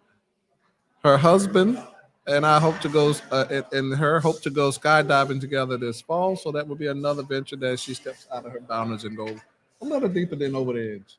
Absolutely. And the next time Megan said that she would like to do after that, she said she don't know if she could do skydiving, but she is wanting to see what her next thrill opportunity will be that United Way comes up with. Coming from old man Jeff. This is Rachel's husband, Jeff. Go, Rachel, go, he says. Big shout out, Jeff. And then Renee Maxey says, go, Rachel, good luck, twin. It's great to have support when you're doing something like this, isn't it? Absolutely. Yeah. And, it just speaks again to not being alone in this. Even in great times, and even in bad times, right. It's always helpful to have someone there to walk alongside you through the darkest hours. Mm-hmm. And a lot of our families and individuals and households in Indiana so desperately need that support, that emotional connection, to feel that they're not alone. Mm-hmm, mm-hmm. And once again, I would like to lift up that 244,000 households are critically short of basic needs. And so daily, a lot of times their basic needs aren't met and they are walking in their darkest hour.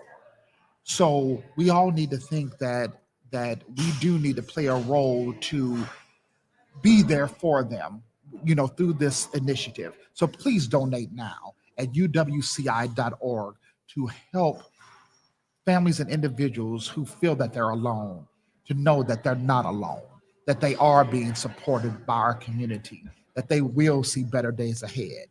And we're only less than $2,000 away from that $150,000 goal, but that doesn't mean we need to stop there. So if you're listening out there with us today, and your support and generosity is greatly appreciated that you've already shown, but tap into some of your friends who may also be out there that you say, hey, you might need to listen up to these great telecasters here today, and also dig into your pocket just a little bit to support the basic needs funding in which they're acknowledging in their work today. So reach out to your friends, colleagues, coworkers, let them know the great contributions you've made and encourage them to also do the same. This goes to a great cause. It serves our citizens, our neighbors, and and you never know, life has its own ebbs and flows. We never know when we're a step away from also having to depend on others. Yes, so it's great to know that we have a community of care out here where our citizens, this great community, says we take care of one another, and we are proud to be in that service. So reach out to your friends, reach out to those who you think would also want to give a contribution to us today, and help us reach that target. Thank you, Warren. Thank you for that. And it looks like Megan has come down and completed her climb down from over the edge. Congratulations, that deserves Megan. a great celebration. I knew how that was a endeavor to achieve. Yes. It is. And who's coming down the ropes now? Waiting on those up top to give us some information on what's happening up there. So hopefully we can get an update. And now we'll give it to Aaron to see what's going on from the top. Hey, it's your guy in the sky, Aaron here. I've got John. John is next up on the ropes. How are you feeling, John? I feel great. Okay. Super excited. I think the energy is overcoming him right now. So why are you going over the edge today? I'm going over the edge because United Way is such a great foundation, and our company coincides and works with them quite a bit. And this opportunity came up, and I couldn't see a better way to get some money for basic needs of the folks that are in our community. So I'm here. Sounds good, John. Good luck, and we'll see you at the bottom. All right, thanks.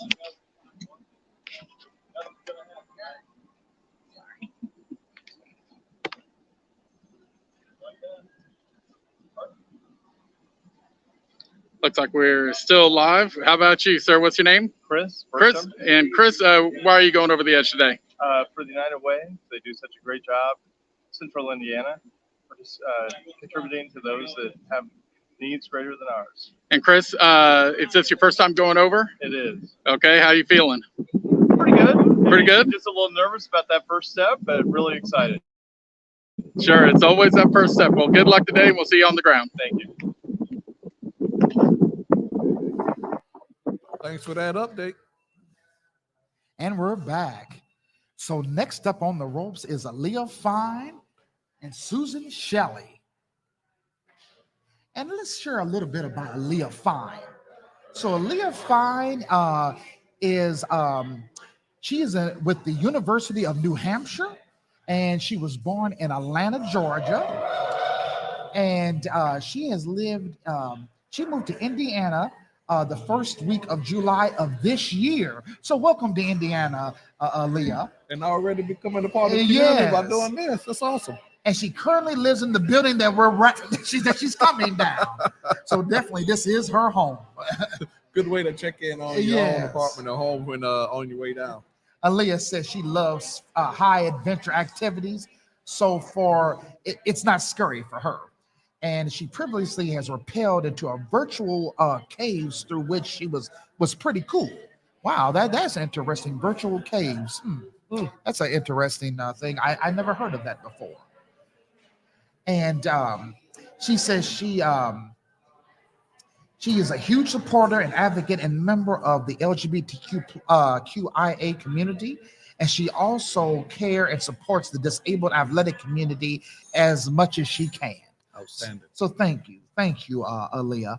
The LGBTQ plus QIA community is also a very vulnerable community, especially our youth that are a part of that community, who had high numbers of homelessness among those youth in the LGBTQIA plus community. So and I don't know if you noticed, but it looked like Leah is also having a great watch party in New Hampshire. Yes. So some friends from New Hampshire has chimed in to also give support. So that's outstanding. That shows some great reach. Yes. Go absolutely. Facebook. I'm not a Facebook fan. I don't really jump on Facebook. I don't know about you, Brian, but for this cause, I can make that exception. Absolutely. And share a little about Susan Shelley. Let's say about Susan Shelley. Absolutely, be glad to. So Susan is employed with Blue Fire Fusion, originally born in Philadelphia, Pennsylvania, now lives in Carmel for the better of 6 years now. One of the scariest things she's done prior to Over the Edge was hiking 70 miles in Iceland. Wow. Now, that's adventure. That sounds like a story to be told, so I would be interested and intrigued to hear what that 70-mile hike produced. We'll talk about other things of generous support of United Way Over the Edge, what causes her to do this, and why. She says the parks, a park advocate. Gives shouts out to Carl Hess, and of those shout outs, and persons who are watching today or at home, is Carl Hess, Pamela Parenti, Maria Kleiman, Carol Carlson, Amy Bancroft, and Ann Collin. And also, a big shout out from Aaliyah is happy birthday, Trish. Love you. And then another shout out, speaking of shout outs, Aaliyah would like to give a shout out to her wife, and some awesome neighbors that they have here in person. Her dad, and if they are awake, her mom, brother are watching from Atlanta. And also she thinks some of her New Hampshire co-workers are watching as well. Very true. So big shout out. And she said that she is down for anything high and fun with adventurous activities anytime. And fun at the fact here, when you ask Susan, what's next after going over there? What's the next big adventure? What other excitement can you add to your portfolio? Biking in Michigan. Somehow I believe you should go for a little tamer, unless there's something on the bike trails in Michigan that going over the edge is a little more daunting, I would assume, than the bike trail. So that sounds like it's next to get some great venture and venue. And Michigan is beautiful. It's a beautiful place. So that sounds to me like a great ride. So yeah, so congratulations to both of you for doing this. Oh, Patricia Kenshaw says, thanks, Aaliyah. The best B-Day present is for you to come down safely. From Patricia Kenshaw.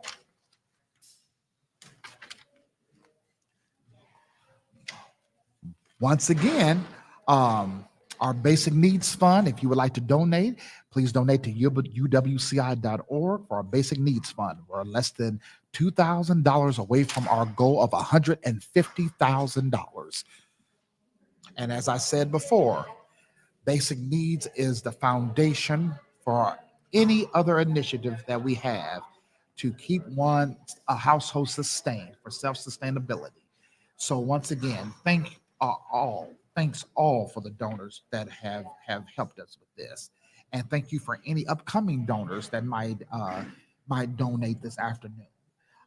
It is much appreciated, and it will be a true impact to our community members. So thank you so much. Absolutely. And it's not too late to come down and decide you want to also go over the edge. Absolutely. We might find a spot or two for any other venture seekers today. Going into the weekend, might as well add one more daring to your weekend plan. So I can't think of one better than going over the edge. Absolutely. Even though I'm sitting in a safe place from all that myself. Yes. And now let's take a look at Concord Neighborhood Center and see the fantastic things that they're doing in the community. Take a Concord has been in this community, the South Side, since 1875. By the turn of the 20th century, this was a very vibrant but very working class community, and people moved to the area, settled in the area for the jobs that were kind of cropping up around. It was always a community center, really resident-led effort to just help families settle and belong. My family and I have had a long history at Concord, at least over 50 years of history, from family members down to me. I started at 2 years old, and I stayed here until I think I was about 14. And then I had kids at 19, and my kids started attending daycare here as well. We really focus on helping people meet their basic needs to be self-sufficient and avoid crisis, but also taking that a step farther to a quality of life that's really enriching and meaningful. And I have my 3 children. Forrest, he's almost 8. Aslan, she's almost 5. And Jeremiah, he's almost 3. The older 2 were adopted recently, and it was a very challenging process, and I'm very thankful that Concord has been a huge support for us through all of that. Basic needs, we tend to focus on what United Way focuses on. It's housing, transportation, food, and health. We focus on that by both financial cash assistance in emergency situations, but a lot of helping people navigate the systems to access the resources they need. Childcare has been the biggest part of it, getting me in touch with people to get started for therapy for them, and just being the emotional or financial support that I need. If I ever needed anything as far as food, they always had food boxes. If I needed any clothes, they have clothing items they give away. They get a lot of support, and that helps them support me, and I'm sure several other families. United Way has always been a huge partner for us, in part because the unrestricted funding and just the understanding of basic needs. They're giving us resources to address neighborhood issues, but in a way that is broad enough that we can address our neighborhood's issues. It's not like we think this is a problem, go solve it. It's like we know that you have these needs in your community, go meet them. I truly love Concord. They have always been there in any way. They've asked not only if my kids need help, if I need help, extended family members need help. They've always opened their arms and welcomed me and anyone with me, anything. They've just been very great. They've been very good to us. Every neighborhood needs a Concord, and it's really hard to separate Concord from the community because we've been here for so long, and the people that are coming here, like Krista's second, third generation, they're doing outreach in the same space where their grandma was playing cards 2 hours ago. We are a strong community organization because the South Side is a strong community, and our families are here and they're loyal, and they know and they trust us to kind of work alongside them. no matter their life stage. And we kind of, the community in Concord to me kind of are the same. What would it look like without Concord? Like, I don't even want to think about that. It would not be good.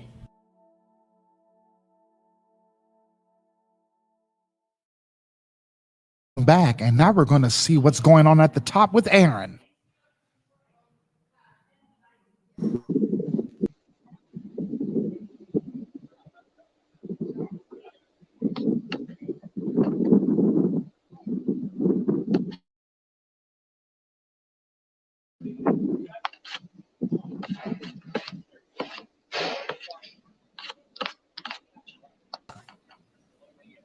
We'll check back in with Aaron in just a moment. Yes, slack. We'll feed that Up slack. next on the ropes is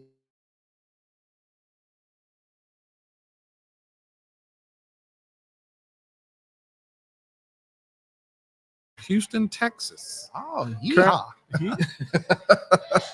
I think there's some good brisket and barbecue down in Houston. Oh, yes, that's what I hear. Doesn't beat that North Carolina flavor, but that's another story for another day. He is also a current resident in Westfield, where he has lived for the best of 5 years now. Hey, another Westfield native and neighbor, excuse me. So glad to have you here with us, John.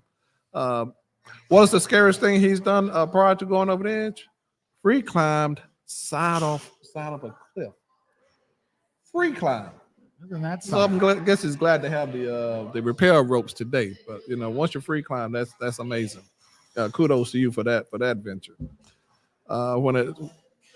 When asked about other than your generous support of United Way and going over the edge, what other causes that they're most passionate about? John mentioned that anything regarding patient care, such as cancer awareness, has always had this desire to help others. So that speaks volumes to the heart in which Jonathan Lord and his passion and good work. That's just a little bit more. I'm gonna share a little bit more later as they're coming down the ropes. But can you share a little bit more about our next participant? Yes. Upcoming on the ropes is Chris Burcham. Chris Burcham is from the Eli Lilly and Company, and he was born in Germany. He has been living in Zionsville, Indiana since 1998, 25 years, so almost 3 decades.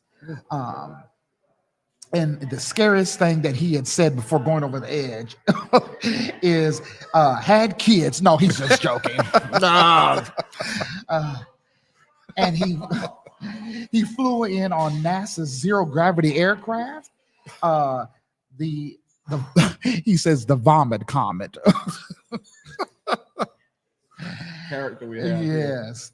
And other than United Way for his generous support, he helps the Habitat for Humanity.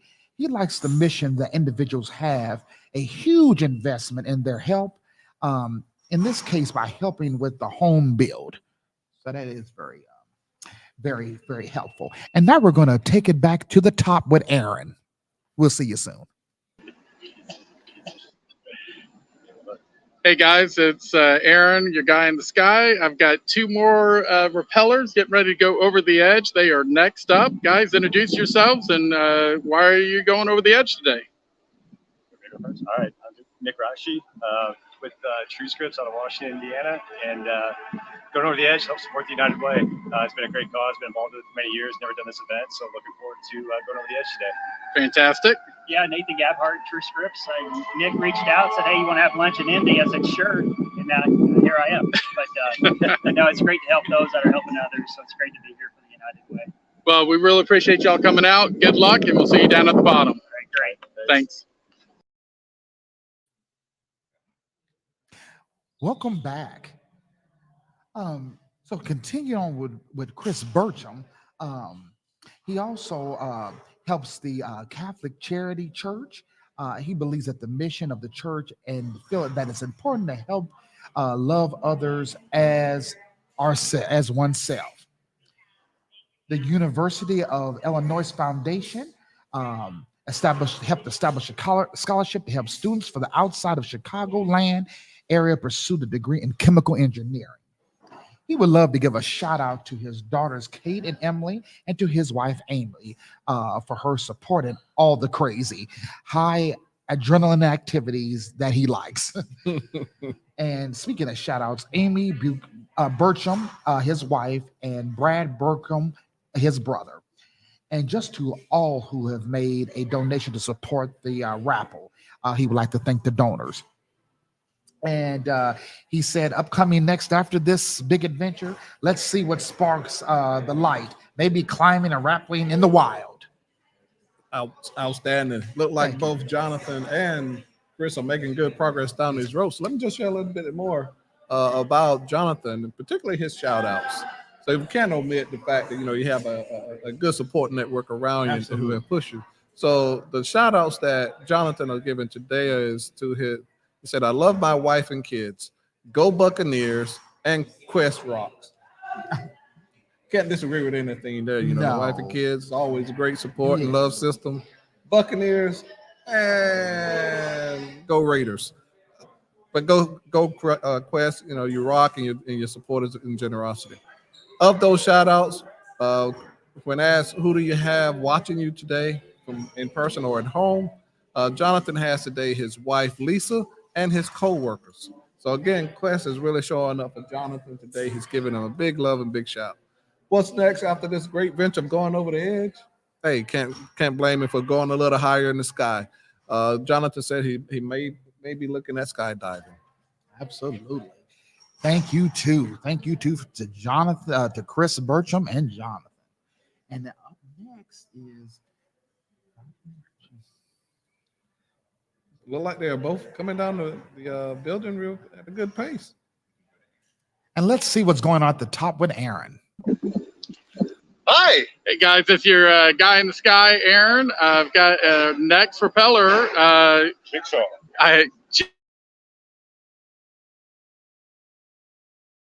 Jake Shaw is over there across the street. The 9th floor, so it's actually down there. Oh, all right. I got some people on the 23rd.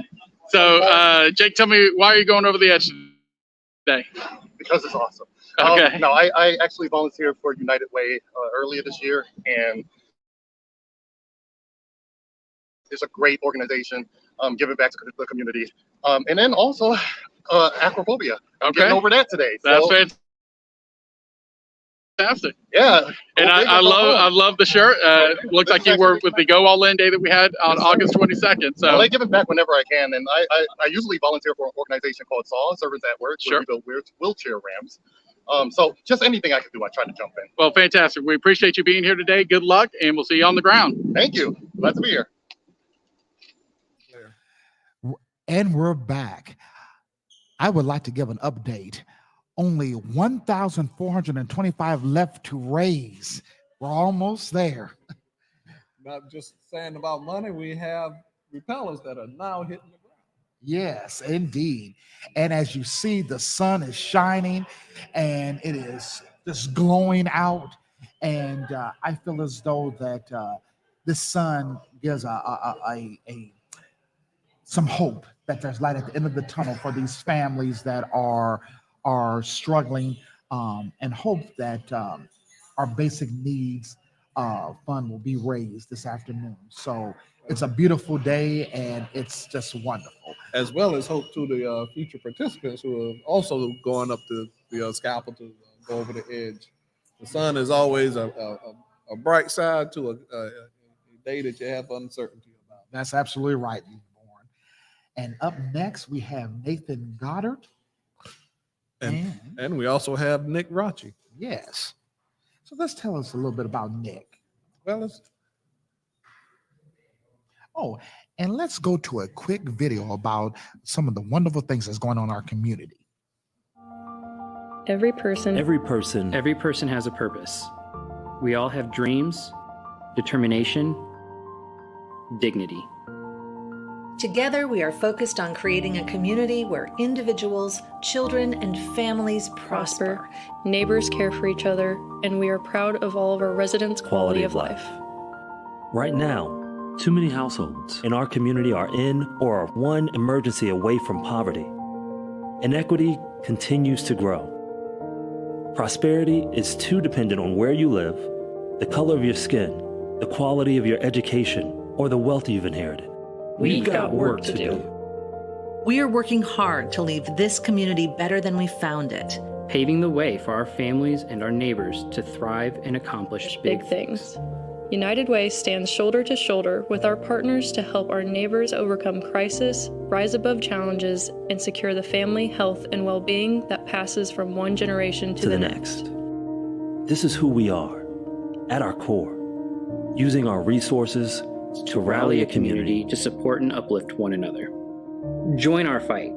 We need you on our team. Because every person Because every person has a purpose.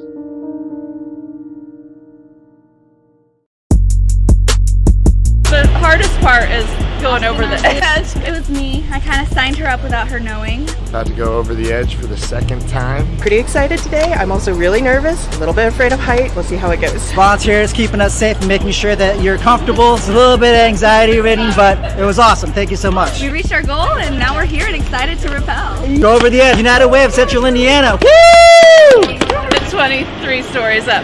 Beyond that, it's a piece of cake. You should try it. Let's get it.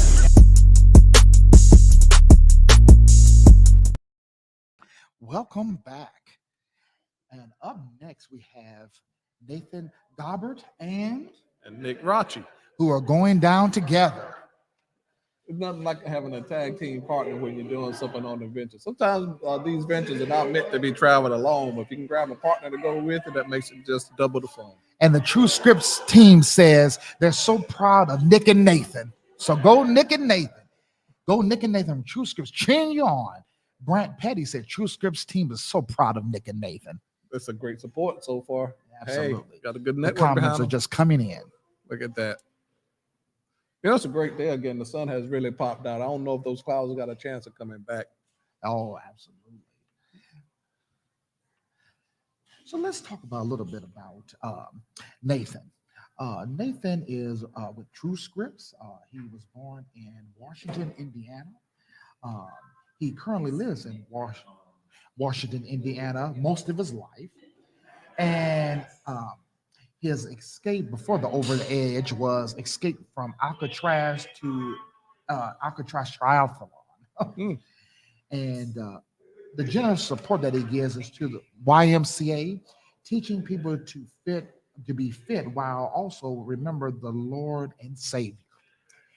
And also, he would like to give a shout out to his COO and CFO, Rick, for signing him up. And his wife, Beth, big shout out to her.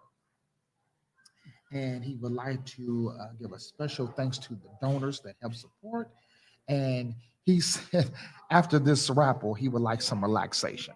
So that's the next thing is what's next is some relaxation. So, and I'm sure after this, that's much needed. Nothing like adding and rappelling down a building on the end of a long work week. Don't tell her what that entailed, you know? Yeah.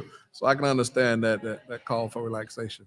And his partner in crime up here on the rappel, who also is venturing down with them today, Nick Rocci. Again, you mentioned they're both from True Scripts Management Services.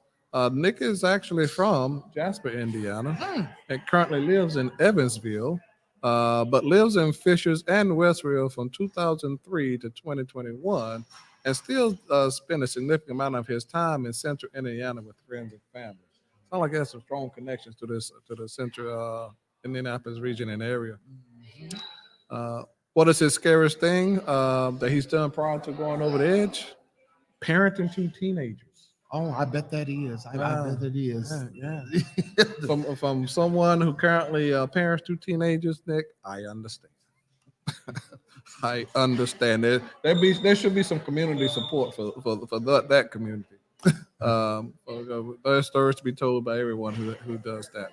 Anywho, back to Nick and not making this personal.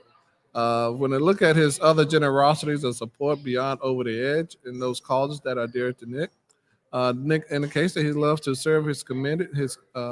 He serves on the committee for Youth First in Southern Indiana, which is very concerned about mental health today for today's youth and access to resources to help them cope with their issues. Also supports Young Life in Southern Indiana. And now let's go to Megan. Hi, everyone. I'm here with John.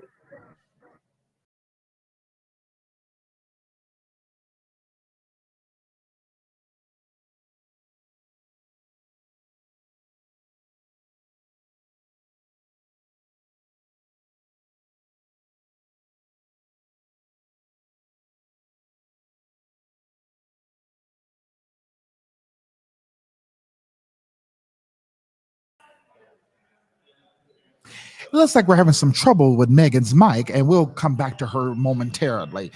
I would like to speak to what was brought up from Nathan and Nick's testimony about things that give them passion. They both talked about mental health and about, you know, keeping the body fit, and also about the mind, body, and spirit. I feel that feeds into basic needs as well, because it is focusing on the body, mind, and spirit as well, and that's what makes this so vital to our community. The Basic Needs Fund is to support the whole person. Without basic needs, that whole person does not get that support. So once again, it speaks to the numbers about 244,000 households and more are critically short of basic needs. And so when we're talking about having the fulfillment of body, mind, and spirit, basic needs is such a key to strengthening those areas that are so vital for us to keep going as a whole individual. But unfortunately, with a lot of our families, the current reality here is that 244,000 families are on the brink of poverty, and in our 7 county regions, and the number is rising. So Nick and Nathan did speak to that as well.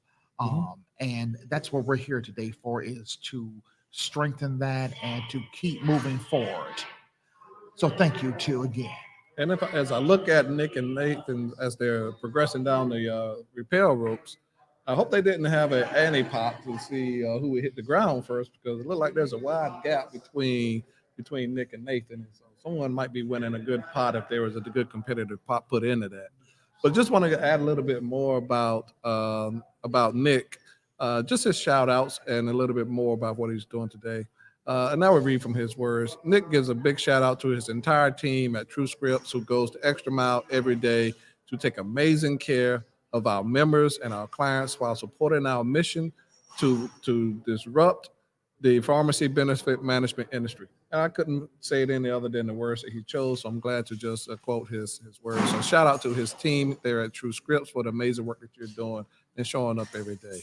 Special shout outs to Nick gives to his girlfriend, Lauren, who is either watching him live today or at home. And when asked about any donors, you might also want to give special thanks to all the donors for the great cause. So that is in his circle of network. And I want to extend that to also all the donors who are contributing today to this great opportunity. Thank you. Thank you. And now we go back to Megan. Hi, it's me again. I just finished the Over the Edge, and it was so much fun. I was definitely scared at the top, but it was so great to face my fears and help raise money for such a good cause. We were only $1,400 almost away from our goal. Please consider donating. It goes to such a good cause. It helps your neighbors, and yeah, thank you. Back to you guys. Sure.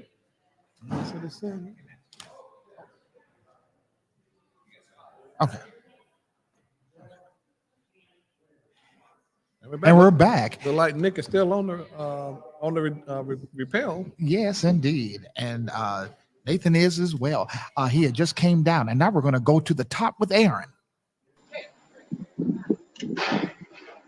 Hey, it's your guy in the sky, Aaron, up here. I've got 3 repellers from AES getting ready to go over. Guys, how are you feeling? Great. Good. Excited. All right. Is this the first time for everybody to go over the edge? Second time for me. First for the two of us. First. Yeah. All right. Fantastic. And AES is always very supportive of United Way. So how did y'all decide to do this? You know, we got the opportunity with AES supporting us, and what an awesome way to support United Way and conquer some fears. So excited to go down today, and yeah, very happy that we got this opportunity. All right, fantastic, guys. Thank you so much for all your support and all you do in the community, and we'll see you on the ground. Thank you.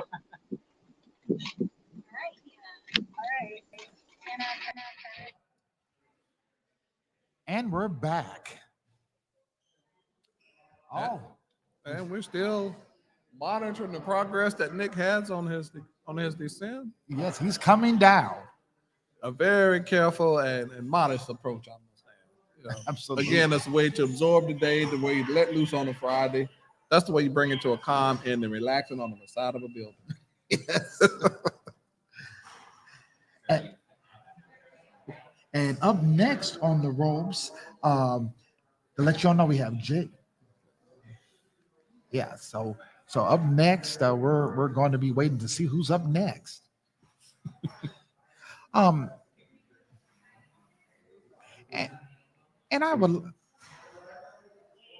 now we are going to go back to Aaron to see what's going on at the top.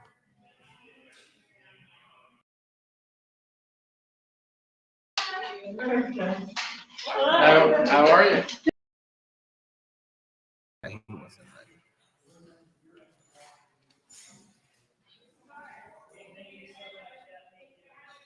Let me finish up. Oh, okay. We're back. So I guess we're having some technical difficulty with Aaron as well. So, you know, it's one of the things about streaming live. You know, you're gonna have some nicks and turns, but at the same time, you keep it moving. Just a little bit more about Nick, just to share what his next venture is after repelling this rope. He's looking forward to getting his feet firmly back on the ground, hoping others from True Scripts would take my spot in the adventure next year. That's a call out, I think. I think there's a call out to other persons that are currently working at True Scripts and those who will be entering down within the next year to come join us around this time. Yes. And just to let you all know, we're $1,425 away from reaching our $150,000 mark for the Basic Needs Fund. So please donate at uwci.org. There's still time left. And I would like to thank our sponsors. Once again, I would like to thank AES Broadcasting sponsor. I would like to thank our rope sponsors such as PNC, Quest Diagnostics, and Resultant. I would like to thank our landing sponsor, Oppenheimer.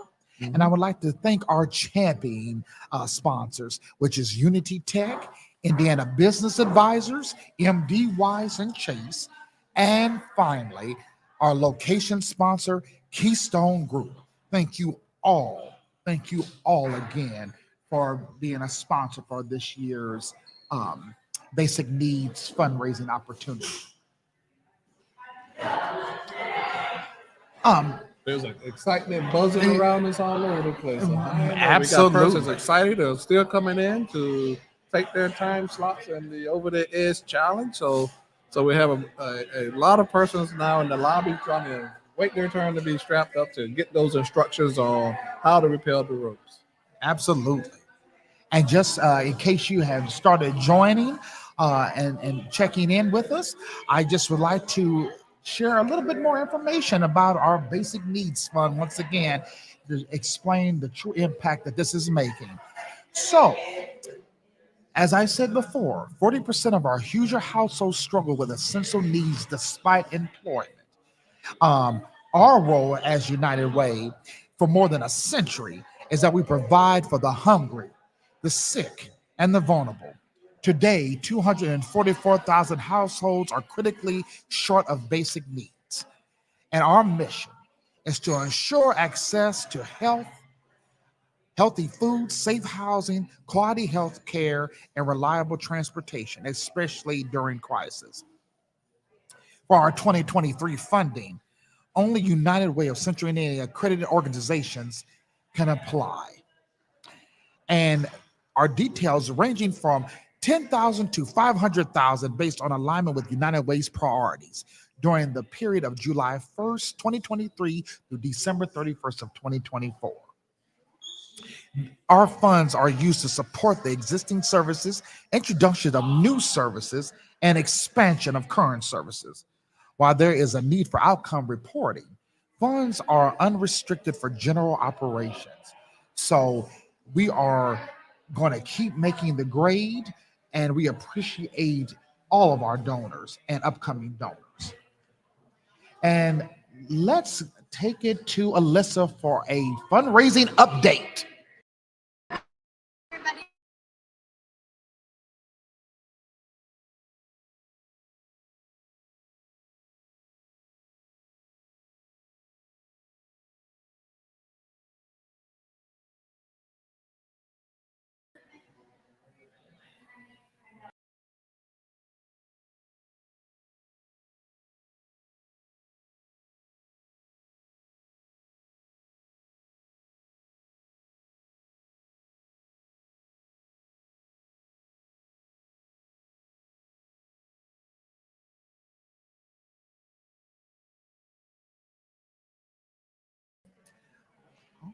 And we're back. Let's talk a little bit about Jacob Shaw III, who is currently on the ropes. So Jacob is with Salesforce, and a big shout out to Salesforce. He was born in Brooklyn, New York City, and he currently lives just south of Carmel on the northwest side of Indy. What he's done before going over the edge today is scuba diving. He originally had a fear of water and couldn't swim. You're not alone there, Jacob. And he conquered his fear by learning how to swim. I'm right there with you, Jacob. On his journey to freedom from thalassophobia, he tried scuba diving, which is a combination of snorkeling and scuba diving. And the other ways he supports our community outside of United Way is Servants at Work, SAW, which is a Christian-based wheelchair ramp building organization for low-income residents in Indiana, Arizona, and Virginia. Salesforce frequently partners with SAW, which has provided him with the opportunity to partake in several builds. And he would like to give a shout out first by shouting out to God, his wife, and his three sisters, and his mama, fam, Salesforce, United Way, and everyone who has donated to this great cause.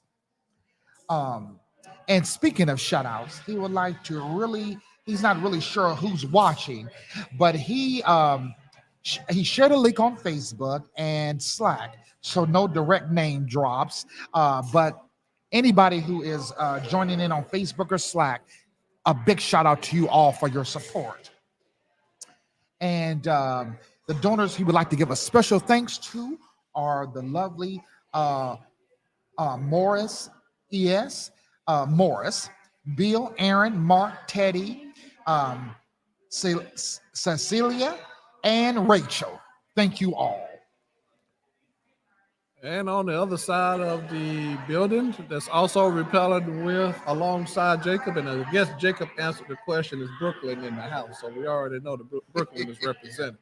We have Hannah Fikes, who has already received a shout out. Hannah appears to be the favorite engineer of the household. So I'm assuming it was the household that gave a shout out just a little earlier to Hannah. Hannah works at AES of Indiana. She's originally born here in Indianapolis, currently lives in Bargersville, Indiana, and lived here in Central Indiana for most of all of her life. But when asked about the scariest thing that she's done prior to going over the edge, Hannah responded that she's an electrical engineer, and I once climbed a 200-foot wind turbine in order to fix the communication hardware located on the top of it. It was definitely a workout. That sounds like a beyond scary to workout itself. It was enduring. Kudos for that. Shout out for you doing, going the extra mile on your job responsibilities. Other than the generous support from a United Way going over the edge, other causes that Hannah has passion and cause for. And the indication has a love to highlight Agape Therapeutic Riding, an incredible organization that partners participants with horses to meet their social, emotional, physical, and cognitive goals. She was lucky enough to volunteer with them for many years, and the incredible healing and changes that she witnessed were truly inspiring. So that sounds like an amazing experience as well. As far as the shout outs and the support for going over the edge today, big shout out to her family who's watching, which explains the favorite engineer comment that came across earlier, and also the amazing her amazing fiance Forrest.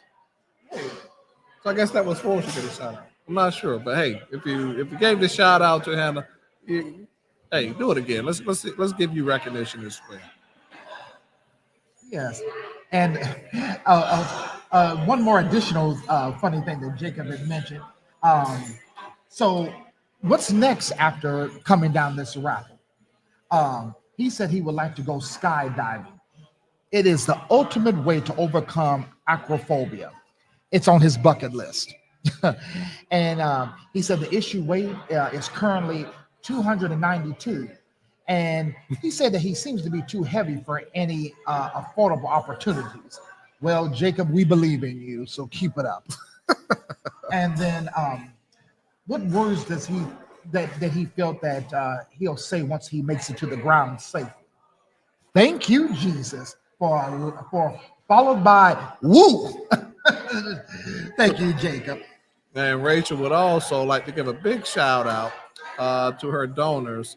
She mentions the many employees at AES Indiana for supporting her today. So big shout out to her coworkers and to AES Indiana.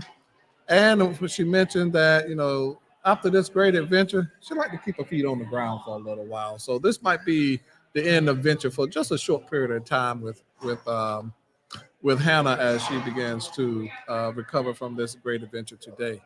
And the words that she said that she would use, what an awesome experience. I think anyone who takes time out of the day to rappel down this building today will probably have the same sentiments and the same words. Sure. And once again, we're just $1,420 left to our goal of $150,000. Making progress. Yes, which is very vital for our basic needs fund. It will help us support our individuals that are really struggling for their essential needs, and it will help feed into our different areas that we're trying to tackle, which is early care and learning, economic mobility, and safe and affordable housing. So basic needs is the foundation of all that we do.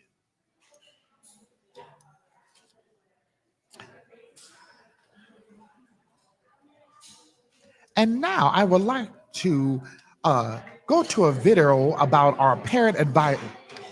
Okay. Oh, and now we're going to go switch to Alyssa.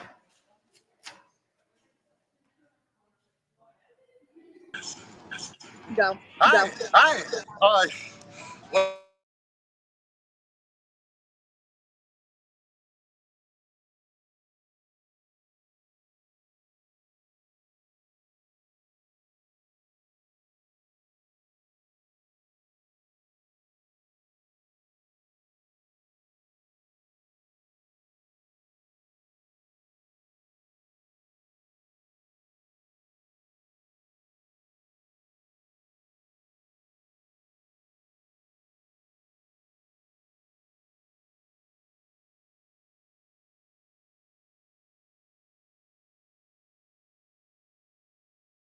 You take it while I look.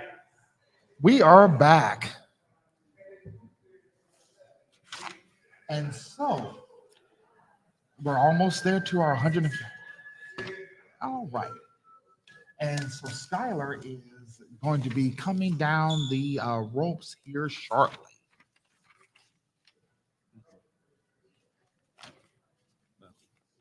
Yes. So Skylar,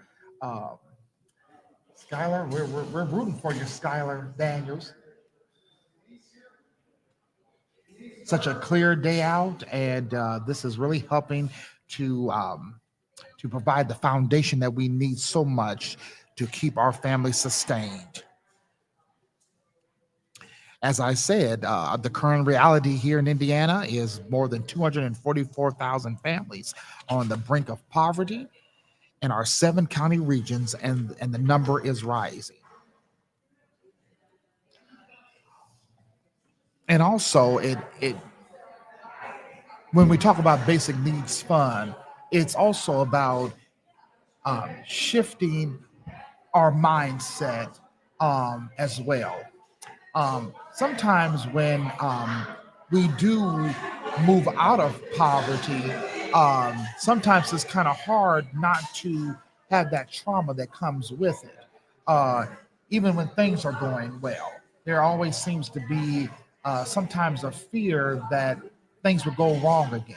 But I feel as that basic needs will help empower those individuals who feel as though that they're not going to get ahead, to show that they are creative, resourceful, and whole. I too was one of those individuals who felt that things would never get better. Almost 20 years ago, I was a homeless young adult, and the basic needs have really helped me, and the supports from organizations that are part of our Center Working Families community, such as Goodwill, John Bonner Neighborhood Centers, were really a big help in moving me forward with self-sustainability. And so the basic needs is very important, very important.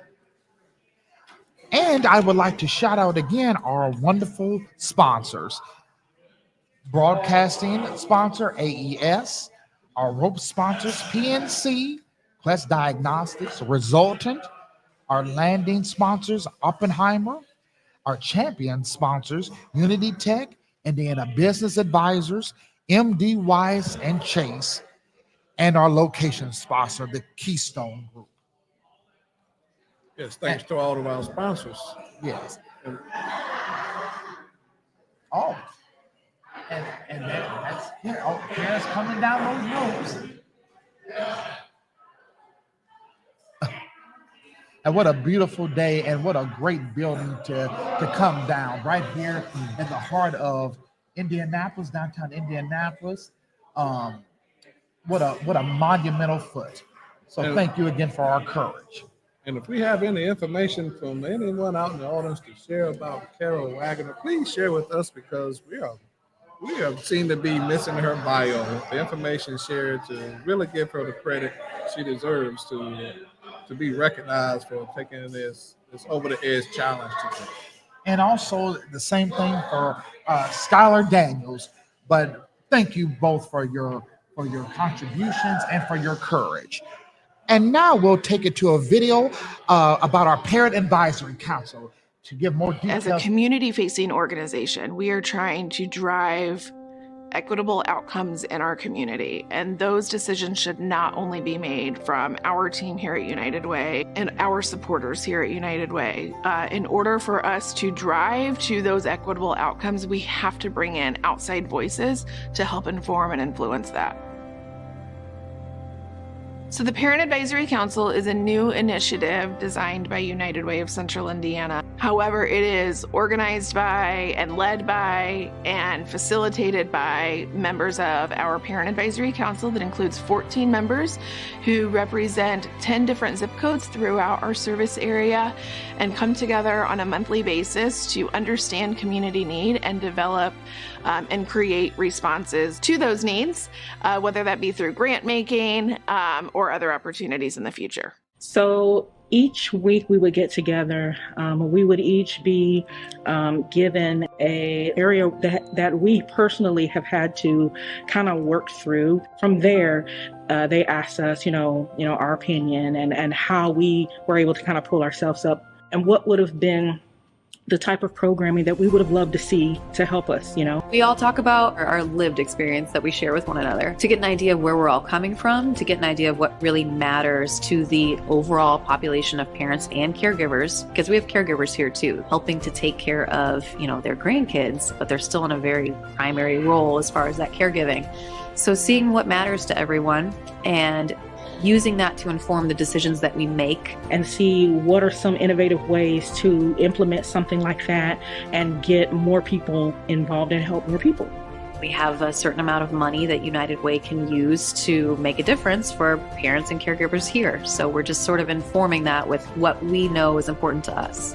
So I would say one of the first aha moments for us, or really for me, was we went into this thinking, how might the council members engage in the Parent Advisory Council space, as opposed to thinking about how might parents engage in our work in many spaces.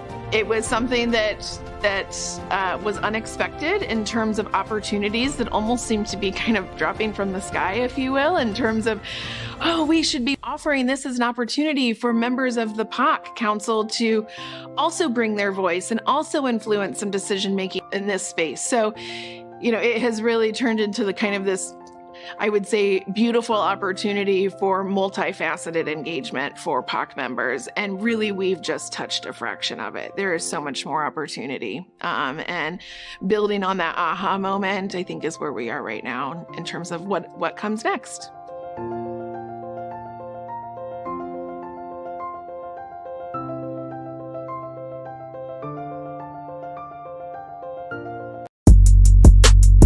The hardest part is going over the edge. It was me. I kind of signed her up without her knowing. About to go over the edge for the second time. Pretty excited today. I'm also really nervous, a little bit afraid of height. We'll see how it goes. Volunteers keeping us safe and making sure that you're comfortable. It's a little bit anxiety ridden, but it was awesome. Thank you so much. We reached our goal and now we're here and excited to rappel. Go over the edge. United Way of Central Indiana. Woo! It's 23 stories up. Beyond that, it's a piece of cake. You should try it. Let's get it.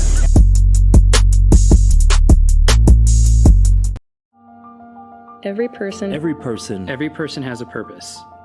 We all have dreams, determination, dignity. Together, we are focused on creating a community where individuals, children, and families prosper. Neighbors care for each other, and we are proud of all of our residents' quality of life. Right now, too many households in our community are in or are one emergency away from poverty. Inequity continues to grow. Prosperity is too dependent on where you live, the color of your skin, the quality of your education, or the wealth you've inherited. We've got work to do. We are working hard to leave this community better than we found it. Paving the way for our families and our neighbors to thrive and accomplish big things. United Way stands shoulder to shoulder with our partners to help our neighbors overcome crisis, rise above challenges, and secure the family, health, and well-being that passes from one generation to the next. This is who we are, at our core, using our resources to rally a community to support and uplift one another. Join our fight. We need you on our team. Because every person has a purpose. Welcome back, and now we're going to go to the top to see what's going on up there with Aaron. Go, Aaron. Hey, it's your guy in the sky. I've got Rachel with MD Wise, or should I say Wonder Woman. So, Rachel, tell me, why are you going over the edge today? Just to give back and do my part. I think what United Way is doing is a great cause, and I'm just proud to support. Okay. I assume this is your first time rappelling 23 stories. How are you feeling? I'm feeling nervous, but excited, and I'm ready to go over the edge. Well, thank you so much for all that you do in the community, and thanks for going over the edge with us, and we'll see you down at the bottom. Awesome. Thank you. All right. Welcome back. I gotta ask, what's the most bravest and most daring thing you've done? Something similar to the over the edge. Let me think. I think the bravest thing that I've done was zip line over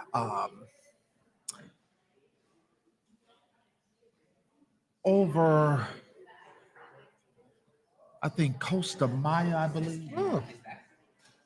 Yes, I did a 6-step zip lining across the whole island. Nah, that is fascinating. I never would have known. I mean, yes, and that was last fall. Okay, so that was even as recent. Yeah, right around the holidays. Outstanding. That's good for you. And I see Kara is still coming down the ropes. And we have some fun facts about Kara that I would like to share. Kara is with AES.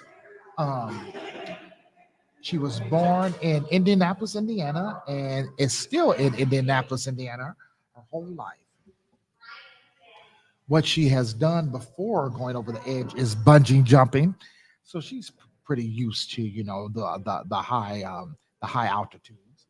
And then other ways that she generously supports our community outside of United Way is foster care, support for foster families, which is very vital as well. I think that's essential to basic needs as well, supporting the foster children who are coming up.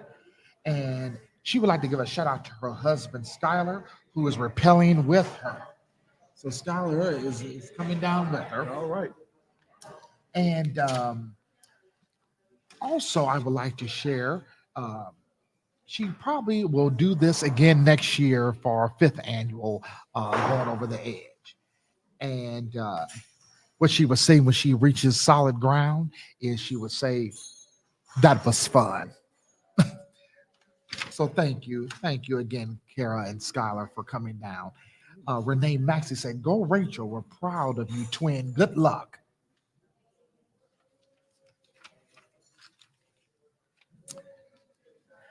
And once again, we are $1,420 left to hit our $150,000 goal for basic needs. Please donate now at uwci.org.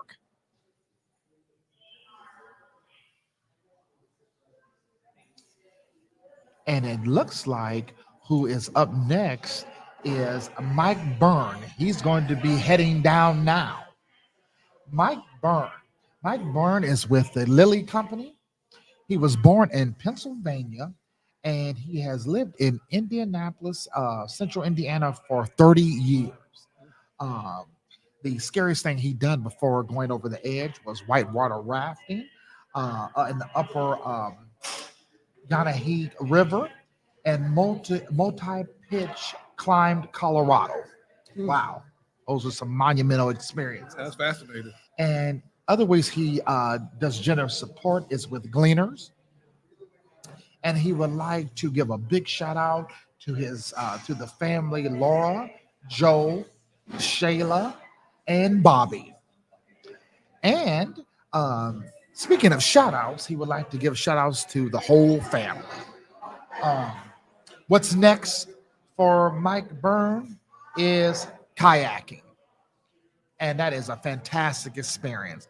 Thank you, Mike, for your generosity and your courage to help us with our basic needs fund. That is going to help 244,000 plus households get help that they need to sustain, because they're critically short of basic needs currently. And our mission is to ensure access to healthy food, safe housing, quality health care, and reliable transportation, especially in the times of crisis. Oh, it looks like they're getting ready to go. It's a beautiful shot of the city, isn't it? Yes, it is. Look at that skyline. Look at that skyline. Bring on the weekend. Hope the clouds stay away, and yes, just as sunny for the rest of the weekend. Absolutely. So tell us, Warren, what is the scariest thing that you've done? I don't think there's anything more compelling on a person's soul than 11 and a half weeks in Paris Island, South Carolina. So, where we've had opportunity to do some of the things you see today with repelling, but also stepping out of your boundaries. When you're standing and jumping in an Olympic-sized pool, full gear, 50 pounds of weight strapped to your back, and you got to swim from Olympic-sized pool one end to the other. Wow. That to me was daunting. But it just chalks up to the will of courage and the will of continued perseverance, because it was nothing as an easy journey along. Well, it seems like you're a big swimmer and have a lot of courage too, Warren. I wouldn't say a big swimmer, but I call it survival. And that's what our families are trying to do, is survive. And that's why the Basic Needs Funds is very important, to create that ongoing survival, but not just to survive, but to get ahead. And that's why we're doing this today, and that's why we keep doing this. Absolutely. Again, it takes all of us to really understand the need and the call of our citizens and our neighbors, and to have a good pulse on our community. So here at United Way of Central Indiana, we like to say we have a good pulse of our community. We have great data to support our work. We have great team members who really show up every day with the will and the mindset of understanding the importance of what we do to support our neighbors. And so the donors and the individuals who have participated today also contribute to that understanding and that work, as well as that passion, because their donations go into our basic needs funds to show that we can continue to do the work that is necessary to help our neighbors get one day better than they were the day before. Absolutely. Any experiences, one that you can share that would speak to the basic needs and experiences that you heard from our community members over the last few years in our community, since you play such a vital role with diversity, equity, inclusion, and belongingness? Well, in my role, I really like to get out in the community to hear those personal narratives, and not just from the community members, anyone who's connected to our work that are also in those communities as well, to show that as we are doing this work, it is important for us to realize we can't do it alone. So to have collaborations and partnerships that sustain this work is vital and important. So being in those convening tables and hearing how we all can use our organizational talents to service our members, because again, we're all doing the same work, trying to uplift a community and give services to our members who are in a space where they need others to really provide them those support networks.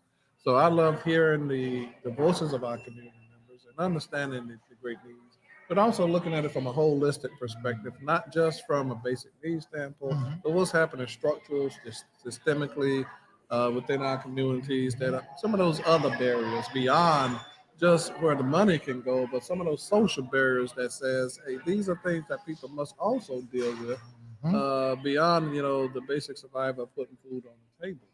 And so hearing what others are doing and hearing how we can partner as an organization and they can partner with us, building and strengthening those relationships.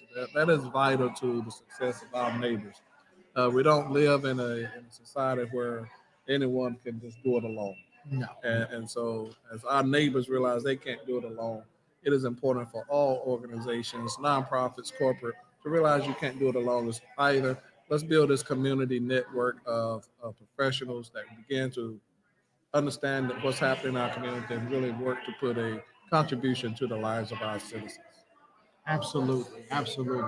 And I'm so glad that you had said that as well, Warren, because the relationships is the key component as well in the basic needs, to get that emotional connection from someone, to really genuinely feel, to make them feel that you do care and that they are being heard. Because even though the funding is important, it is also about relationship strengthening.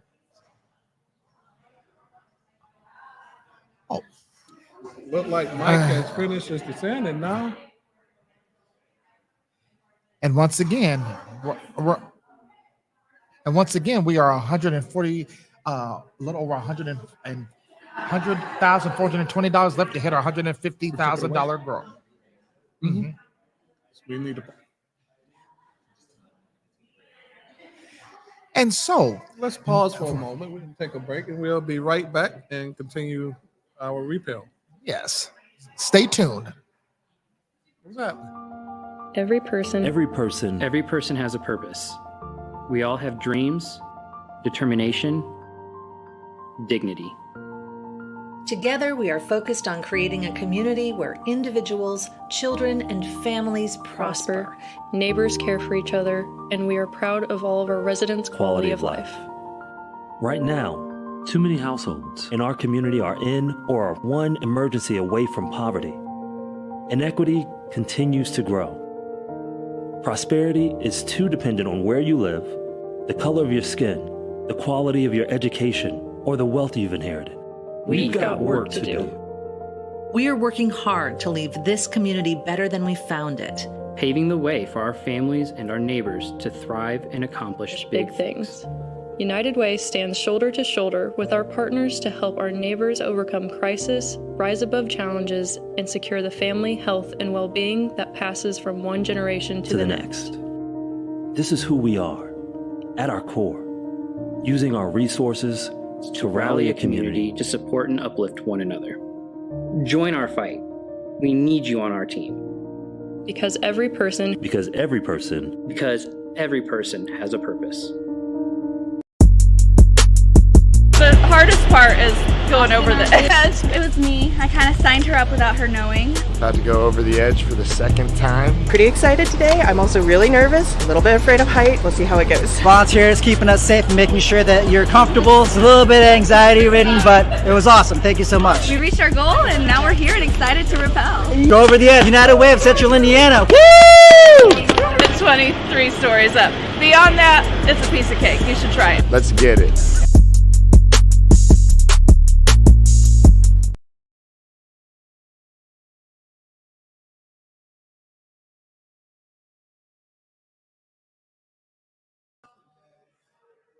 Welcome back. And now we're going to go to the top to see what's going on. Take it away, Aaron. Hey guys, it's Aaron, your guy in the sky. I've got Jayla here. She is in line, getting ready to go over the edge. Jayla, tell me, why are you going over the edge today? I think that the cause that United Ways chose, our Basic Needs Initiative, really resonated with me.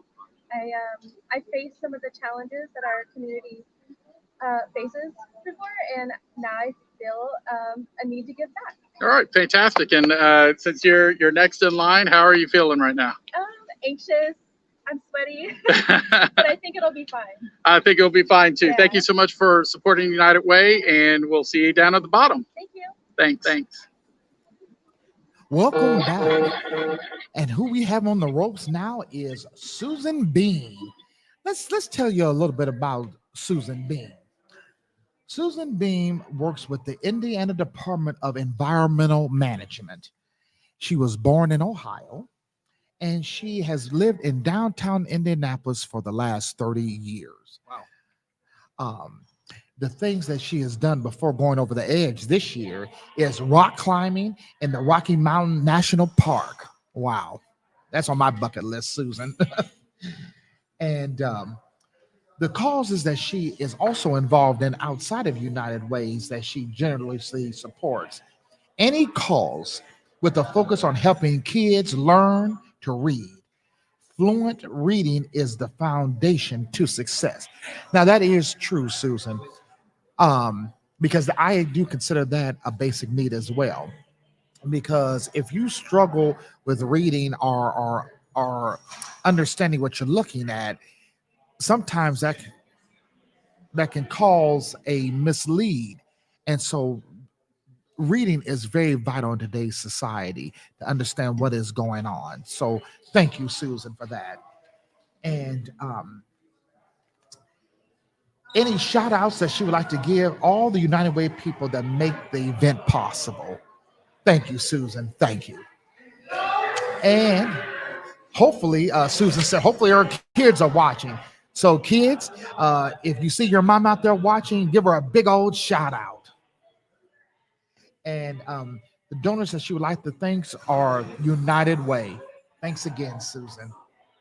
Along with Susan, we also have another participant up there to join us on the road. We also have Jenna Piercy.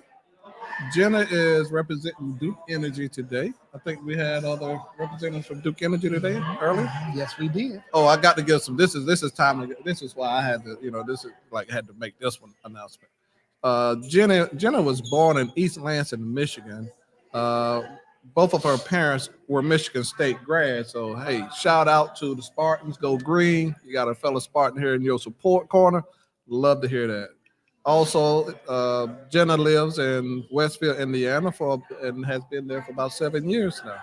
Another neighbor, so a Spartan and a neighbor. That's a double. That's a plus. What is the scariest thing she's done prior to going over the edge? Jenna mentioned whitewater rafting, zip lining, or kayaking with orcas. Okay, interesting. Throw the orca in there just for the adventure. People keep asking her if she's afraid of heights. And her only response is, we're about to find out. I guess this is the day. Other than the generous support of United Way for Over the Edge, what other causes does Jenna find most dear to her? Homelessness. Because we're all always a few bad streaks, of luck away from being homeless. And there are so many stereotypes about the homeless population that just aren't true. So sounds like Jenna has a good understanding of the social conditions of people and how homelessness has a narrative of its own beyond the stereotypes that others like to just shout. As far as her shout outs, she gives shout out to her son Ben, her daughter Kayla, and her mom Judy. Thank you, Jenna. Well, hey, do we have an update? Yes, and we do have an update. We are $1,179 left from hitting our $150,000 goal for Basic Needs Fund. Thank you so much for our donors. And I want to speak to what Jenna said about we all can be vulnerable to homelessness. That is very true. And I want to speak to that, and it takes me into talking about the pandemic. So a few years ago, as we all know, with the pandemic, when the cities shut down, it gave us a different look on how we all can be impacted. We had children in school. We had essential workers who were putting themselves out there in a very tough situation. We had individuals who might have lost their work, several households that lost income and work due to the pandemic. And so that shows us that we all can be affected with having our basic needs and essentials compromised. And so thank you, Jenna, for raising that up. And now we can turn it over to Aaron at the top.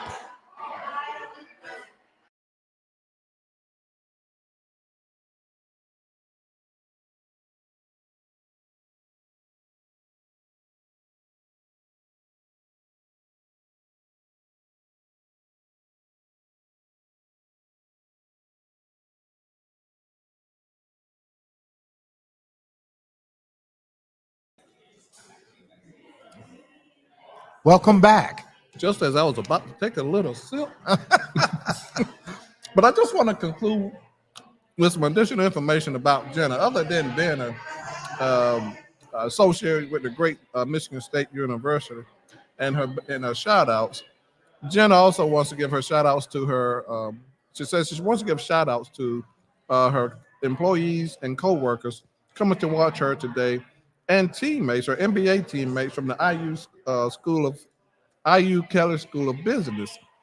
They actually graduate today.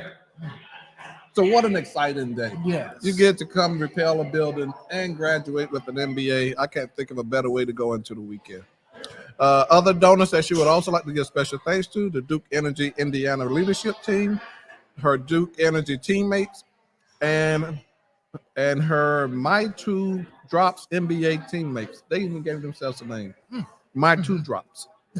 When asked what she would do after repelling down this building, any other exciting adventures, in quote, she says, "Well, I've been working on my MBA for the past 2 years, and this marks a new chapter. It's also kind of a rite of passage for Duke Energy Indiana. I'm excited to see what's next. I'm not sure I'll be able to speak after doing this, but maybe maybe I'll be yelling as my words of experience. I did it. Kudos to you." Yes. Thank you, Jenna. And you don't have to speak. Your actions are very powerful. So now we're going to take it to Aaron at the top. Hey, it's your guy in the sky. I've got Randy here, rocking the Barbie Girl Power shirt. Randy, tell me, why are you going over the edge today? Yeah, so I'm a little bit of an adrenaline junkie, so I felt this was a nice little thing to get that fixed. But also my company, JC Hart, has participated for a couple years, and I've always wanted to do it, raise some money for a really good cause. Well, that's great. And so you are next in line. Tell me how you're feeling. Excited, anxious, ready to do it, have some fun. All right, fantastic. Thank you so much for supporting United Way and our Basic Needs Initiative, and we'll see you on the ground. All right.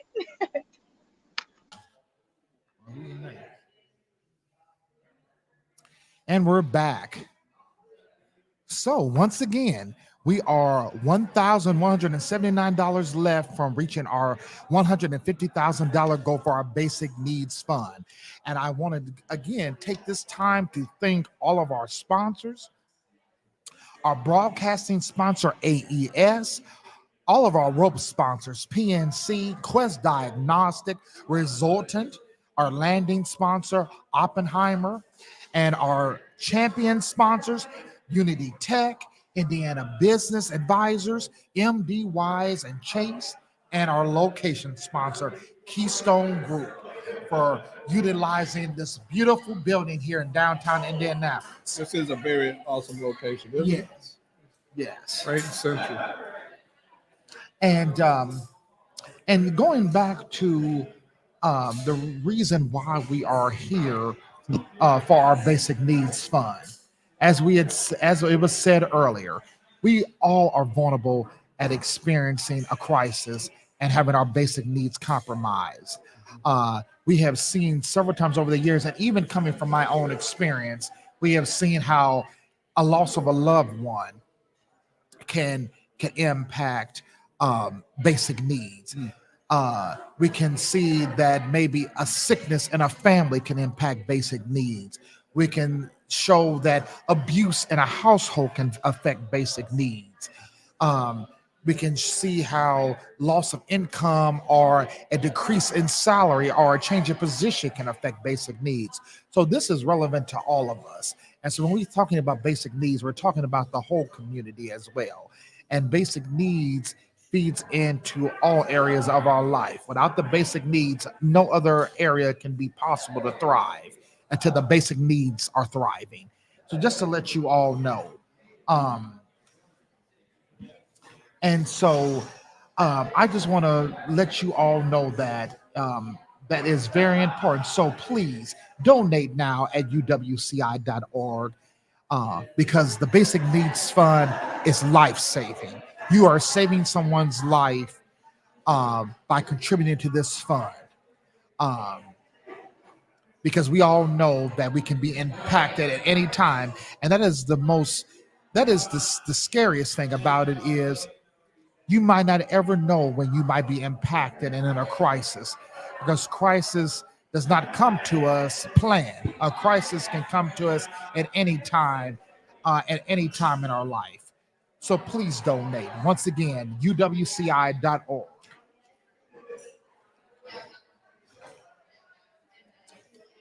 And understanding their focus areas that Basic Needs feeds into that United Way is focusing on is early care and learning, economic mobility. And when we're talking about economic mobility, we're talking about building better earning avenues and employment pathways. And we're also talking about safe and affordable housing, boosting housing security, and curtailing homelessness. Because as we know, with rising rent costs, basic needs can be affected too, especially if your income is not supporting your cost of living. And as we know, apartment rental cost and housing cost is rising. And that's why it's so key to have our basic needs met as well. But the basic needs are strong, social capital is strong. And next on the ropes, we have Jayla Miller and Rachel Maxey. Thank you too for your courage and for your generosity. And let's share a little bit about Jayla Miller. Jayla Miller works for Ivy Tech Community College as a developmental fundraising associate. Thank you, Jayla. She was born in Indianapolis, Indiana, and she lives in central Indiana her whole life. The scariest thing that she did before going over the edge was skydiving last year, September 2022, at Skydiving Windy City in Michigan City, Indiana. And it was amazing, and she plans to do it again soon, she says. Other ways that she supports the sector with her generous support outside of United Way is through her personal experiences with the challenges of our community faces.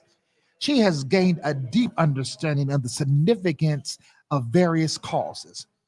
She recognizes that the importance of environmental conservation in ensuring a sustainable world for future generations.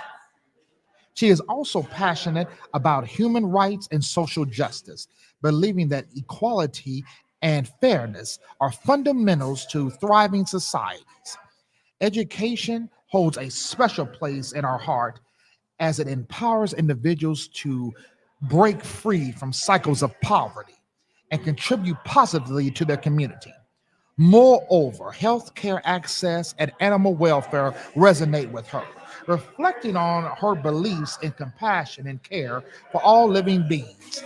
Lastly, she is committed to crisis relief efforts, understanding the urgent need to support communities during times of adversity. By engaging with these causes, she aims to embody the spirit of resilience that defines our community, while inspiring others to recognize their untapped potential and contribute to creating a brighter, more inclusive future for everyone. Thank you, Jayla. Thank you. That is outstanding that you just shared there. And let me just introduce you to Rachel Maxey. Rachel is representing MD Wise today. She is also from Indianapolis and was born here in Indianapolis and currently resides here in Indianapolis. So she is a lifer. This is home. When asked what is the scariest thing she's done prior to going over the edge, there is no comparison. This is it. Rachel says that this is her first scariest thing she's ever done. So, kudos and shout out for your bravery.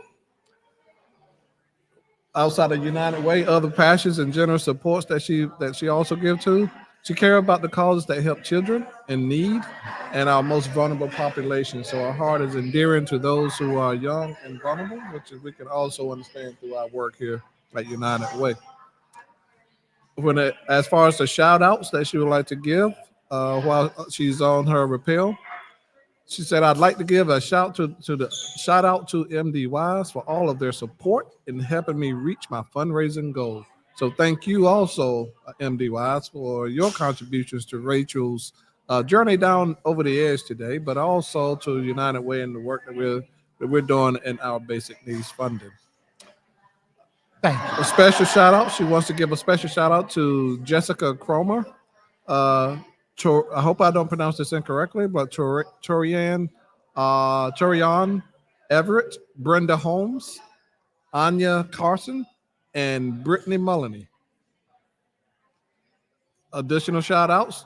The same fundraising crew that she had to help reach her goal. And as far as her next adventure, she says she would love to try skydiving next. We'll see if that actually plays out. We have a lot of skydivers. Thank you both again for your courage and generosity. Well, after you go up over the edge of a building, you might as well go a little higher and jump off the plane. Yes, let's take it a little higher. And now we're going to go over to showing about stability first and seeing how they're impacting our community. So I moved to Indiana in 2015 with my youngest's dad, trying to get away from drugs, because at that point I was an IV user. Well, you can't really run away from that if you're not trying to heal. And I feel like an addict can find an addict anywhere in a crowd of people. And that's exactly what happened. And that I still just continued to hang out with people that were getting high, because at that point I lost my kids, so I didn't care. What else could you take from me? Not knowing this whole time that I was hiding from the trauma that I had dealt with in the past, and abandonment issues. So I sought that comfort in people that really didn't care about me, that just, wanted to get high. Well, Stability First is a nonprofit that we put together about 8 years ago now to address issues of poverty and homelessness and addiction. At this juncture in the ministry, we have the Magdalene House, which is a 16-bed facility for women. Valita Fritchie was on our advisory board for the women's side of the ministry. She just retired from the Morgan County Jail. And I asked her one time to go in and do a little survey. I said, a one-question survey.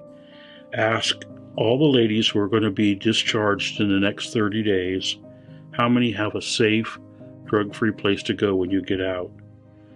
A couple of days later, she came back and said there's 15 ladies going to be released in the next 30 days. One of them said they had a safe place to go. And it was kind of like, duh, you know what we need to do. So the need's tremendous, but we're doing what we can with what we have. Until we got our accreditation with United Way, there's still only 3 agencies in all Morgan County that are United Way agencies, and we're just the 3rd one. The basic needs funding is actually part of what's helping us run the Magdalene House. It'll go to that particular part of the ministry.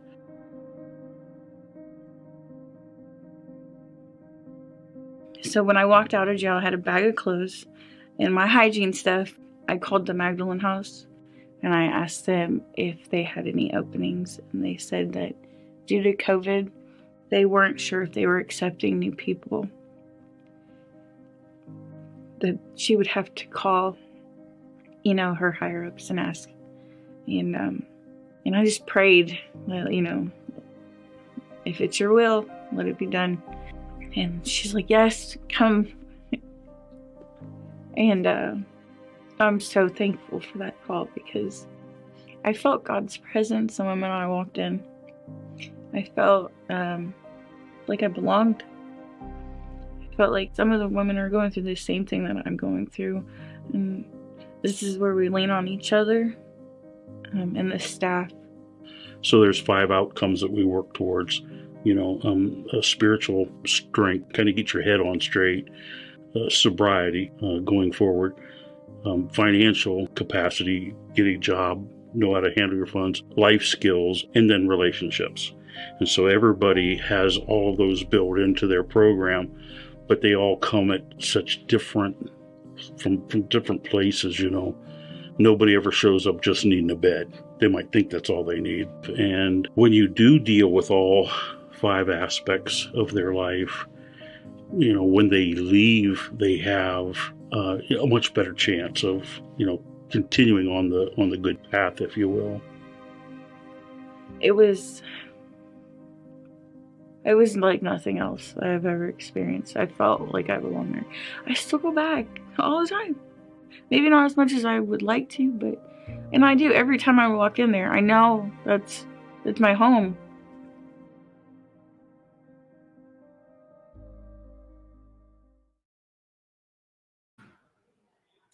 Okay, we're back, and it looked like my partner in crime has taken a little venture off, and Brian will be returning with us shortly. But I just want to say that those videos really do a great service of really speaking to the volume of work that we do and how they really impact the citizens that we serve. And so I am always moved by some of the testimonies that's found in these videos, and I know the work that goes into it with our marketing crew to produce this level of work to really share our narrative. So I just can't speak volumes about how much the realities of people's lived experiences are really narrated through the great work of our production and through the marketing crew. So thank you for sharing those videos with our audience so they can see exactly what we mean behind the work that we do, particularly as we talk about basic needs funding.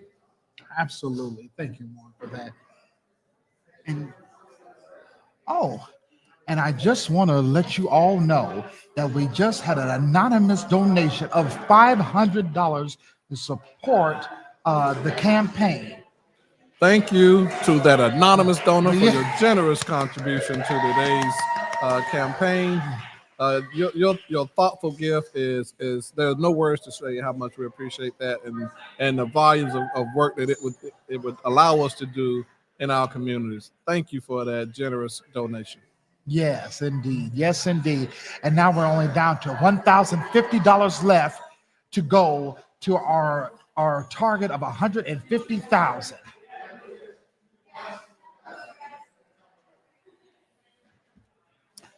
And Brian, you got lost on me for a minute there, buddy. Oh, yes, yes. But I'm back here now and everything. I got so excited and I just started to mingle with our wonderful folks that are here in the building today. I thought you were about to volunteer to go over the edge. Oh, well, you never know about me, Warren. I just might, So if you get lost again, I know where to find you. Absolutely, absolutely. But back to the generous gift, I just want to just pause there for a moment. That when you really realize what we're doing today and where we are, persons really could sit back and relax and enjoy. But to go into your wallet, to go into your checkbook and say, I want to give today something is speaking to me about the work that United Way is doing, and I want to donate this $500 to show my commitment to your level of commitment to our citizens. So really to that anonymous donor, and then there's no need to attach a name always, but just to know the heartfeltness that is behind your gift. Thank you for taking the time to donate today. We really appreciate your gifts, and you have taken us $500 closer to achieving our goal. So feeling good about today. How about yourself? I really do. And I want to also say that when you think about basic need funds, just think about it. Think outside of yourself. Think about if it was your youth or your parent or a loved one or friend that had a crisis situation that came up that impacted their life. What would you like to see for them? What resources would you like to see? What would you like to see for yourself if you were in a vulnerable situation like many of our households? It's no guarantee what's going to happen tomorrow. Who knows? There might be another pandemic. But let's talk about the upcoming individuals that are on the rope. We have Randy Ireland, and we have Ashley Gore. Yes.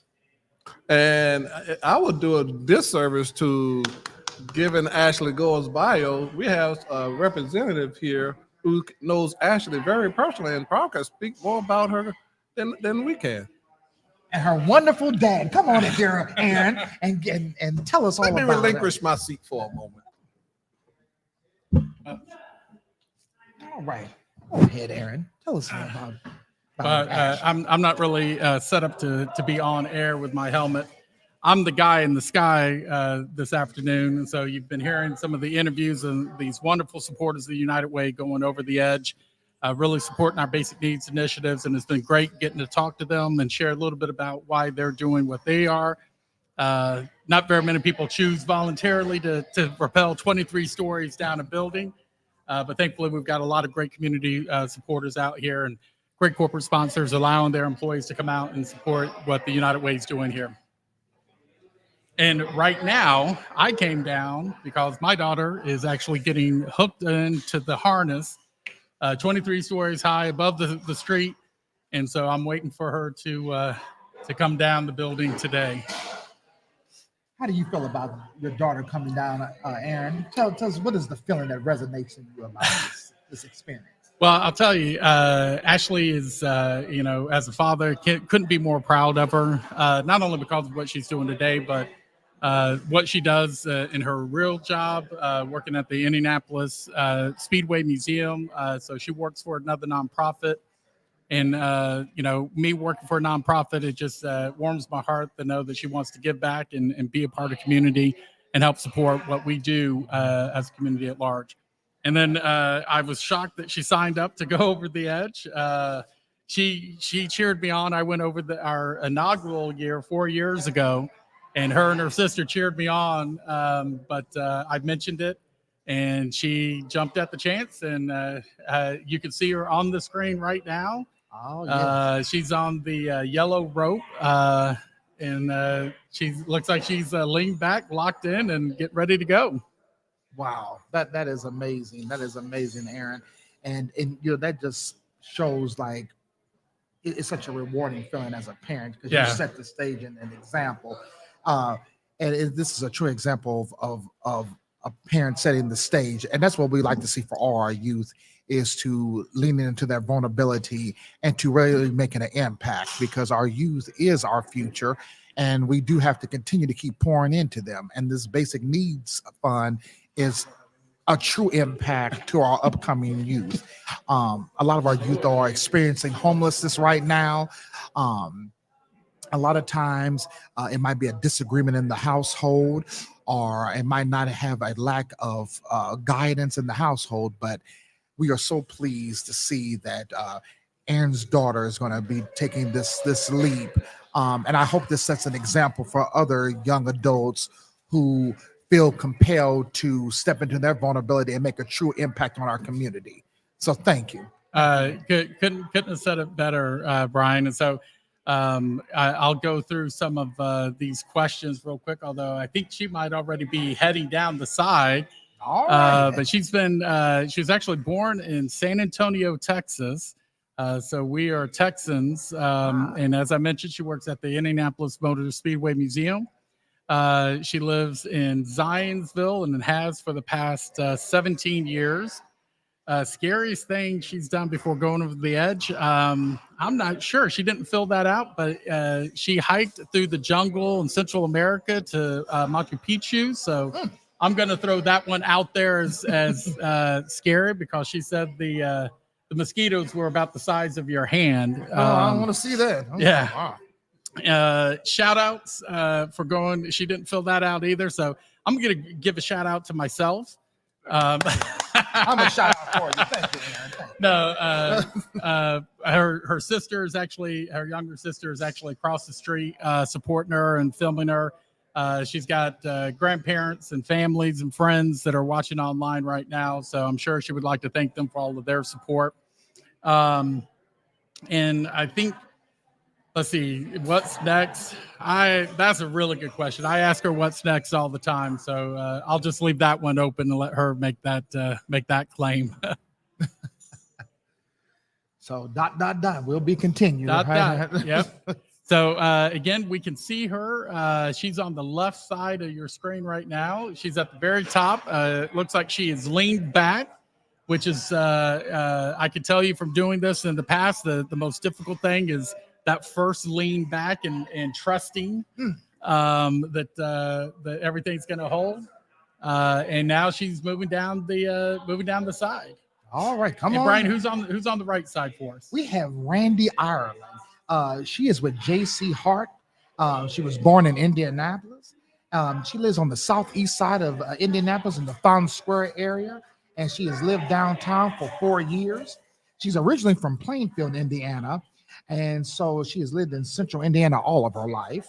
The most scariest thing that she has done up until this point, going over the edge, is bungee jumping.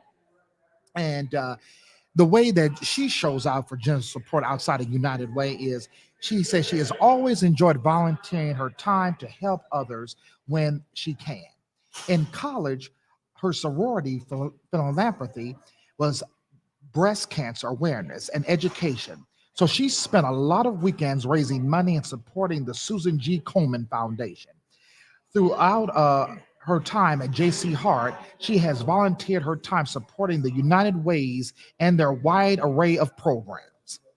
Well, she was wearing, I interviewed her up top. She was wearing a pink Barbie girl power shirt. And at the pace that she's made it down the side of this building, yes. I think she is definitely representing girl power today. So yes, they are empowerment, moving quick. And she would love to give a big shout out she would like to get a big shout out to her family, friends, and always for being there for her and supported her whenever they needed that she needed it. Her husband, Corbin, who has been a soulmate and partner in crime since they were 15 years old. Wow. And her J.C. Hart work family, who has pushed her into succeed every day and be her best self. The Mass Ave community, where she has learned the true meaning of community. Lastly, the Penrose Peeps, aka my residents at Penrose on Mass, who truly make coming to work every day a little bit more fun and enjoyable. And she would like to give a shout out to her grandma, Glenda, who she refers to as Glenda the Good, as watching her from down below with the rest of her family and friends. Her mother, June, my little sister, Bridget, and I love you, Nugget. My husband, Corbin, her husband, and her ladies in the office, Sam, Anna, and Brittany, and the rest of her work family. And she would also like to thank the special thanks to the donors.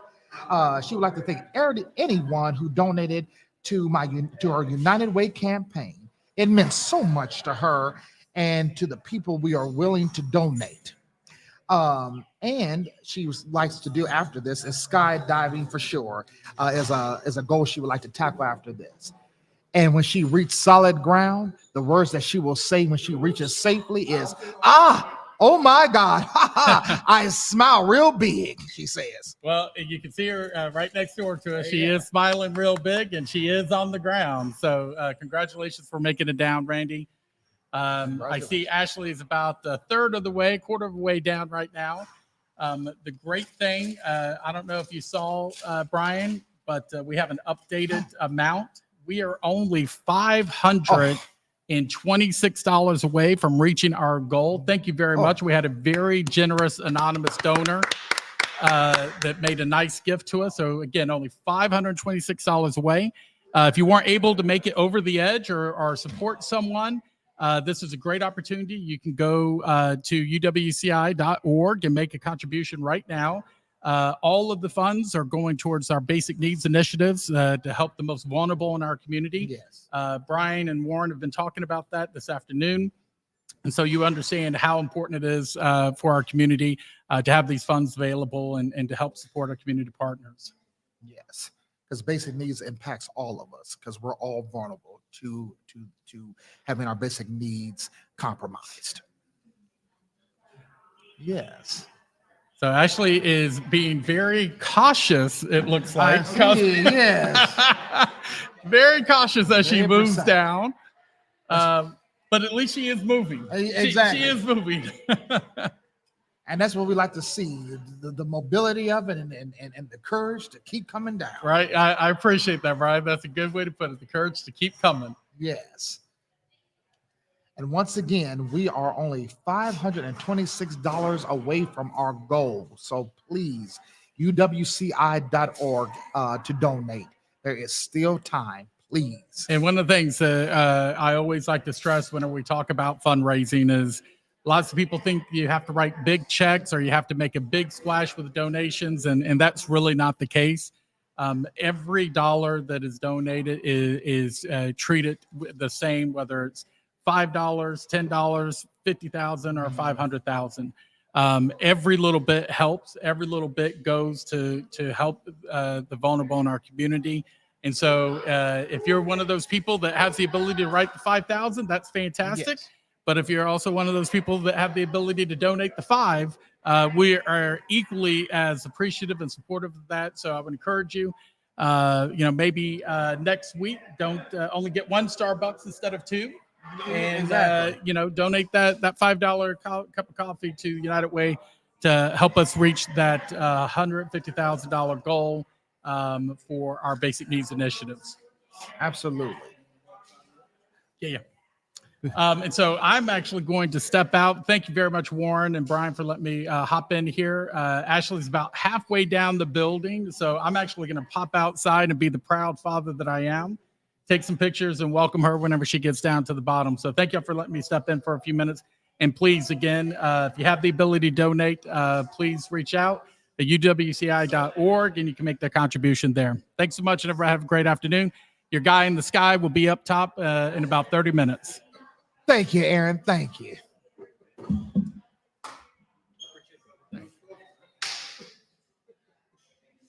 Such a great father and a true example of a strong leader and father. Man, that made me worth standing up and giving up my seat to have Aaron to share his story and talk a little bit about his daughter, and you can hear the proudness that he had in his voice, and really show the support. Absolutely. To allow her to actually, well, not to allow, but to encourage her and to motivate her to continue on. And once you sign the dotted line, that's one thing, but actually going down this building is another. So it's great to hear Aaron share that bit with us. Yes, and as you see, pouring into our youth will set the way for years to come.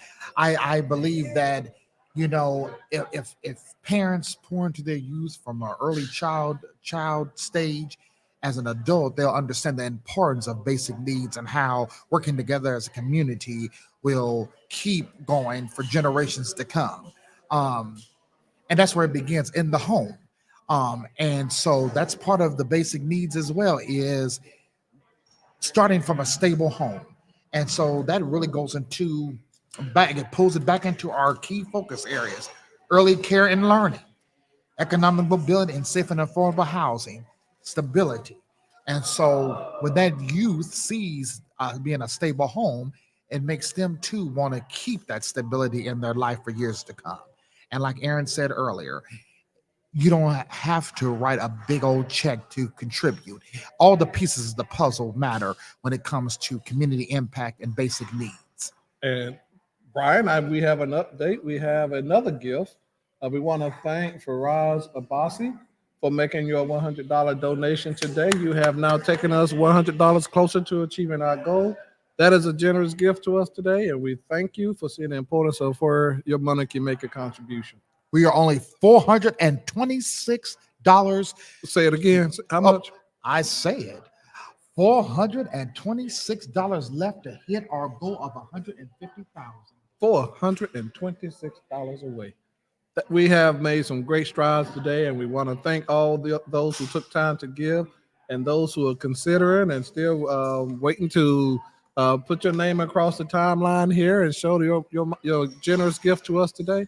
We appreciate that because we know we're going to reach this goal, and we know we're going to exceed this goal today because we have a generous community of concerned citizens here in Central Indiana and throughout the state.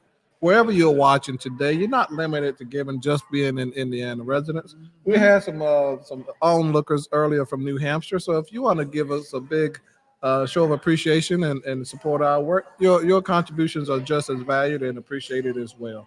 So wherever our reach is extending today, if you want to generously give your donation, we will appreciate that and thank you.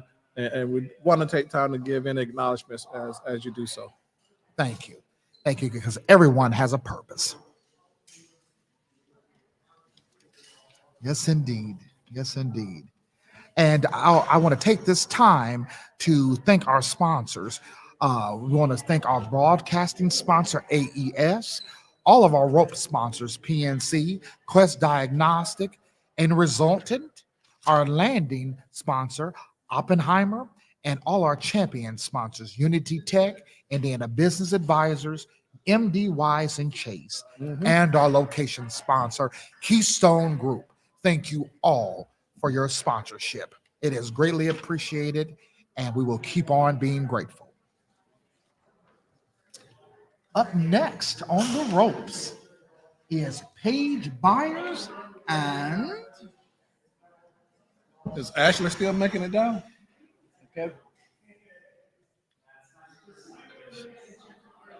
Yeah, I think so. Yeah. Well, Ashley's going to make it down slowly and surely, very precisely. We're rooting for you, Ashley. Take your time, Ashley. Enjoy it. If this is your first time going down the building, which I'm certain it is, you want to take time and enjoy every step. Absolutely.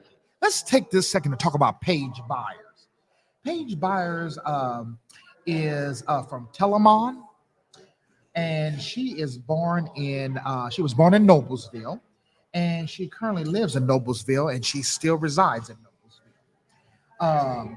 The scariest thing that she did before going over the edge is free swim, which she did a free swim with sharks in Hawaii. Wow. That is a brave soul to swim with the sharks. And the other ways that she shows her generous support of United Way Over the Edge and other causes that she cares about are her work partners with United Way. So she loves donating to as many causes as she can. Thank you, Paige. She would like to give a shout out to her family, friends, co-workers, and her dog, Tucker. Speaking of shout outs, she would like to shout out to her mom, dad, sisters, nephews, brothers, brother-in-law, and her boyfriend. How about the whole family plus one? Yeah, that's right. And after this, what's left in store for Paige is skydiving will be next. And when she reaches solid ground, the words that Paige will say are, "Wow, let's do it again." Let's do it again. So thanks again, Paige, for your generosity and courage. $426 left to reach our $150,000 goal for basic needs. Donate now at UWCI.org. UWCI.org is a way you can donate. And as we said before, any help counts. Everyone has a purpose, and everyone can impact the community in all kinds of different ways. Big or small, it is all relevant and is gratefully appreciated. And it will be a gratitude that will continue to transcend. And Brian, I'm happy to announce that Ashley Gore has officially descended the building, and she is now safely on the ground and in the embrace of her father, who has now shown her the love and appreciation for taking that dare to go over there today. Once again, great job, Ashley. Great job. And I would like to take this time and to continue to talk about how basic needs support other areas of our plan. So in our other areas that basic needs feeds into is early care and learning, which we have talked about how literacy with our youth count and our read up programs and literacy initiatives, enhancing learning, economic mobility, building a better earning avenues and employment pathways, which is connected to education, and safe and affordable housing. And so when all of these things are in place, they're moving up the Maslow's hierarchy, and it gets them to self-actualization that they are creative, resourceful, and whole. We see it, but we want them to see it. And with that, they can take that and pour into someone else who might be experiencing a crisis, to show them the light that they are creative, resourceful, and whole, and they do have a purpose. So that is where United Way stands, is to showing the community that we are a solid partnership, that relationships are the key, and that every person has a purpose to live out their destiny. And so that's why we're here today, is to continue our calls to help strengthen this community. And the foundation of that is basic needs funds. And as I said before, I would not be sitting here with you today if it had not been for the support that was wrapped around me in my time of crisis, when I had lost a loved one as a young adult. And I experienced all of these areas of having a impact in safe and affordable housing, and struggling in economic mobility. These are key factors that come from basic needs that will help move a person along to live their best life. So thank you again. Thank you for all our donors, and we are still here. And please continue to donate.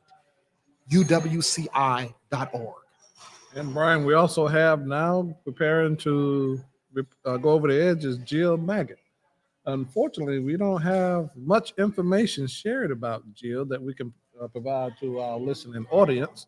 So if anyone out there listening is able to load up any information in the chat for us, please share some information with us, because we love to give all the recognition to Jill Maggot for her going over the edge today. That's right. Thank you, Jill Maggot, for your courage and your generosity. You are appreciated, and you will always be appreciated. Thank you.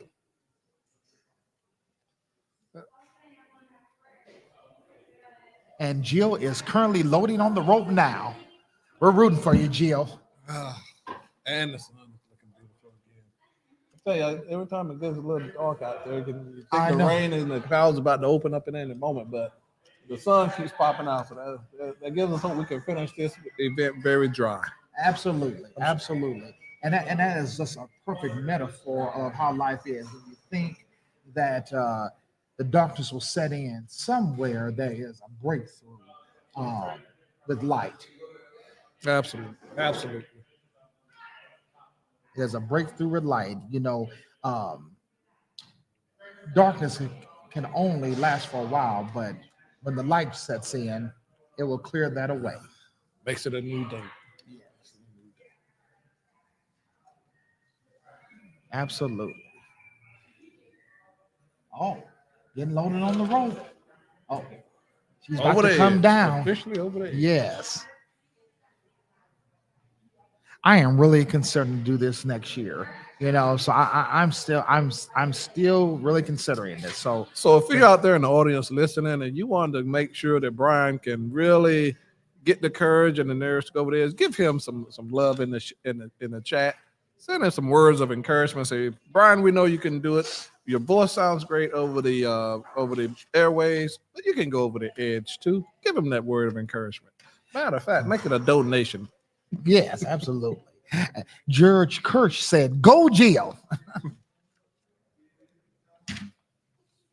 Go Jill. Once again, I would like to thank our sponsors again. Our broadcasting sponsor, AES. All of our rope sponsors, PNC, Quest Diagnostics, Resultant. Our champion sponsors, Unitech, Indiana Business Advisors, MD Wise, and Chase. And of course, our beautiful location here at Keystone Group, downtown heart of Indianapolis. I'll tell you, Brian, working on Meridian, where we are, yeah, you don't really get downtown that often, but it's really nice being down here today. It's lively, it's vibrant. A lot of construction happening, but that's okay. Not too much heavy traffic, but it's good activity out here today. Yes, it is. It's so calming too. Oh yeah, it just feels good just being out here and just seeing how vibrant the day is. Yes. Oh, thank you, Shelley, so much for that encouragement. Thank you so much. Yes, I will push through. Thank you. Thank you. And it looks like they're getting her revved up to come on down. Yep. There's the first step. Okay. There we go. And it looks like somebody has came down to solid ground.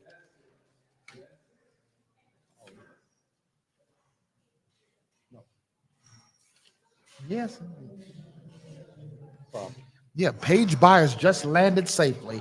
Good job, Paige.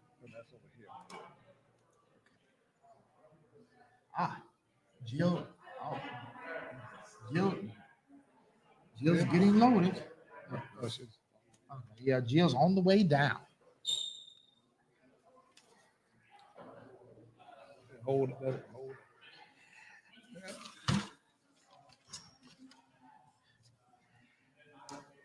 And now we'll take a look, go to a video about Concord Neighborhood Centers and see how they're impacting our community. Concord has been in this community, the South Side, since 1875. By the turn of the 20th century, this was a very vibrant but very working class community, and people moved to the area, settled in the area for the jobs that were kind of cropping up around. It was always a community center, really resident-led effort to just help families settle and belong. My family and I have had a long history at Concord, at least over 50 years of history, from family members down to me. I started at 2 years old and I stayed here until I think I was about 14. And then I had kids at 19 and my kids started attending daycare here as well. We really focus on helping people meet their basic needs to be self-sufficient and avoid crisis, but also that taking that a step farther to a quality of life that's really enriching and meaningful. And I have my 3 children. Forrest, he's almost 8. Aslan, she's almost 5. And Jeremiah, he's almost 3. The older 2 were adopted recently, and it was a very challenging process, and I'm very thankful that Concord has been a huge support for us through all of that. Basic needs, we tend to focus on what United Way focuses on. It's housing, transportation, food, and health. We focus on that by both financial cash assistance in emergency situations, but a lot of helping people navigate the systems to access the resources they need. Childcare has been the biggest part of it, getting me in touch with people to get started for therapy for them, and just being the emotional or financial support that I need. If I ever needed anything as far as food, they always had food boxes. If I needed any clothes, they have clothing items they give away. They get a lot of support, and that helps them support me, and I'm sure several other families.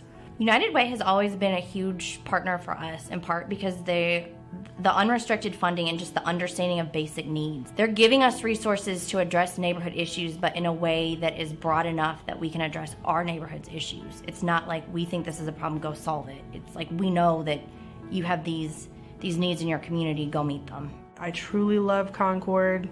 They have always been there in any way. They've asked not only if my kids need help, if I need help, extended family members need help. They've always opened their arms and welcomed me and anyone with me, anything. They've just been very great. They've been very good to us. Every neighborhood needs a Concord, and it's really hard to separate Concord from the community because we've been here for so long, and the people that are coming here, like Krista's second, third generation, they're doing outreach in the same space where their grandma was playing cards 2 hours ago. We are a strong community organization because the South Side is a strong community, and our families are here and they're loyal, and they know and they trust us to kind of work alongside them, no matter their life stage. And the community in Concord to me kind of are the same.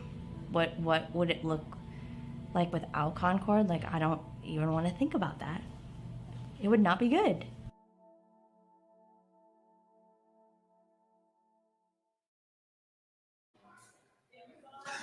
Welcome back. Sadie new home is upcoming and getting loaded on that rope to make her way down. We're rooting for you, Sadie. Yeah, unfortunately, we don't have any good information to share about Sadie. But if anyone out there is listening in over the airways, or you have anything to share that really gives that level of understanding of how we have Sadie ready to go over the edge today, and any of her associations that we could share with everyone else, please by all means drop that in the chat, and we'll be glad to share that with the audience.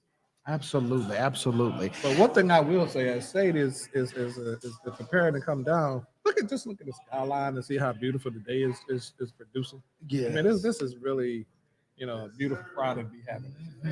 And it was like this last year as well. So as you see, we draw the lucky straw. Yeah, it's meant to happen. It's meant to happen.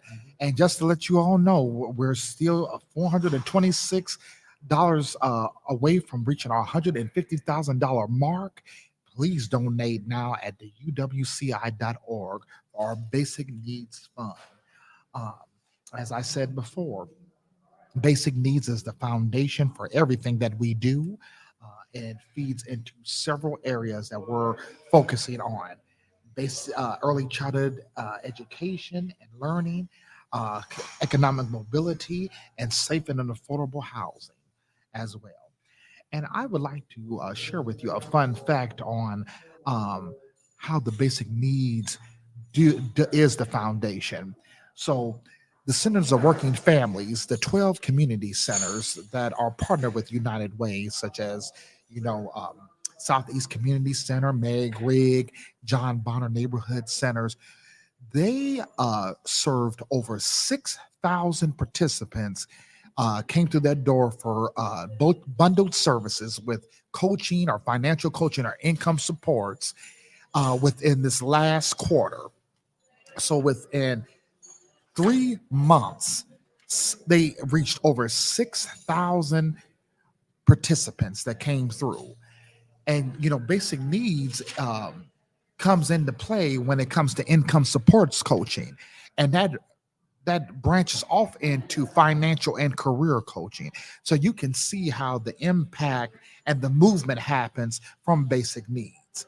Because when the basic needs are set, then that person has the willpower and motivation to be focused to work on other areas that they might not have got a chance to, because they're always on that crisis living mindset of figuring out what they're going to do next, where they're going to live for the night.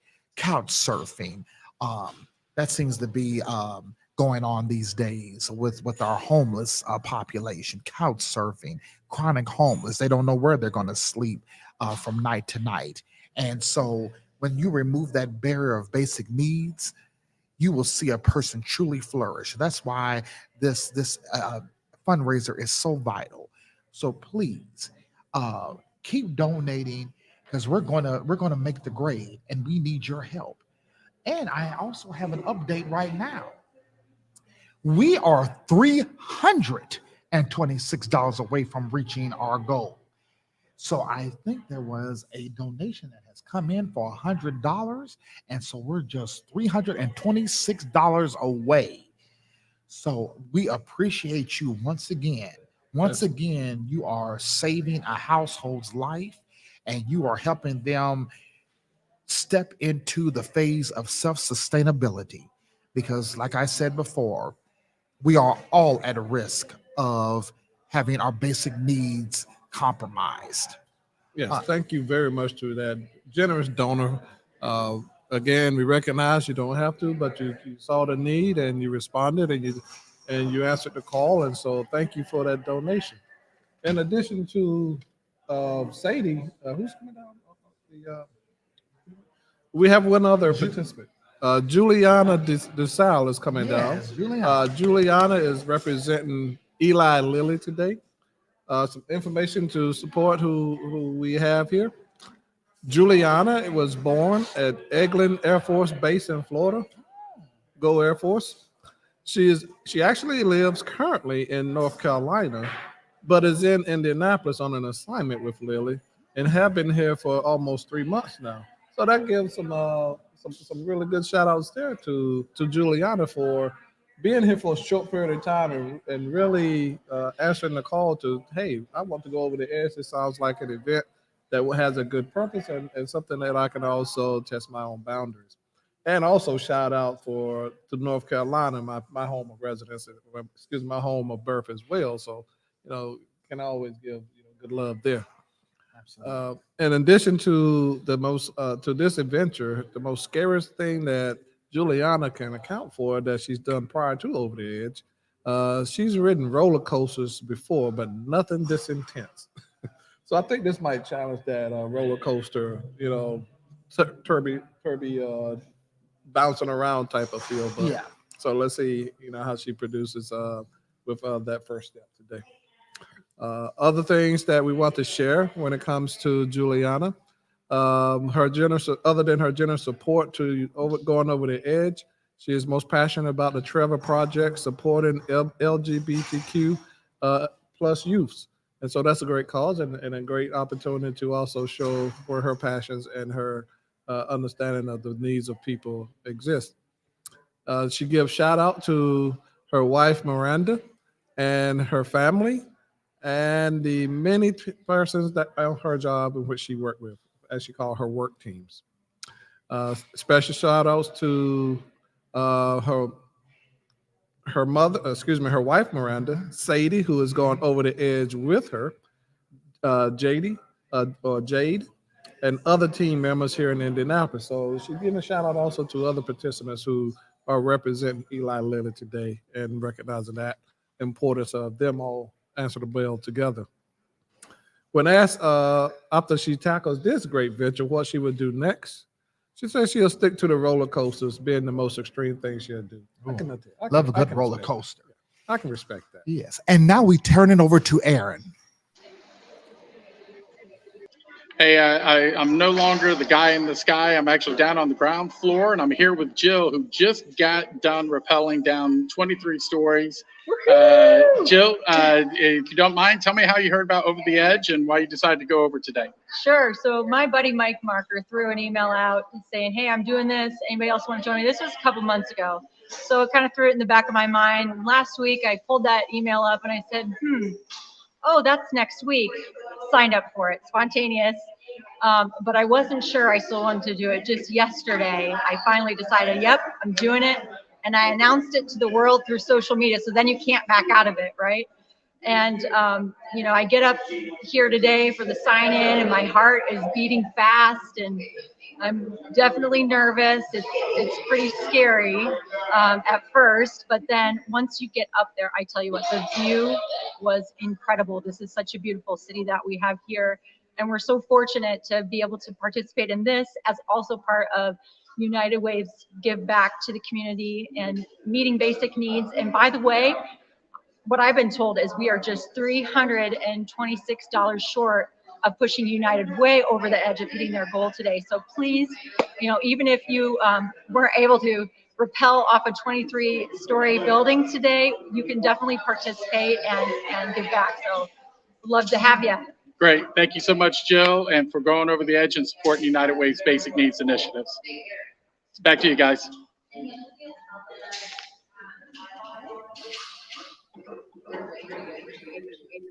Welcome back. Welcome back. Thank you again, Aaron, for that. Once again, I want to update you all that we are $326 left from hitting our $150,000 goal. And I would like to say that if the people that are on the live stream would like to donate $7.95, we will be even closer to our goal. And so I would like to also recognize that basic needs is the foundation for all the areas that we want to focus on and tackle. And now we're getting ready for a couple more people to get on those ropes here soon. And we will introduce them here soon, shortly. And now we're going to have Juliana. And now we'll take a look and see what Parent Advisory Council is doing to impact our community.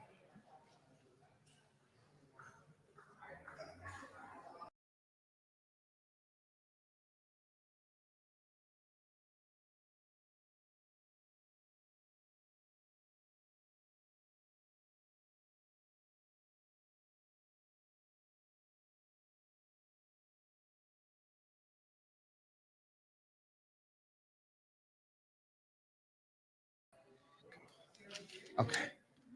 Welcome back. Up next on the rope is Dominique Bozic. Dominique is getting himself all ready to climb down. He's all strapped in, and he is from Windsor, Ontario. He has lived in Carmel for the last 9 years, and the most scariest thing he has done before going over the edge is spelunking in the Czech Republic. I'll have to ask him later what exactly does that entail. And Other ways he does his generous support is the Horizon House. Helping our neighbors obtain and maintain housing should be a subject of pride in a successful community.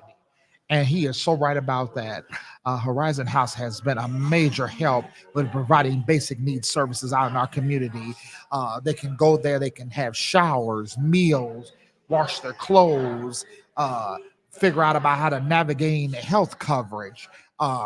So that is there as a place to help with the foundation of basic needs. And also, he would like to give a shout out to the LINC Young Professionals Group at the United Way. He said, please look us up. And if you're interested in joining a philanthropic and volunteering organization for young professionals focused on improving our local community, please sign up. And I would like to also share that he would like to thank all the LINC members who donated. So thank you all for your generosity. And after he goes down this rappel and his feet are firmly on the ground, he says he would love to go home to his dogs. And he also would like to say thank you to all that's donated to the Link team. And I hope to see new faces in the next Link event. Okay, if we don't, let's take a break and take it over to Aaron. So Aaron, I think, has an update on the interview.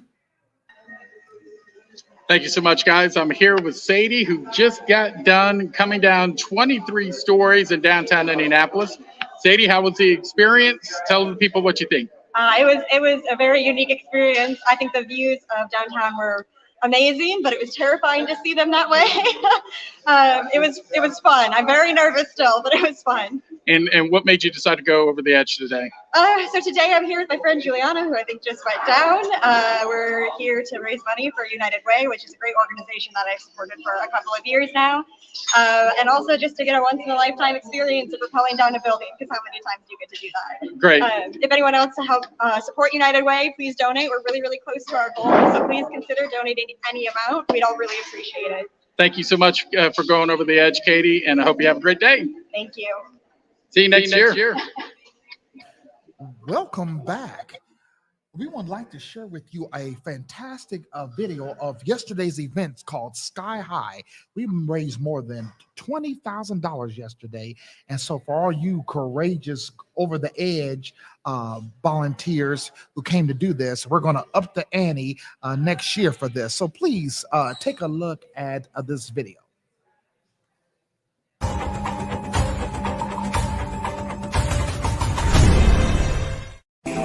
Girl, how you doing? Hey, good.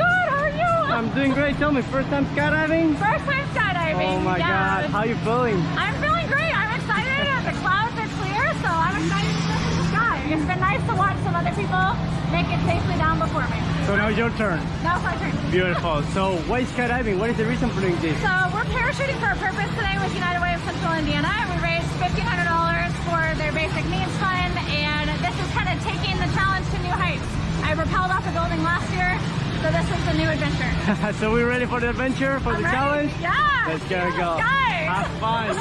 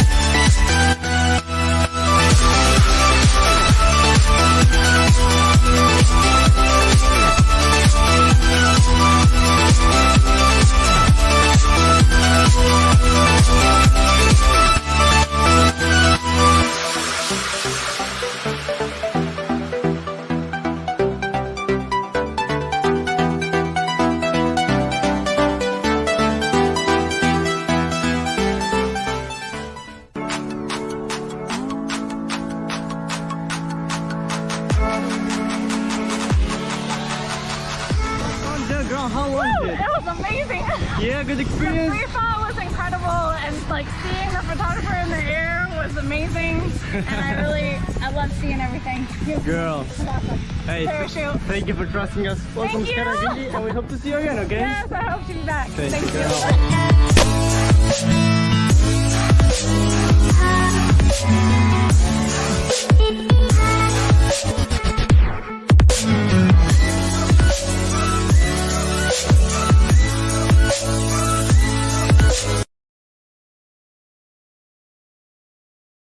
Welcome back.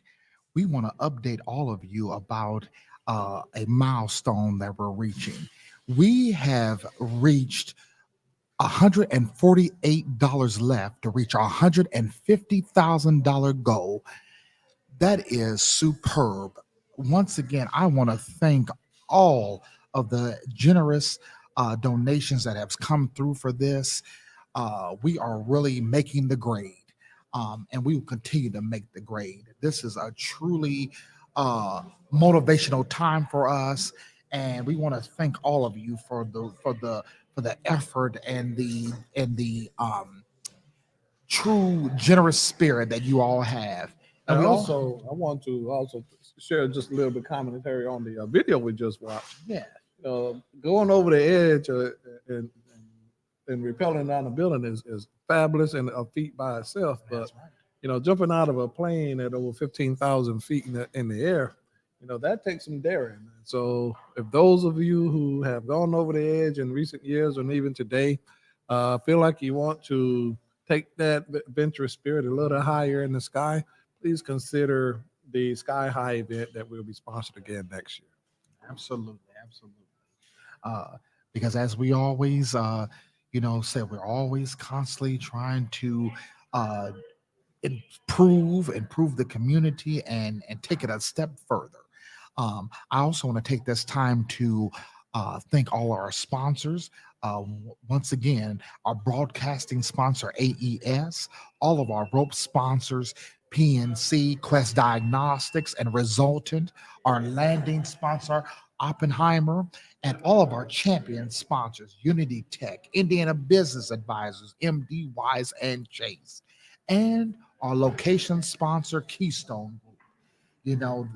Once again, we are downtown Indianapolis at this beautiful location on a clear day, and we are so grateful to have had the generous spirit of our sponsors and volunteers. Because we were not going to be able to do this alone. And as you know, for United Way to have lasted for more than a century, it took more than just a small group of individuals. It took a whole community to make this work. And we are truly in deep faith that we're going to continue to last for another century because we are always trying to make capacity and strengthen the system. Oh, and I would like to have another shout out from Michael and Patricia Hurst, a $100 pledge in honor of their son, Daniel Hurst, who waited until he was the top of the building to send us a note that he was going over the edge for United Way. When he's not scaring his parents, he's rocking workforce programming for foster success. And he is up next. Congratulations and thank you for the Hurst family. Yes, thank you, Hurst family. Yes, and thank you, Daniel Hurst, for your courageousness. So let's talk about Daniel Hurst. Daniel Hurst, as we heard, is from Foster Success. He was born in Chicago, and he currently lives in Broad Ripple and lives in Indiana for the last 3 years. The first scariest thing that he's done before going over the edge is when he started bouldering, rock climbing without ropes. Oh, not. This should not do anything to him right here. Now I understand what his parents was talking about when he's not scaring his parents. So you are something else, Daniel. But thank you for your courage. Daniel says he's passionate about the work that he does at Foster Success, connecting former foster youth to employment as they transition into independence. Now that is true economic mobility, and you see how the basic needs feeds into that. When the basic needs are met in the household, how that sets the youth up for further success in education and career development. And he would like to give a big shout out to his mom, dad, his brother David and Drew, and his partner Hannah. Big shout out. Also, he'd like to add that he would love to skydive next year. Oh, why not? Yes. And I'm sure you saw that video, so that just empowers you even more, doesn't it, Daniel? Get ready, parents. He's get ready. He's already committed to next year. Fasten your seatbelt because it's going to be a bumpy ride. And then he says, once he reached solid ground, he says, and listen to this, Michael and Patricia Hurst, he said, "Let's do it again." So thank you, Daniel. You gotta love his spirit. Yeah, and look at him now. Look at him now coming down And there those he roads. goes. You know what I mean? Look at him. There's no fear. There's no fear at all. No. And Easy. yes, and that speaks to it. That speaks to removing that fear of being vulnerable. Is also a key. Leaning into that vulnerability, as Brene Brown said. The licensed clinical social worker that talked about leaning into your vulnerability. She says that you will, if you're not out in the arena, how will you remove that fear? It's the individuals who are out in the arena, the man in the arena who is making the impact. So I encourage all of us to lean into our vulnerability, to step into that courageousness and give back to the community. Because United Way will continue to lean into that vulnerability to lead basic needs and to strengthening the system and to building a new pathway for our families for self-sustainability. And that's what it's all about. If we don't pour into our families that are in need, who's going to continue on in the next generation to keep making United Way grow? Do you see what I'm saying? So that's why basic needs is so important. And it looks like right now that our good friend Daniel has to go all to himself. Yes, indeed. So he has the whole building to himself right now. So spotlight is on him. Yes. So mom and dad can really just see and pay attention to their son coming down solo right now, as we have our next participant preparing to come down.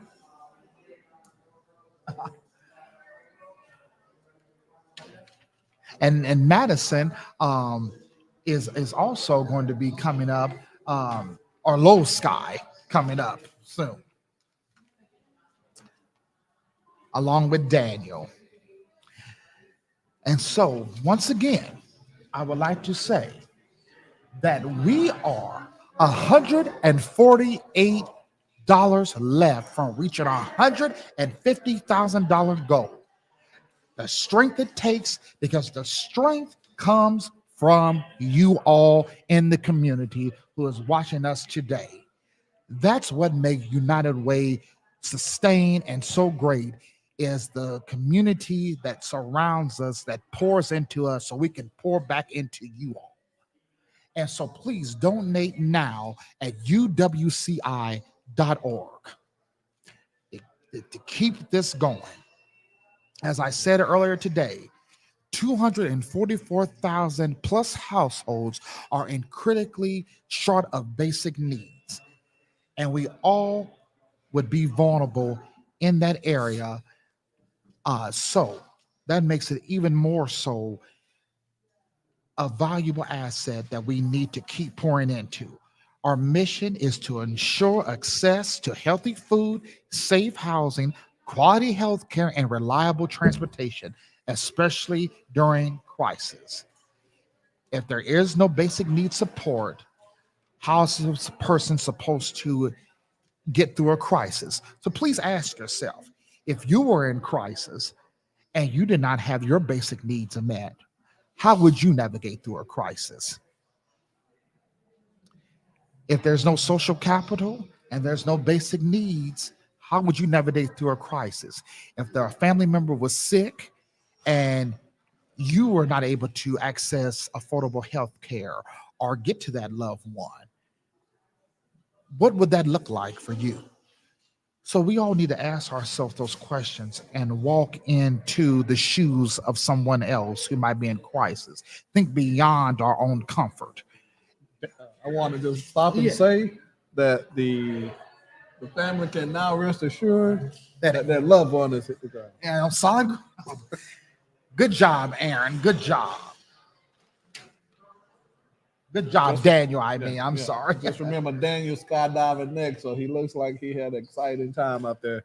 We have a good advantage view here because we can watch them as they watch all our participants as they rappel down, and just watching the faces as they hit the ground and land foot again on the ground is also a thrill because some are still trying to find their balance as they get off the rope and hit the ground, and others are comfortable. Like Daniel, he had no problems. Mom and Dad, he hit the ground and he's ready. He's walking off. He's good to go. Yes, congratulations, Daniel. Congratulations. I would also like to say to the folks on the live stream, if 39 people would each donate $3.80, we will meet our goal. Once again, if you're watching right now, if you donated $3.80 to this cause, we will reach our goal of $150,000 we have raised to sustain the families in this community that so desperately need basic needs. Because it's all about navigating through life, navigating through crisis, so they can get to self-sustainability, so they can pour into their family and continue on to build our community. Once again, I would like to thank our sponsors, our broadcasting sponsor, AES, the rope sponsors, PNC, Quest Diagnostic, Resultant, our landing sponsor, Oppenheimer, and our champion sponsors, Unity Tech, Indiana Business Advisors, MD Wise and Chase, and our location sponsor, Keystone Group. And we have Madison Orlowski on the ropes upstairs, but we don't have any information on Madison. So we do want to give recognition to Madison as being brave enough to go over the edge today, and that she is currently descending down. She's just taking the first few steps, but we do not have any information to share. Apologize for that, but just name recognition hopefully goes far today. Exactly. So we're rooting for you. We're rooting for you, Madison. We're rooting for you. And we want to give an announcement. Wendy Parker is getting ready to be locked in on the roof. So we're rooting for Wendy as well. Once again, I would like to say that if 39 people watching the live stream would each donate $3.80, we would meet our goal of $150,000 for our fourth annual Go Over the Edge Basic Needs fundraiser. And I want to take time to even further explain our approach. United Way uniquely combines resources from philanthropic, government, business, social sectors, and communities to tackle integrational poverty. So we pulled all the different sectors together to wrap around our community to keep this community going with our different fundraising approaches. And it looks like Wendy is just now going over the edge. All right. Well, come on down, Wendy. We believe in you. And we believe in our vision and our mission. And once again, as I said before, our mission is to ensure access to healthy foods, safe housing, quality health care, and reliable transportation especially among crisis. Because in our darkest hour, we need so much help. Oh, that's Wendy. Yep. Wendy's coming on down. And unfortunately, we don't have too much information to share about Wendy as well, but name recognition and the fact of knowing that we have a brave and courageous Wendy going over the edge today is testimony enough to who we have to announce. As absolutely. You're all right about that, Warren. And let's take a look at Hendricks County Senior Services and see how they're impacting the senior community.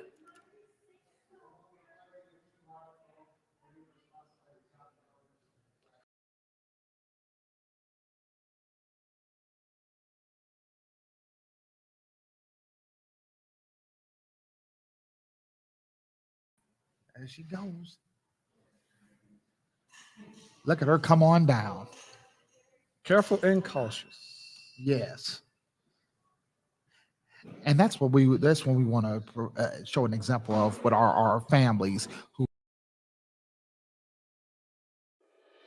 United Way, we are so thrilled to be a partner with Hendricks County Senior Services. The work they do is transformative to not just the residents that they serve, but the county as a whole. The mission of Hendricks County Senior Services is to help seniors live as independently as possible in the home of their choice for as long as possible. So we want seniors to live their best days towards the end of their life so they can stay at home and be independent. Well, I came from an assisted living, and I liked being amongst people my own age. My daughter took me in. I just moved here in June. But I wanted to be amongst people and activities and things like that, and I found it here.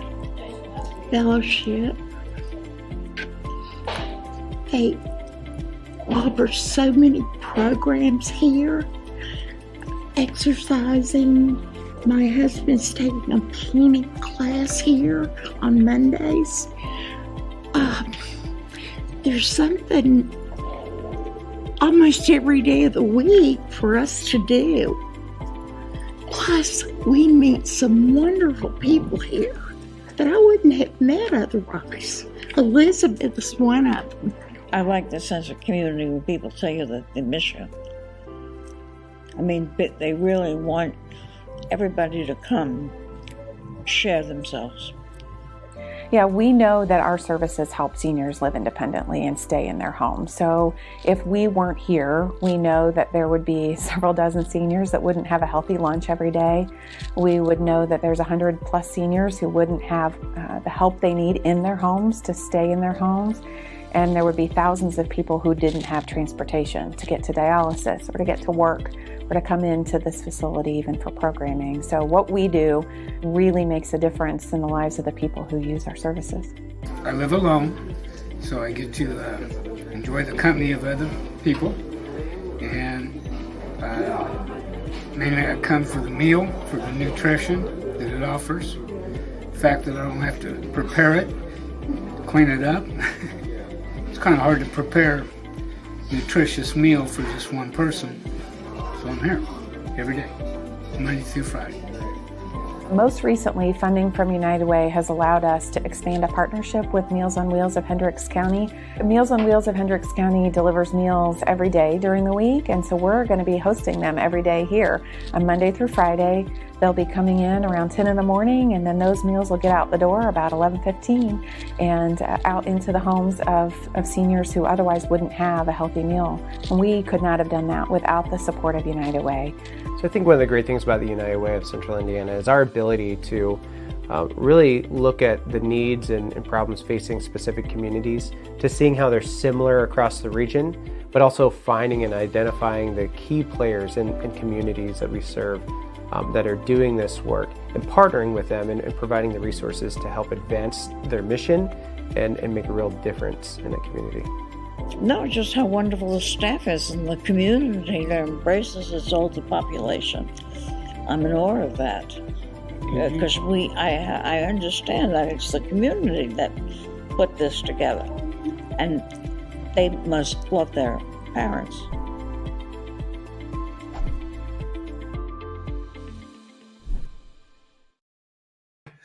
Welcome back. Welcome back.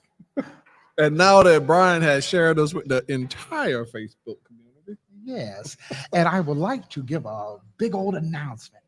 We are 96, as of right now at 3:51, we are $96 away from our goal of $150,000 for the Over the Edge Basic Need Fund.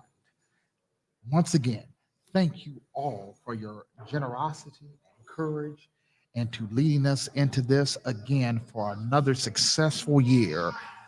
And so please, please, if you know any families or friends, any donation will help, big or small. It is all valuable and it all has a purpose. Donate now at uwci.org.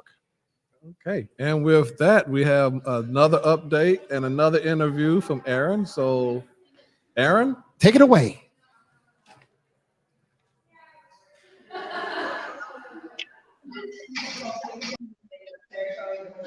Hey guys, it's Aaron. I'm down in the lobby. Your guy in the sky is now the guy in the lobby, which isn't quite as cool. But I'm sitting here with Daniel. Daniel just came off 23 stories rappelling down. Daniel, was this your first time going over the edge?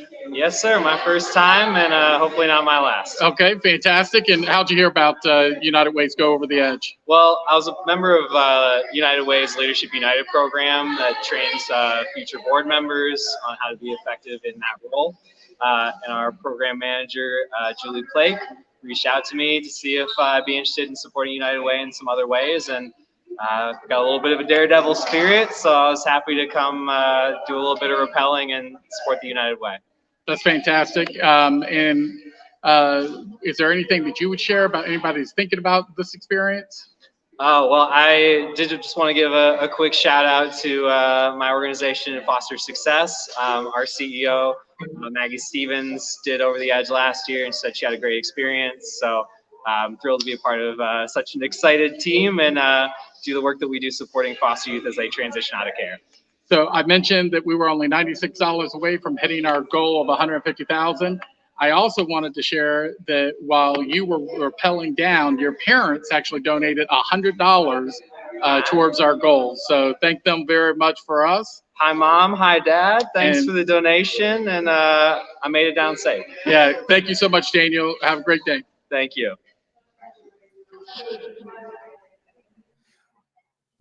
Welcome back. Welcome back.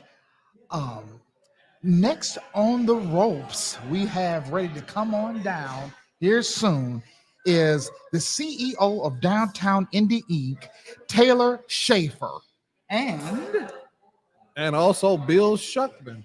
So these are, I think we're closing in on our final participants for today, but you know, we just had a good interview by Daniel, who I'm sure his parents, if they're still with us online, you were able to hear firsthand knowledge from his experience as he rappelled down the building. Yeah. And so, Miranda Orlowski said, "Way to go, Madison. Mom and Dad are proud of you on the ground and in the air." Way to go, Madison. Way to go, Madison. So, hey, if you want to share some, I think Madison is one that we didn't have too much information on. So if the parents want to give a little more shout, something that we can say about Madison, that'll help us too. And Danielle Sharp says, "Go Bill." So even though we don't have, information, there's still people rooting for you, and we are rooting for you. We are here for you, Bill. Bill Shuckman is now steadying himself on that rope and ready to descend and take part of this over the edge experience today. Yes. And once again, I would like to say thank you to Bill Shuckman and Taylor Schaefer for your courage and generosity this afternoon today with United Way to help support our Basic Needs Fund. Your contribution will always be grateful. So thank you again. Absolutely. And thank you for those who are also in their support corners, because they both had shout outs. So thank you for those who are shouting out our participants today, because that also says that you have contributed to their bravery today to go over the edge, and hopefully you have contributed to their campaign to raise money to support our initiative. So thank you to all those online who are with us still, who have given those shout outs to these persons who are brave and going over. Yeah. Oh, Kara Haddock said, "Yeah, Bill, way to rep Hallmark." I would like to say, even the individuals who are not going over the edge, their support is very impactful as well. And as you see, everybody can contribute in some form or fashion to this. Because as United Way always says, we all have a purpose. And we're all creative, resourceful, and whole. So whatever you can do to donate to this cause, big or small, it does not matter. It all counts. And Every penny. yes, and you will be counted. Every last donation. So thank you so much. And you're saving lives as well. You know, there are people right now that are going through a crisis that might not know where to turn to next or how to navigate, or they might be walking into a food pantry, or they're wondering how they're going to get by as they go through a career change or a job loss or a loss of a loved one or a medical crisis. And your generosity impacts households for the good, for self-sustainability. And so I just want to let you all know that. And it feeds into other areas of impact, such as early care and learning for our youth, economic mobility, that keeps the growth going as far as earning avenues and employment pathways, and safe and affordable housing. Looks like we have Taylor Schaefer getting ready to descend down. Yes. Getting the last final instructions. Yes, and she's strapped in. She's ready to go, Yeah. and she looks eager. Yep. And don't look nervous at all. No, not really, not at all. She's just very laid back looking. I see on that. Like it's just just a normal day here. Yeah. Nothing interesting happening here. And I see Mr. Buckman. Mr. Bill Shuckman. Shuckman, Yeah, Mr. Shuckman. Making some progress. Yes, he's coming on down. He's coming on down. So that I don't is think I'll wonderful. be as calm as Taylor there. Yes. He looks very relaxed. So you're $96 away from a $150,000 goal. Let's go, Central Indiana. We can do this. Yes. And just to keep in mind that our community centers, our Center of Working Family sites, has served over 6,000 participants within 1 quarter. Over 6,000 participants in 1 quarter our community centers serve. Income supports, financial coaching, and career coaching, because the foundation is basic needs that feeds into financial stability and career development, emotional empowerment, self-efficacy, self-respect, and emotional awareness. If the emotional connection is there, which we so desperately want to lean into, it will help someone navigate through a crisis of any sort. Because we will prevail. You will prevail because we are there for one another. We are there to help and support one another. And so this makes a difference. And look like we have someone who has prevailed. Bill Shuckman has just concluded. Oh, yes. He has prevailed on his over the edge today. Congratulations, Bill. Miranda Orlovsky says, Madison has lived in Indy for 2 years and works for Eli Lilly. All right. She was born in Buffalo, New York, and enjoys helping others as well as thrill-seeking. She has been skydiving. Thank you for that update. Yes. That is valuable information worth sharing to our audience. It is great to have a supporting people who know you out there and That's to share right, your boy. narrative. So Thank you, Miranda. Thank you, Miranda. Absolutely. Thank you. Look at this afternoon. Look at this afternoon. I tell you what, I can't wait to get out there to it. I I don't know, but I got yard work waiting. So, well, heck, we were doing the yard work right now here, Warren. We're doing the yard work to sustain these houses. This is building work right here today. Yeah, We're building laying the foundation. laying foundation, building some capacity for households. Yes. Absolutely. No, can't think of anything more enjoyable. Oh, wait a minute. Oh, hold it right there. I have an announcement right now. Let me tell you all, we just hit the goal. Hit the goal. Thank you from the gift from Karen and Sandy. A round of applause. We hit our goal, everybody. Come on.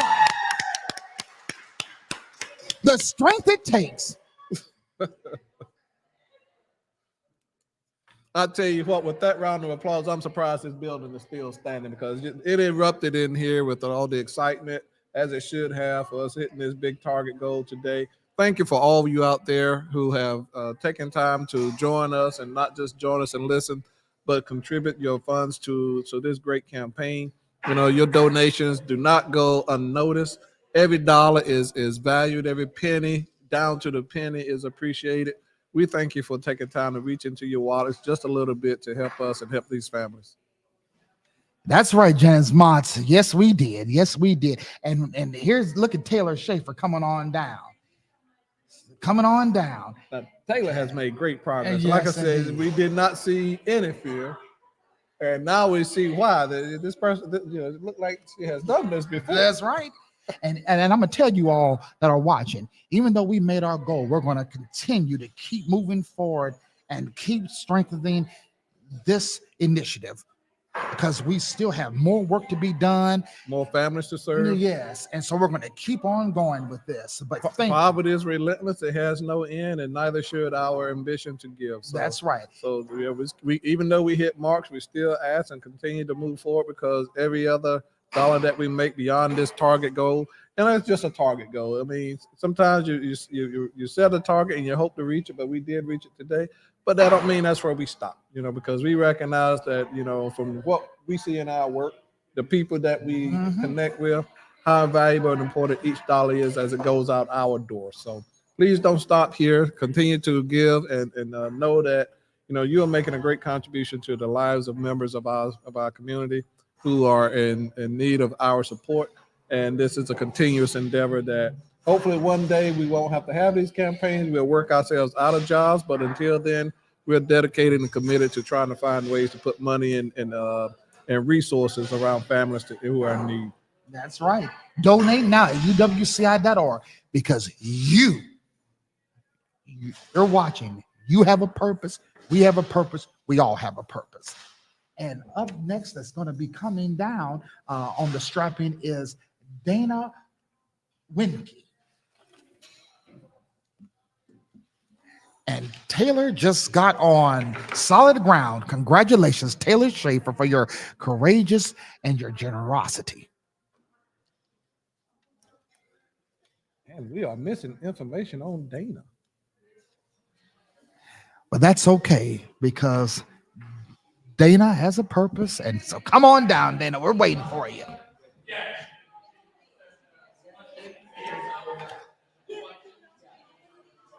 Yes.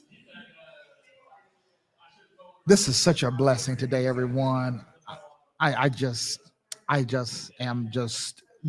so grateful. I'm getting a little bit emotional, but because this is what it is all about. That's why we're here. Yes. Because without you all, we would not be here.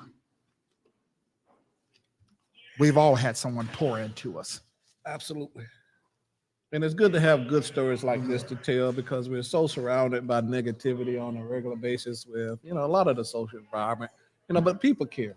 And people have hearts. And when we see and understand the contributions that persons give, we understand the importance of the humanity around us. And so we're grateful for you for allowing us to share great news today, great stories beyond what we hear on a daily basis of persons who do not seem to, from all other aspects, that show no care.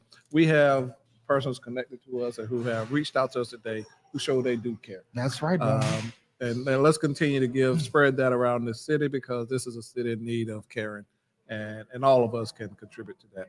That's right. And up next now we have is Eric Pace is coming down as well.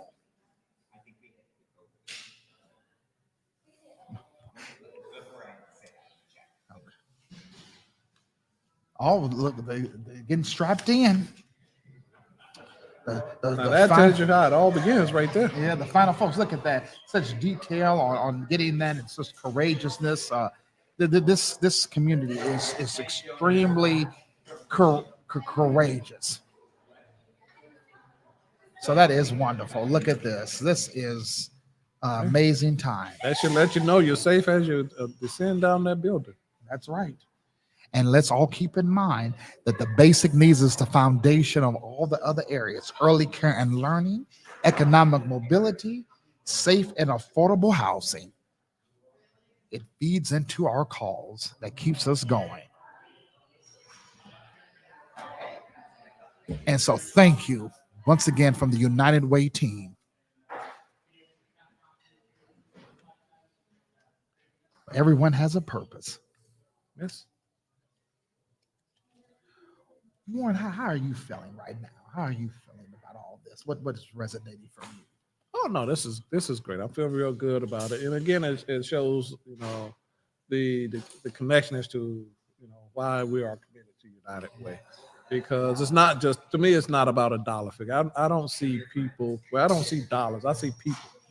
The people that will be served behind these dollars. And we have a great way of sharing those narratives through our marketing campaigns that we do to show exactly how that money leads out the door and connect with people. So to me, it's a good feeling of knowing that other members of our community will be served, that we are still living up to our commitments to this community, which we have vowed to continue to do in the level of our work. As far as what we can reach and whoever we can reach in this endeavor, that to me says everything. It's beyond the dollar because each dollar represents family. That's right. And to me, we share the passions of the persons participating today and over the edge and what they're connected to me. It's about also youth and elderly, because I have a very a heart for the youth who depend on adults to give them a great landing, if you will, a start in life. And the elderly, when they have gone through their life journey and now depending on others, they also lean on services to continuously allow them to keep a quality of life that makes them productive citizens as well. So I see where the money goes out. So I feel good about knowing we reach a target, but it's not about the dollar target. It's about, to me, how that figure produces some good outcomes to some family members that once those dollars get outside of our door, they would connect with them. That's right. It gives me a warm feeling. I'm sweating here just thinking about it. And look at Eric looked like he's getting ready to go down. And he's ready and he's focused. Oh, he's slowly but surely coming down. And once again, if you would like to continue to donate to our basic needs initiative, you can donate at uwci.org because it will be counted and the impact will be great. So thank you. Oh, look at that beautiful skyline down there. That's nice. Look at that beautiful. All of those It's a good day buildings. to take in a baseball game. I don't know if there's a local baseball game today, but that's a sky for baseball. Oh, absolutely. Absolutely. And look at that. They're showing all of that is what helps this community. You're circling around. That's what helps. Yeah. And we don't have any information on Eric Pace. So we recognize that name recognition is just as powerful as anything we can share. But if anybody out there who knows Eric can throw something in a chat line to let us know who we're looking at today, please share. But otherwise, we can definitely acknowledge his representation here today by name. And he's coming on down. Look at him go. Look at him go. Once again, I would like to thank all of our sponsors for this amazing impact. I would like to thank our broadcasting sponsor, AES, our rope sponsors, PNC, Quest Diagnostics, and Resultant, our landing sponsor, Oppenheimer, our champion sponsors, Unity Tech, Indiana Business Advisors, MD Wise, and Chase, and our location sponsor, Keystone Group. Thank you all once again. Oh, and we have Grace Engel. She's the marketing team team intern and designed the T-shirt. Oh, well, thank you for this wonderful T-shirt, Grace. Grace is coming up. The very t-shirts that we're wearing, Grace design. Thank you, Grace. Artistic talents exist among us. Yes. Grace, we are grateful for you to be a part of this team. We really are. And that's the whole wonderful thing about United Way. No matter if you're an intern, staff, community partner, donor, you are relevant and what makes this organization strong. And it looks like Carly is coming down next. So we still have a few more folks coming down, and we're all rooting for you. We are all rooting for you. Oh, they're getting them ready. Oh, they're getting it together. Once again, donate now at uwci.org. If you would like, as we said, we are forever grateful. And that's Carly, who you see is getting hooked in and is about to come down now. Go, Carly. So come on down.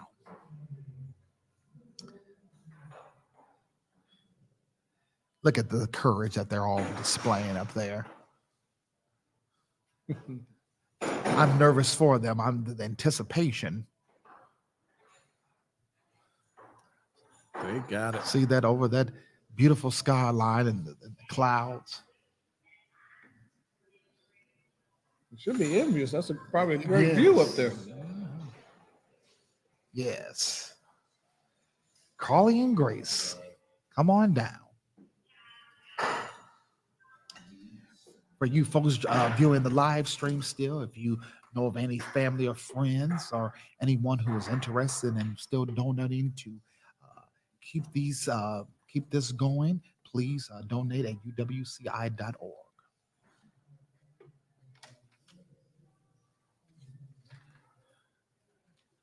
Oh, Carly's getting herself hooked in and coming down.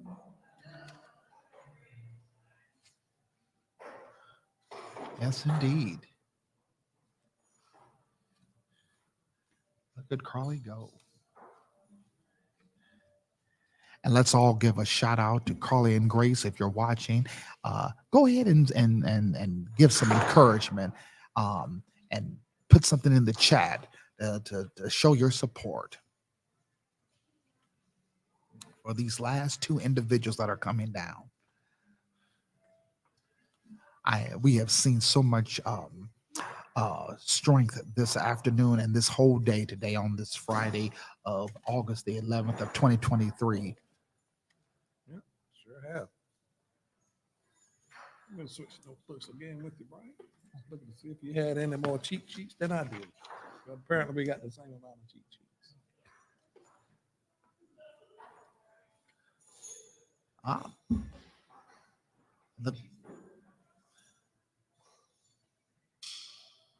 There's the picture. All right. Now it's time to go. Look like she paid very close attention to the instructions. That looked like perfect form for your begin repel. Yes. Got a lot of courage. Yeah, the hands have to be in the right place. Yes. Great body posture. Yes. Ready to go.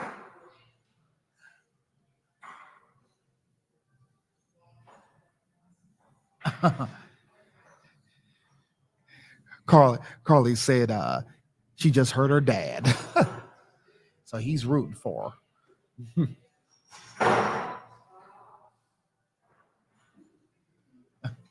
Come on, Carly. Come on down. Take your time. Yes. We still have a good crowd that's out here with us still. Yes, indeed. Yep. She's coming down now. Yep. Taking in those steps. One step at a time. There she goes. And there she goes. There she goes again. You gonna sing for us now? For those of you who don't know Brian Ball that well, you are in the presence in the midst of a theatrical genius. I've had the pleasure to attend some performances that Brian has been a part of, and I can tell you there's some talent sitting here to my right. Well, thank you, Warren. Thank you. But the true talent comes from the community that surrounds us. Once again, keep donating at uwci.org if you choose to. Big or small, it all counts. Oh man. And now we're going on to Grace. Grace is our last one. Let's go, Grace. Go, Grace. Bring us home. Yes. And it has truly been an amazing Grace today for the generosity. Like that. I saw that. See what you did there.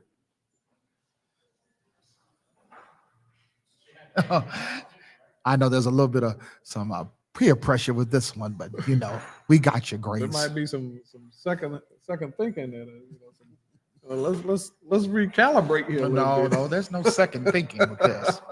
Let's recalibrate our options for today. No, there's no second thinking at all. You know, why scale down the building when you have a great working elevator?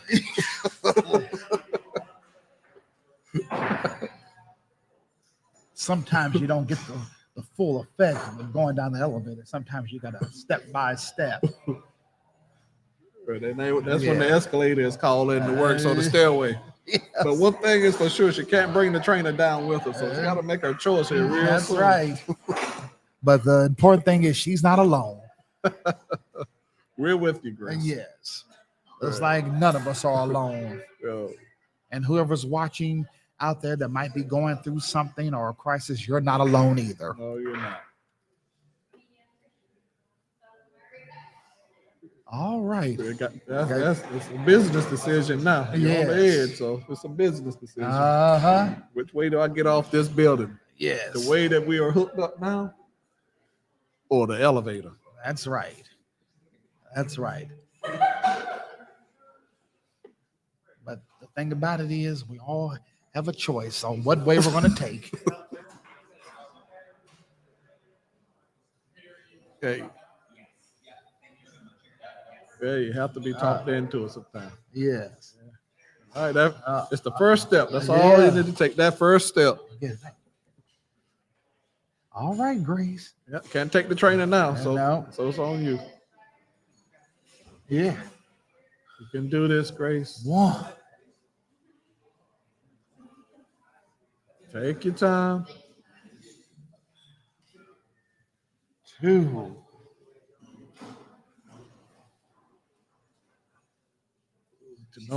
To know you're the last. I think we're all invested in this one right here. Yes. We're all intently watching to see that very first step that Grace takes off the edge. And we're almost there. Still a business decision. Yeah. Okay, that's a test. Yeah. It was quick, but it was a test. Now we're there. Now we're reaching comfort zone. Now we're reaching comfort zone. The wind beneath Grace wings. All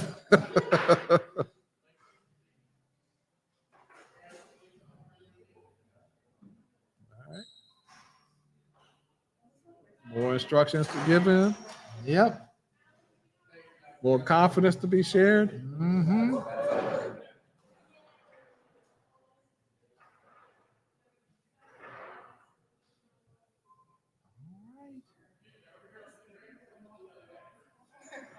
Like I said, we are all heavily invested in this first step here, and hoping Grace will find the comfort to take that first step. But one thing about these events, they're not on our time. We're on their time. That's right. We're here as long to support them as well, to make sure that they get down that building safely and comfortably to their pace.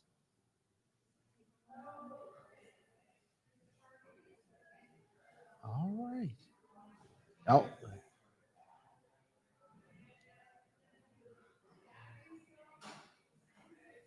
Oh. Here we go. Feet first. Uh-uh. Feet first.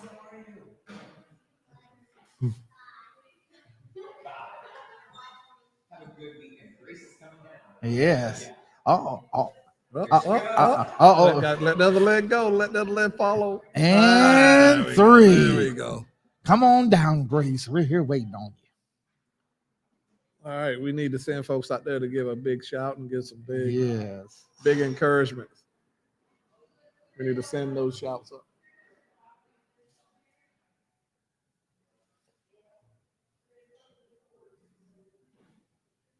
Look at Grace go. Oh, forgot we had somebody else out there too. Oh, yeah, they're slowly but surely coming down.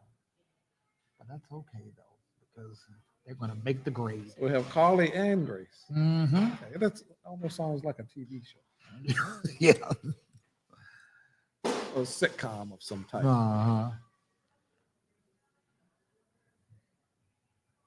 Look at them go. Once again, if you're still watching and if you have it on your heart to donate to the Basic Needs Fund, donate now at uwci.org. It will truly impact our community of the 244 plus thousand families that are critically short of basic needs. Big or small, anything counts. And while we're viewing Carly and Grace coming down with such courage, I would like to once again take this time to thank our sponsors, the broadcasting sponsor AES, rope sponsors PNC, Quest Diagnostics and Resultant, the landing sponsor Oppenheimer, the champion sponsors Unity Tech, Indiana Business Advisors, MD Wise and Chase, and our location sponsor, Keystone Group.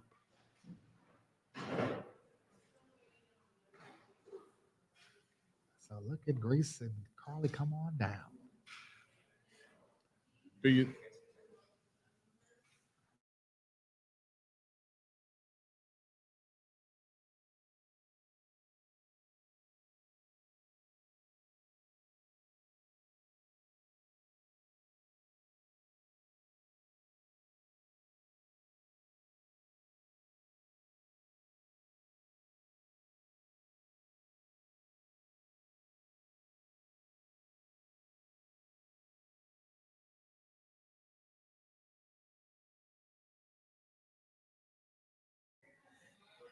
Yeah, we're still here watching our final 2 Rapplers come down the building downtown with our sponsor, the Keystone Group. And once again, if you're feeling on your heart to donate to our Basic Need Fund, please do so at uwci.org. So I want to thank all of you for the generosity, and we are just forever grateful. Do you think, looking at the, as these repellers are coming down, looking at the clouds through the building, is any help to their decision? Because it seems like you're really in the sky because you have the sky above, and then the reflection is right there for you to see through, reflecting through the building. So. Oh, I think that they're doing well. I don't know, it might play on my nerves a little bit. Just see clouds going by, and I don't have my feet planted down. That's just me. Yes, indeed.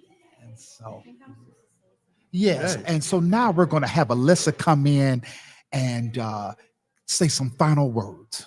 I'm going to relinquish my seat again. Thank you so much, Warren.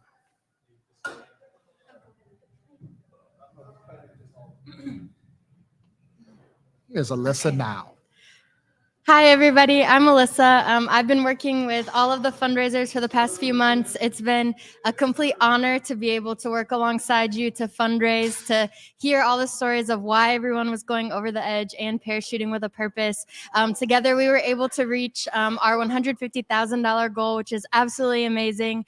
That's $150,000 that's going to go towards making sure that every one of our neighbors has access to all of the things that they need and deserve. And it's just been wonderful getting to know each of you. So I can't wait for the next kind of peer-to-peer fundraising event that we have. And I can't wait to work with you all again. So again, thank you so much for all of your support, and can't wait to keep doing this kind of stuff for our community. Thank you. Thank you, Alyssa. And I'm Brian Ball. And thank you all for your support. You all have a purpose, and you all are what make United Way great. So thank you, and be about your destiny. Thank you. And that's Alan back there that's moonwalking for us to close us out this afternoon for our 4th annual Go Over the Edge Basic Need Fundraiser. Have a good afternoon.